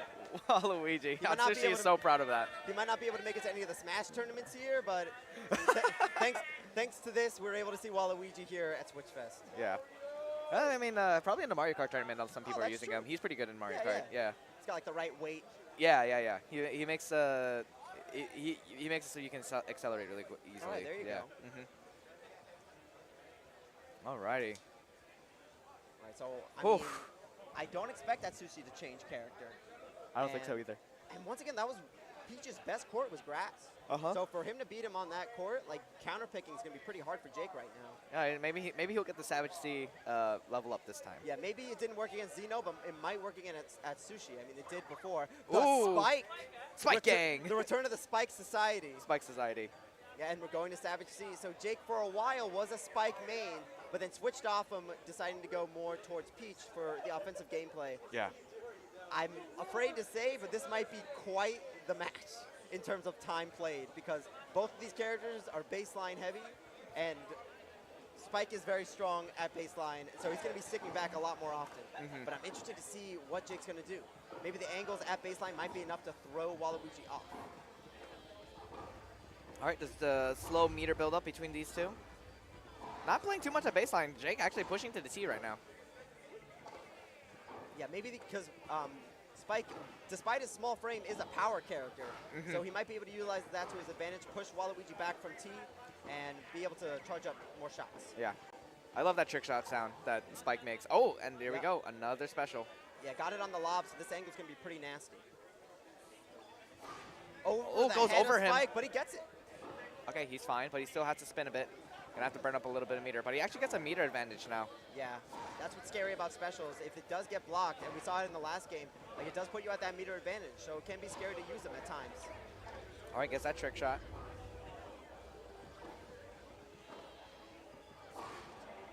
Moonwalk to the other side. All right, but now Spike getting a little bit more offensive and decides to use the special. Here comes the iron bar. You know, I've never actually seen this before, so. Ooh, Whoa, and that sound effect! We got a lot of bass out of that one, I'll tell you Oh what. man, that was, wow. But once again, Atsushi able to block it, no problem, and he gets the first point. Yeah.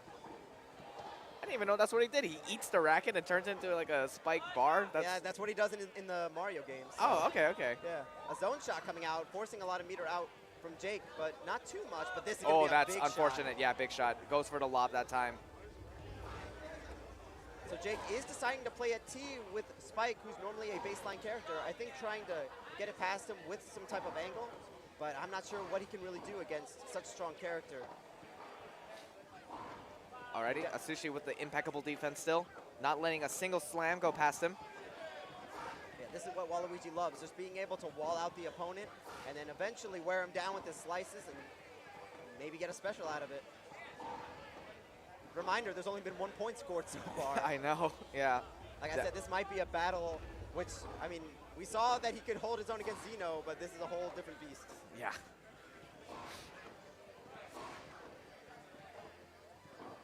Yep, this is definitely gonna, I have a feeling, I have a feeling this will be one of our longer rallies. Already at 70 here. Yeah. Unless one of these two mess up. It's totally possible. Oh, it's absolutely possible. Like, to stay focused for that long, like, can definitely put a toll on your brain. Oh, just like that. Yeah, like he just didn't even think about it, thought he could reach it, and that's a point for Jake. Tie it up.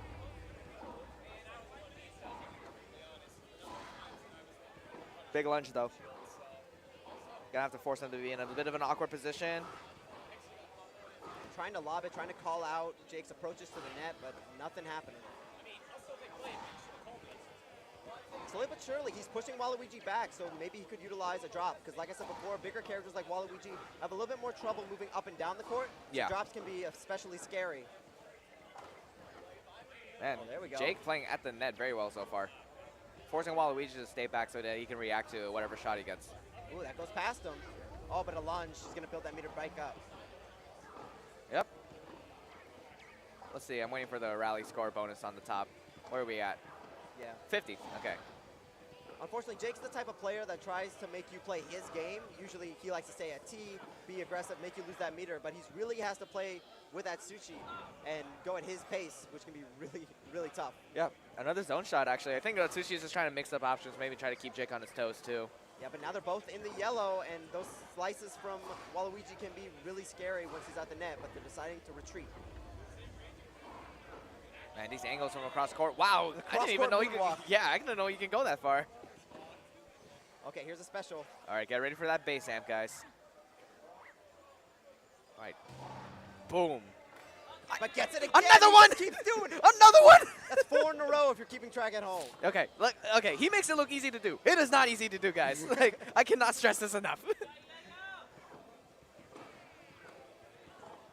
Man, that's like Jake's only way of like, or like, yeah, that's one of the besides ways him, he can push offense, but he can't. Yeah, but like I said, Spike is more of a baseline character. He relies more on his strong shots from the back of the court, but Yeah. Waluigi can use that time to react, and there's not really much that Jake can do other than use those specials.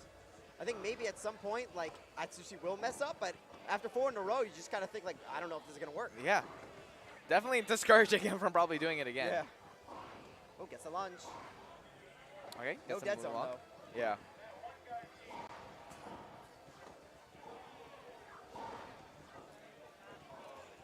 Yep, so this is Mario Tennis Aces, guys. Sometimes the points will go. Sometimes, yeah. Yeah. But, I mean, back in the day when it was even harder to score, like. Oh, yeah, like, trust me, back in 1.0 against the Waluigi back then, no way. Oh, my gosh. Come I on, am man. so upset right now. Why are you so good? But look at him. He's down on meter. Yep. This is Jake's chance, or at the very least, it looks like someone will be scoring soon. And this might do it. Doesn't get the dead zone, though. Oh, and a lob. That's plenty of time for him to try and react to a shot. Yeah, he's going to get his meter back, I think. Now, but still, Jake is working it back up. He might be able to build it back up. And even though he's been blocking all these specials, like, there's still such a strong option. So if Jake can get it first, but man, already back in the green. Yeah, here it goes. Will he get it this 7th time, is it? What is it? Like, I think he's done it like 5 times. Going for 6? No. Oh, okay. Decides to finally aim right at him so that he can't trick shot it. Right. And Jake actually takes the lead. Okay, yeah. I'm talking so much about how great the defense is, but it's actually Jake that has been playing better defense. Mm-hmm.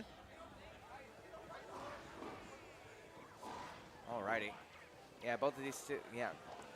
Both of them halfway meter. I know. Doesn't look like either of these two are going anywhere soon. Yeah, I mean, the thing about this type of matchup is that there's not as much to say about it. Like, the defense of Waluigi is super strong. Spike's defense not as good, but like he likes to stick back, so he has time to react. It's really just going to be those little itty-bitty mistakes that are going to result in points. Yeah, instead of like a sword and shield fighting each other, it's like a shield and a shield like bumping heads the whole time. Yeah, like they're going to be these little dents, but it's going to take a while for that shield to actually crack. Mm-hmm. But here's something. Yeah, it is very interesting. Did you watch the first set that these two played? Yeah, he didn't play Waluigi. Atsushi played Yoshi and Birdo. Oh, okay, interesting. Yeah, he's definitely mixing up the character diversity here just by himself alone. Everybody in the back following Waluigi and doing his sound during the special shot. All right, there's the moonwalk. He's still spitting, so he has to use up all that meter to get to the other side. Yeah, once again, meter is low. Another point should be coming soon. Or maybe not. Oh, my goodness. Yeah. I mean, while most people would peg Jake as being an offensive beast, it's really his defense that allows him to get his offense. So even in those type of situations, he still stays strong. Mm-hmm. Yeah, and it's very interesting to see the spike as well. I mean, it's working out so far for Jake. Like he's at least getting some more points, and he's got himself a lead. Ooh, got we're the gonna have to see. knockback. That's the power in play. Sets up a perfect trick shot though, immediately. Yeah, if I'm him, go for the special. You got him at the other side of the court. Maybe even if he does a side trick, he might not be able to reach it if you angle it right.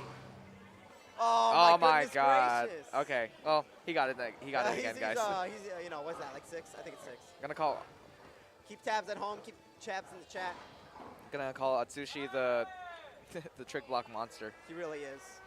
He's fighting back, man. He wants to make it so it's a Japan-only grand finals, and he ties it up. Yeah, really threw off Jake on where he was gonna go with that. It looked like.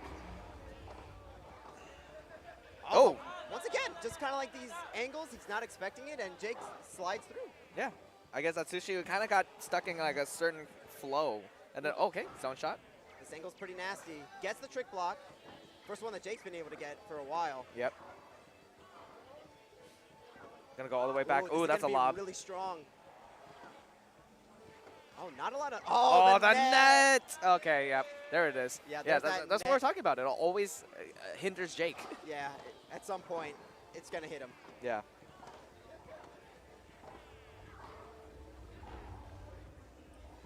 Okay, but now Jake low on meter in the red, so Atsushi can play a little bit more. But once again, these like little lapses in judgment. Yeah. Like every single point that he scored on Atsushi, I'd say that in most cases he wouldn't make that mistake. Yeah. It's a very interesting dynamic this match. Like we see, for the most part, Atsushi is like 98% great, and then that 2% shows up, and he loses a point. Yeah, it might be just like points of exhaustion because it has been a pretty deep bracket so far. That's true. I mean, he's had to play against so many great players, and now he's choosing a character where it's like, yeah, I'm gonna stall you out, but he has to have the mental fortitude for it as well. Yeah. Yeah, he's gonna be down 4-3 so far. All right, Jake going for these angles up at net, but the lob sends him right back.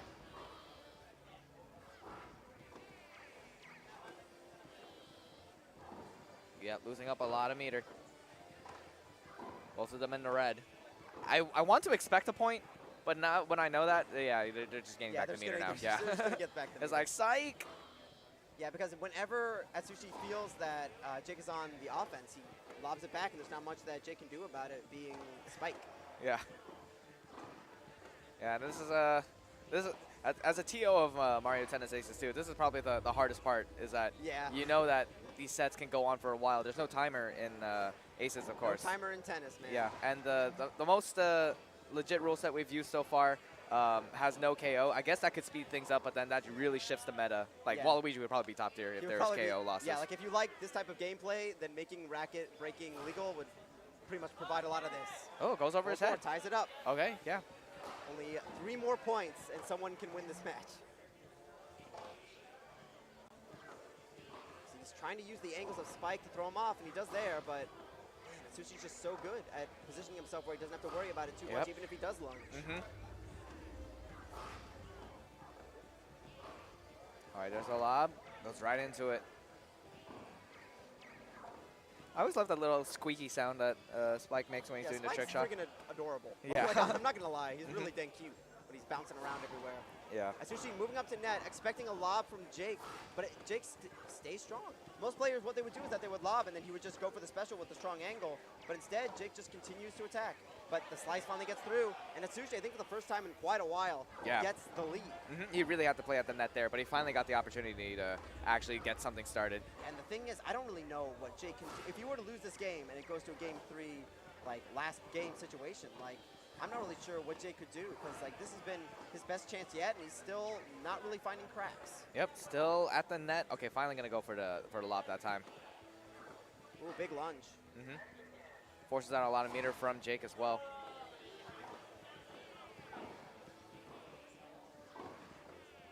Looks like they're both still fine. Doesn't look like either of them is really gonna let up now.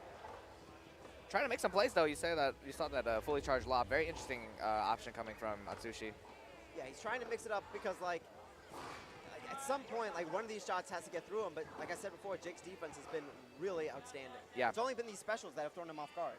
Jake also like adapting to the immediate slice to the other side. It looked like it was tripping up Jake earlier, but he's been able to get the response. And once again, utilizing Spike's small frame, hitting it over him so he has to adjust himself. Yeah. And here he goes. This is Waluigi's chance with those slices of his. Maybe he can score a point here. Oh, nothing so far.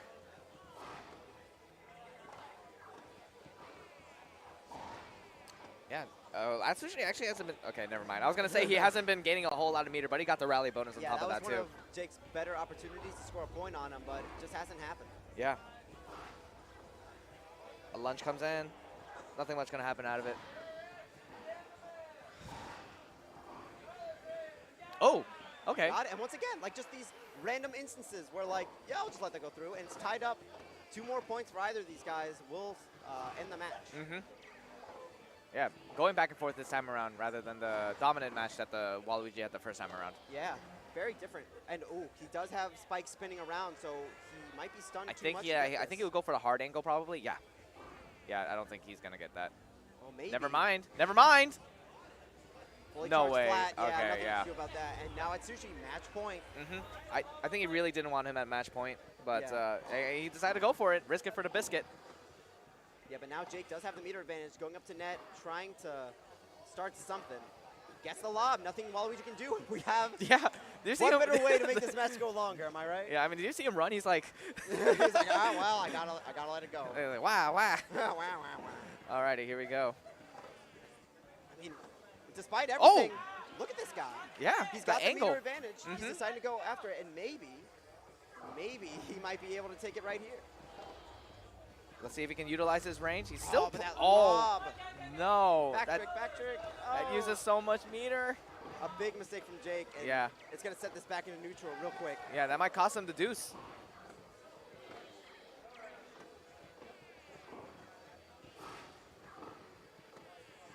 Yeah, and just like that, Atsushi back to full meter.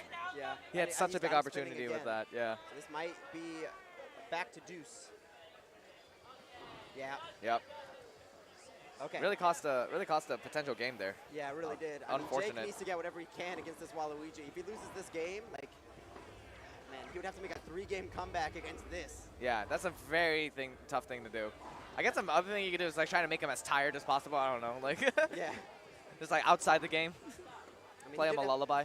Yeah, he did have to go through like so many different plays and stuff. So it's like after a while, it gets so mentally draining.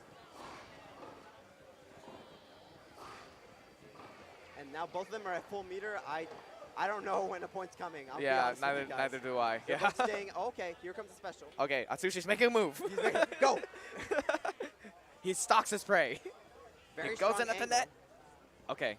Oh! Body shot. Body shot. Oh no, Poor that, Spike, there's no dude. way he meant for that to happen. Yeah, when you aim it down like that, you might have a chance of messing him up, and he walked into the ball.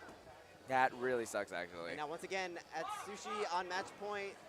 Oh, but a big lunge. Yeah, especially when you get your opponent to do a back trick like that, it has to be a guaranteed flat, so it makes it really easy to react to. But Atsushi outside the range, so that was an opportunity for him to gain a lot of meter. Didn't quite nice find lob. it. Now he's at 0 meter. Oh, but he doesn't get the double tap flat. That would have maybe got him a point and brought it back to deuce, but instead it's going to keep going. That was a really big mistake by Jake. Yeah. Oh, doesn't get dead zoned. Okay, uses up the zone speed. Oh, big lunge. Goes to the other side. No, he stays on the same side. That tricked me, and that tricked Jake too. Yeah. Oh no, he stutter stepped a little bit, and now he has no meter. Both of these guys have no meter. Yeah. They're just really going at it still. Neither of them want to let up. They don't want to give up their position, and especially Atsushi, where he can potentially take this next game. Yeah, I think at this point his idea is just get the special and then maybe able to get it at a strong enough angle. But once again, having to use a lot of meter just to get that lob. Yeah. Another lob. Counters the slam. He's fine. Gaining the meter. Now both of them are back at full meter, basically. Yeah. Even got the rally bonus as well. Atsushi looking like he's going to try and stay in the blue. There we go. When is that special shot going to come out? That's the main question. Jake still at it on the defense. Going to try starting making him go all over the court. And what's scary is, like, you would think, like, okay, maybe this is now Jake's time to special shot, but we've seen so many times that special shot might not even be the right option because Atsushi's just so good at trick blocking them.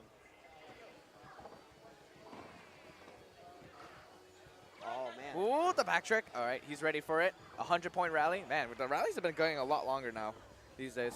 Oh, yeah, I can imagine. He gets the fully charged drop, trying to throw him off. Goes for the special. He does have Waluigi close up to the net, so he might try to aim it towards the back of the court. There's that base. He got another one! I'm If you so might have upset. heard that, he said slam the table in absolute disbelief that he got that one. Yeah, I'm such a bad player, guys. All right, here we go. Goes in with another slam. Yeah, he's still got no meter to work with. Slowly building it back up. Oh, big mistake. This can be a really strong shot. Okay, he uses his own speed to be able to counter it. Not going to be pushed back or spinning around. Oh, does get that side trick. I thought he might have missed it for a second. Perfect trick. It's just one more point, and Atsushi might be able to take this game and set it to a game 3, up 2-0, but Jake just won't go down. Oh, he goes going to the... Oh, what happened? And in a rare case, he just stormed the net, sliced at him like 50 times, and Jake just couldn't handle it. Boy. Atsushi up 2-0. Man, And I doubt he's going off the Waluigi after getting 2 games on Jake. Oh, man. I feel like Jake especially is very easy to see visibly, like how he's feeling in the moment. The second that game was over, he reared his head back like, oh my gosh. Goes Yeah. back to the peach. Mm-hmm. We're sticking with Waluigi? Okay. Yeah, so What stage we're going to, though? probably back to grass. Yeah. Yeah. So, I mean, Atsushi won this a lot easier in game 1, but, like, I'll keep saying it. Peach and grass, like, this is what Jake wants. Mm-hmm. But, like, Atsushi's just playing too good. And this is it for NA. If Atsushi wins this, then it's a Japan Grand Finals. Yep. Oh, man. I'm getting deja vu. All right, but here we go. Let's see. He's going to try to utilize the really strong angles of Peach to get it past Waluigi. But the positioning has just been too good.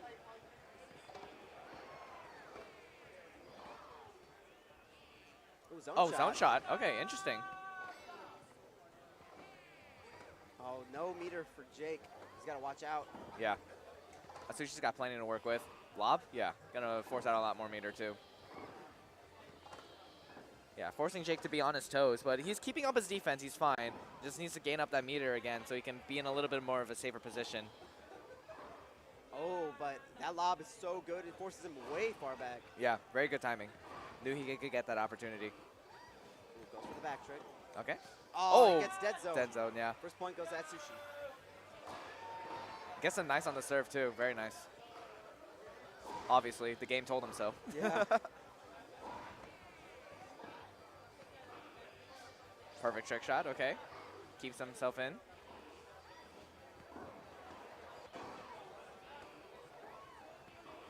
It would be so crazy if Atsushi wins this game and the loser run that he's had so far to be able to go up against Zeno, his fellow Japanese player.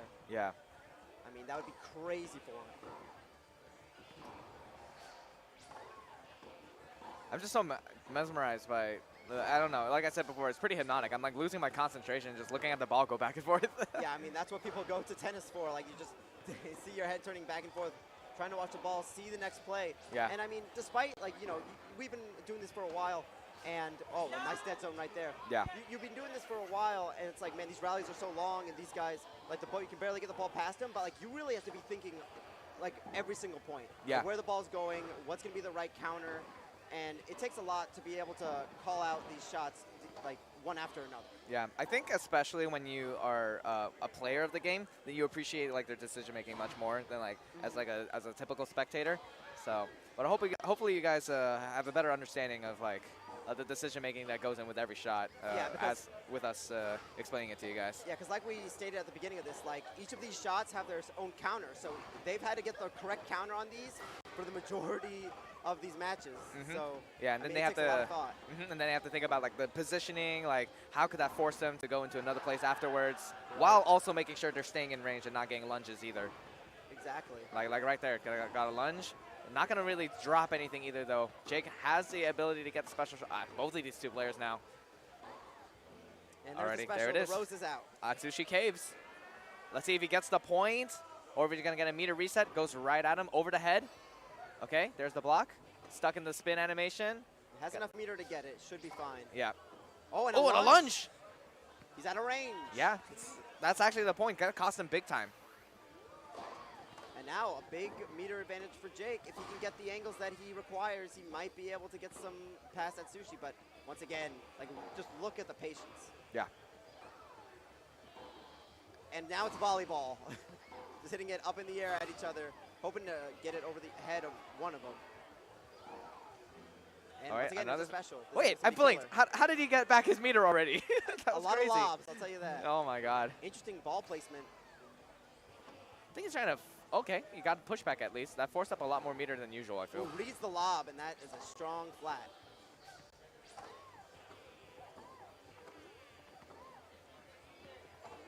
And I gotta say, this is very impressive because, like I've said before, Waluigi is not a top tier. Yeah. Waluigi's actually pretty mid-tier. Most players, they can't really do this with Waluigi. Yeah. Either the angles are too strong or the movement just doesn't work out for him. So what he's doing right now is actually really impressive tier list-wise. Yeah, remember like when Waluigi got nerfed while he was already bad? Yeah, like he kept getting nerfed. Like he's been nerfed so many times. Kick him while he's down, But man. like, it shows that if you're a good enough player like Atsushi, you can really make him work. And like, think Yeah. about all those specials that he had to block. Like, if he had one of those points missed, I think Jake would have won game 2. Uh-huh. It takes a lot to be as good of a Waluigi player as Atsushi is being right now, especially Yeah. against the best Peach in NA. Mm-hmm. Oh, wow. Just let it go right past him. Yeah, that's an example of Peach's angles being too strong for Waluigi. Yeah. You think that you can get it, but you can't.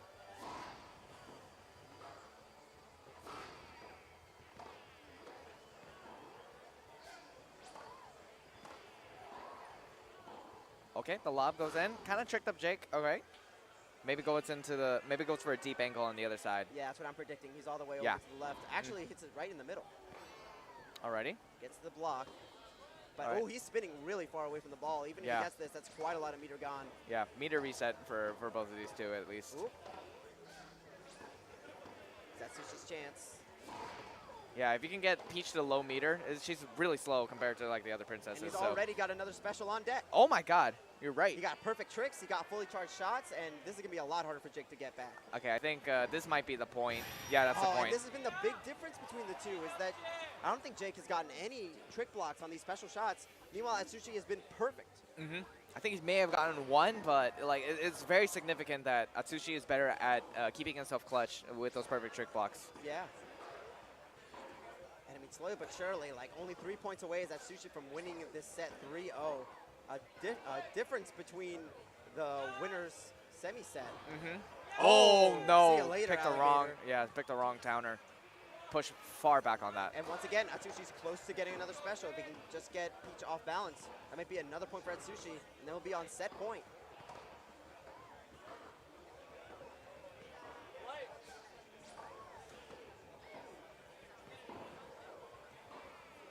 Alrighty, Just the going slam back to and the other forth. side. Both of them at full meter. Mm-hmm.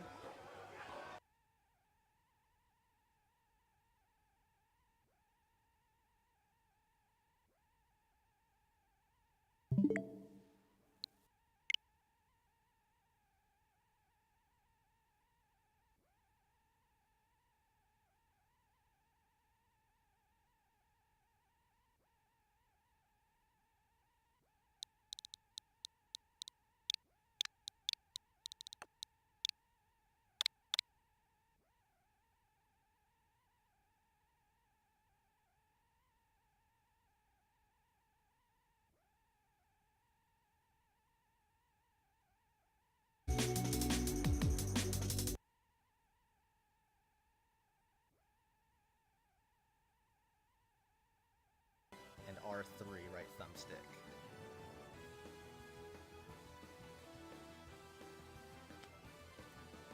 So let's see, I don't know if I actually have to start the tournament. Let's see, that's the part I don't know. Let's see. I've never done this before on Smash GG.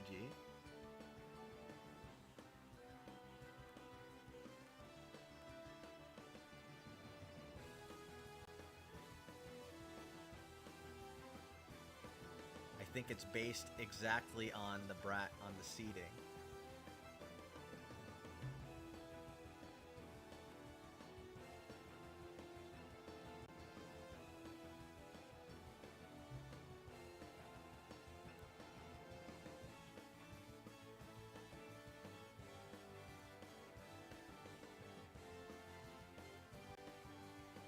So let's see. I might need to actually start the tournament, and I'm neglecting the chat here, but I just want to make sure that everything is totally live and good.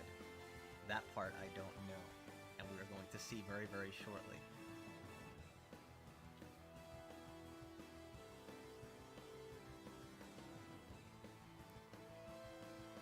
The tournament is indeed in process. Let's go to the brackets again.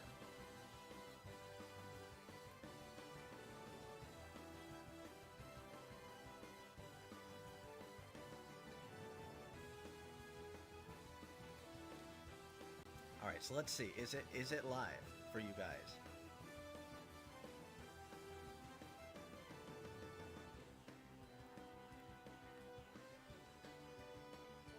It is live. Well, I don't mean the stream. I'm talking about the actual Smash GG itself. Are you able to do the Smash GG and meet with your opponent? Tournament doesn't seem live yet, so let's see. We're gonna make the tournament live. Forgive us here for this.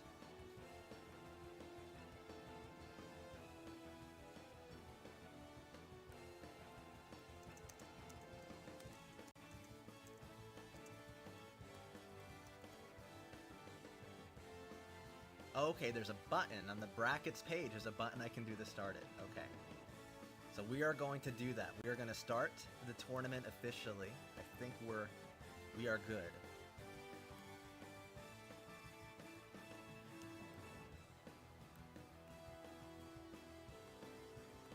So stand by as we start the brackets. There should be a button that says to start. So let's see if I can find that button to start it.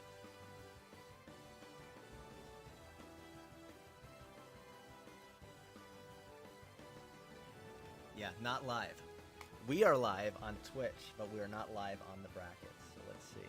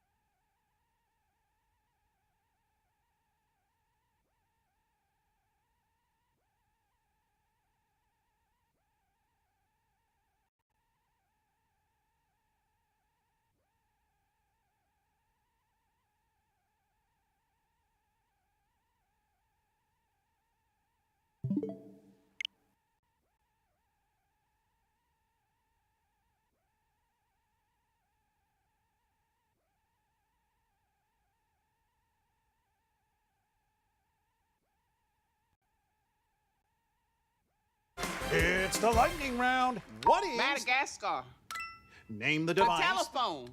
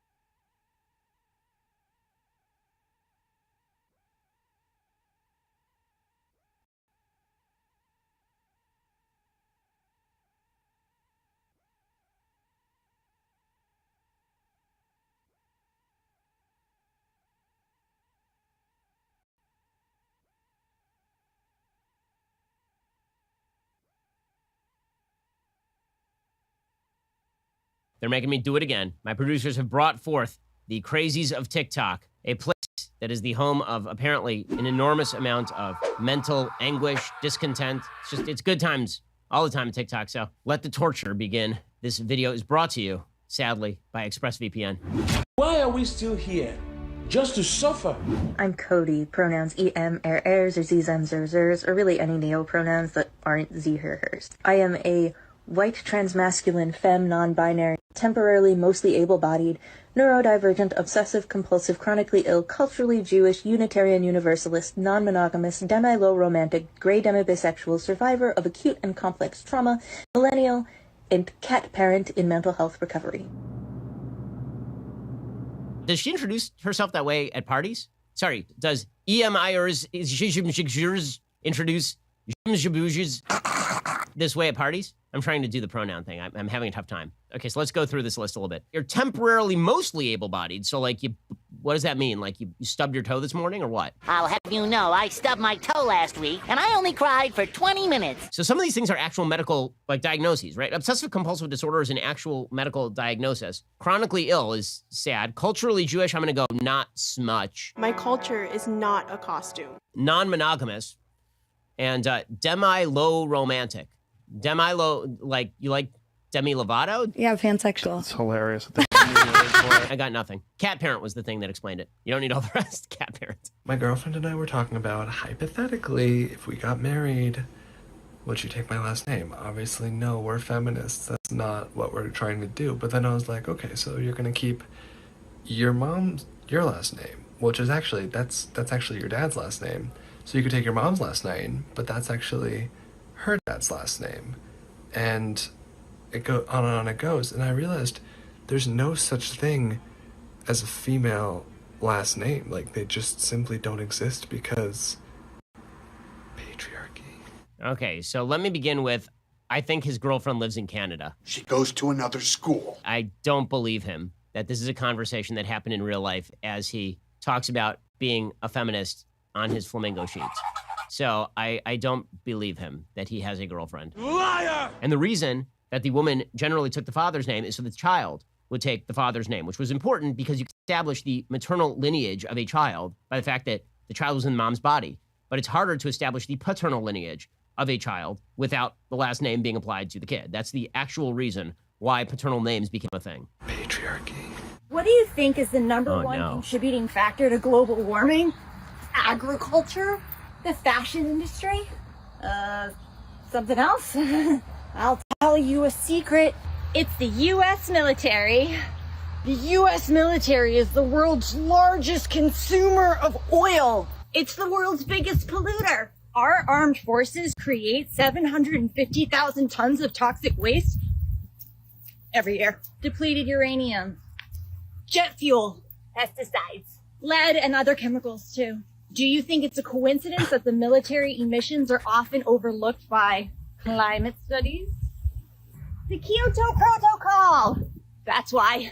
There are actually very few things we can do that are as environmentally catastrophic as war. I think we all can see the irony that we fight these wars in order to get oil. But if we didn't fight these wars, we wouldn't need the oil. Not as much. I will admit to you that watching this person spastically dance while uttering Noam Chomsky talking points is almost hypnotically bad. It is almost hypnotic. I would watch like a full hour of that. Would you not? Come on, be honest. Watching this person gyrate, like Vincent D'Onofrio having their body occupied by an alien while explaining silliness about how we fight wars for oil, which is strange because we didn't take any of the oil from Iraq. I was amused by that. I will admit, I found that wildly entertaining. I'm a big fan of that one.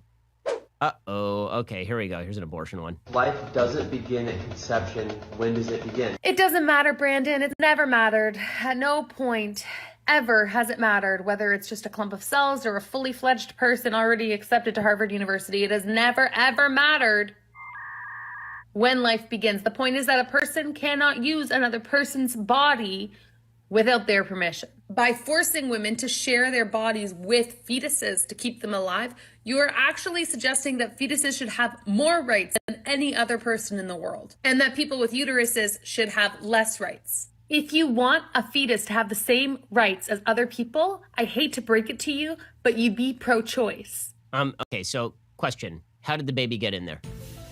Did the baby just randomly attach itself to you? This actually is a fairly frequent example that's brought up by the philosopher Judith Thomson. She suggests the quote-unquote famous violinist problem. Okay, the famous violinist problem is a famous violinist is hit by a bus, and you are sedated. And when you awake, the famous violinist is linked to you by an IV that is keeping them alive. Are you allowed to pull out the IV? Okay, so there are a few problems with this. One, the famous violinist is not your child. If the famous violinist were your child, pretty strong moral case, no. And that does change based on the relationship with the child. Two, what if you took the action that led to the person being linked to you, which is generally the case in abortion, right? Leaving aside rape or incest. In the vast majority of cases, people who get pregnant do so because they took a voluntary action that led.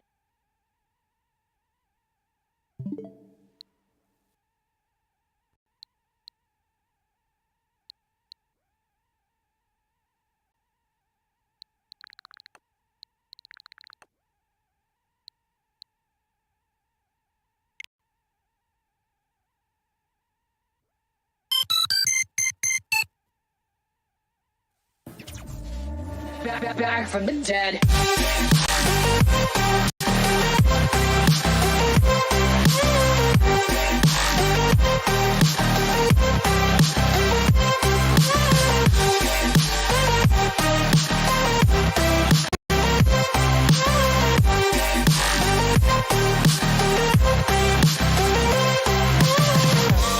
Ladies and gentlemen, you're all invited to go fucking mental on this motherfucking drop.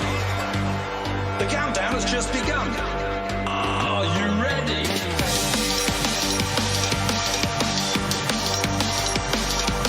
Let's go. So we're back from the dead.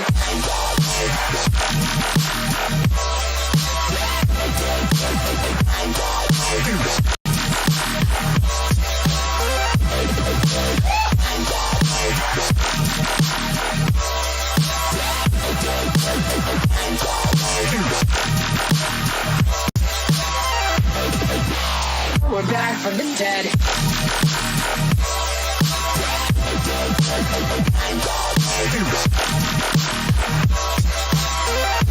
Hell yeah.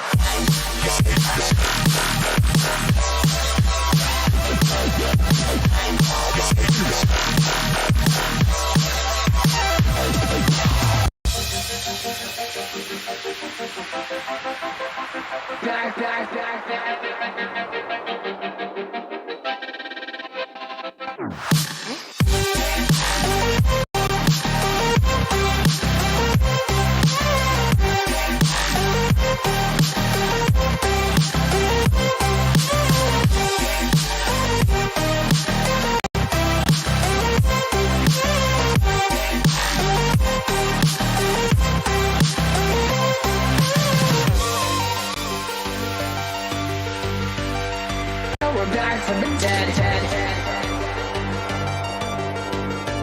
Are you ready?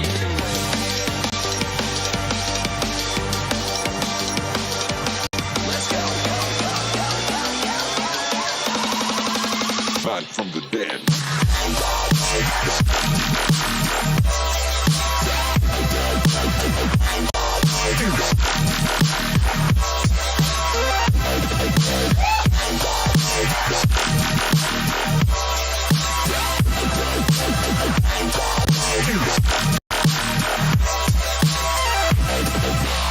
We're back from the dead.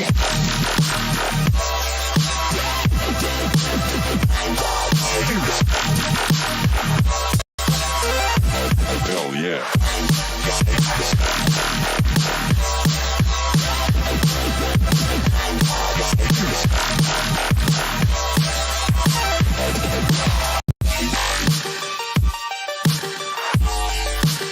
We're back from the dead.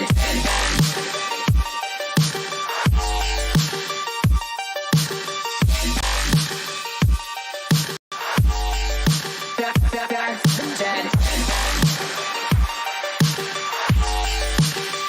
Back from the dead.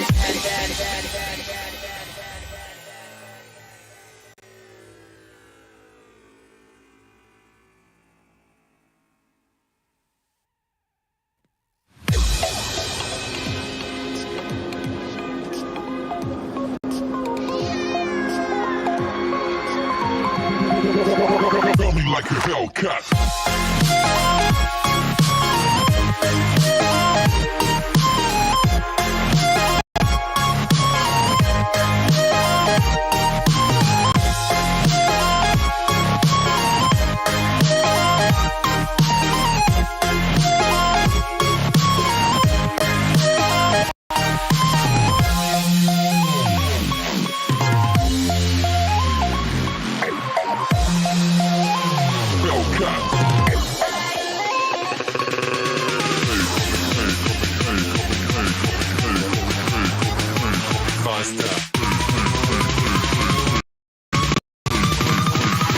Like a Hellcat.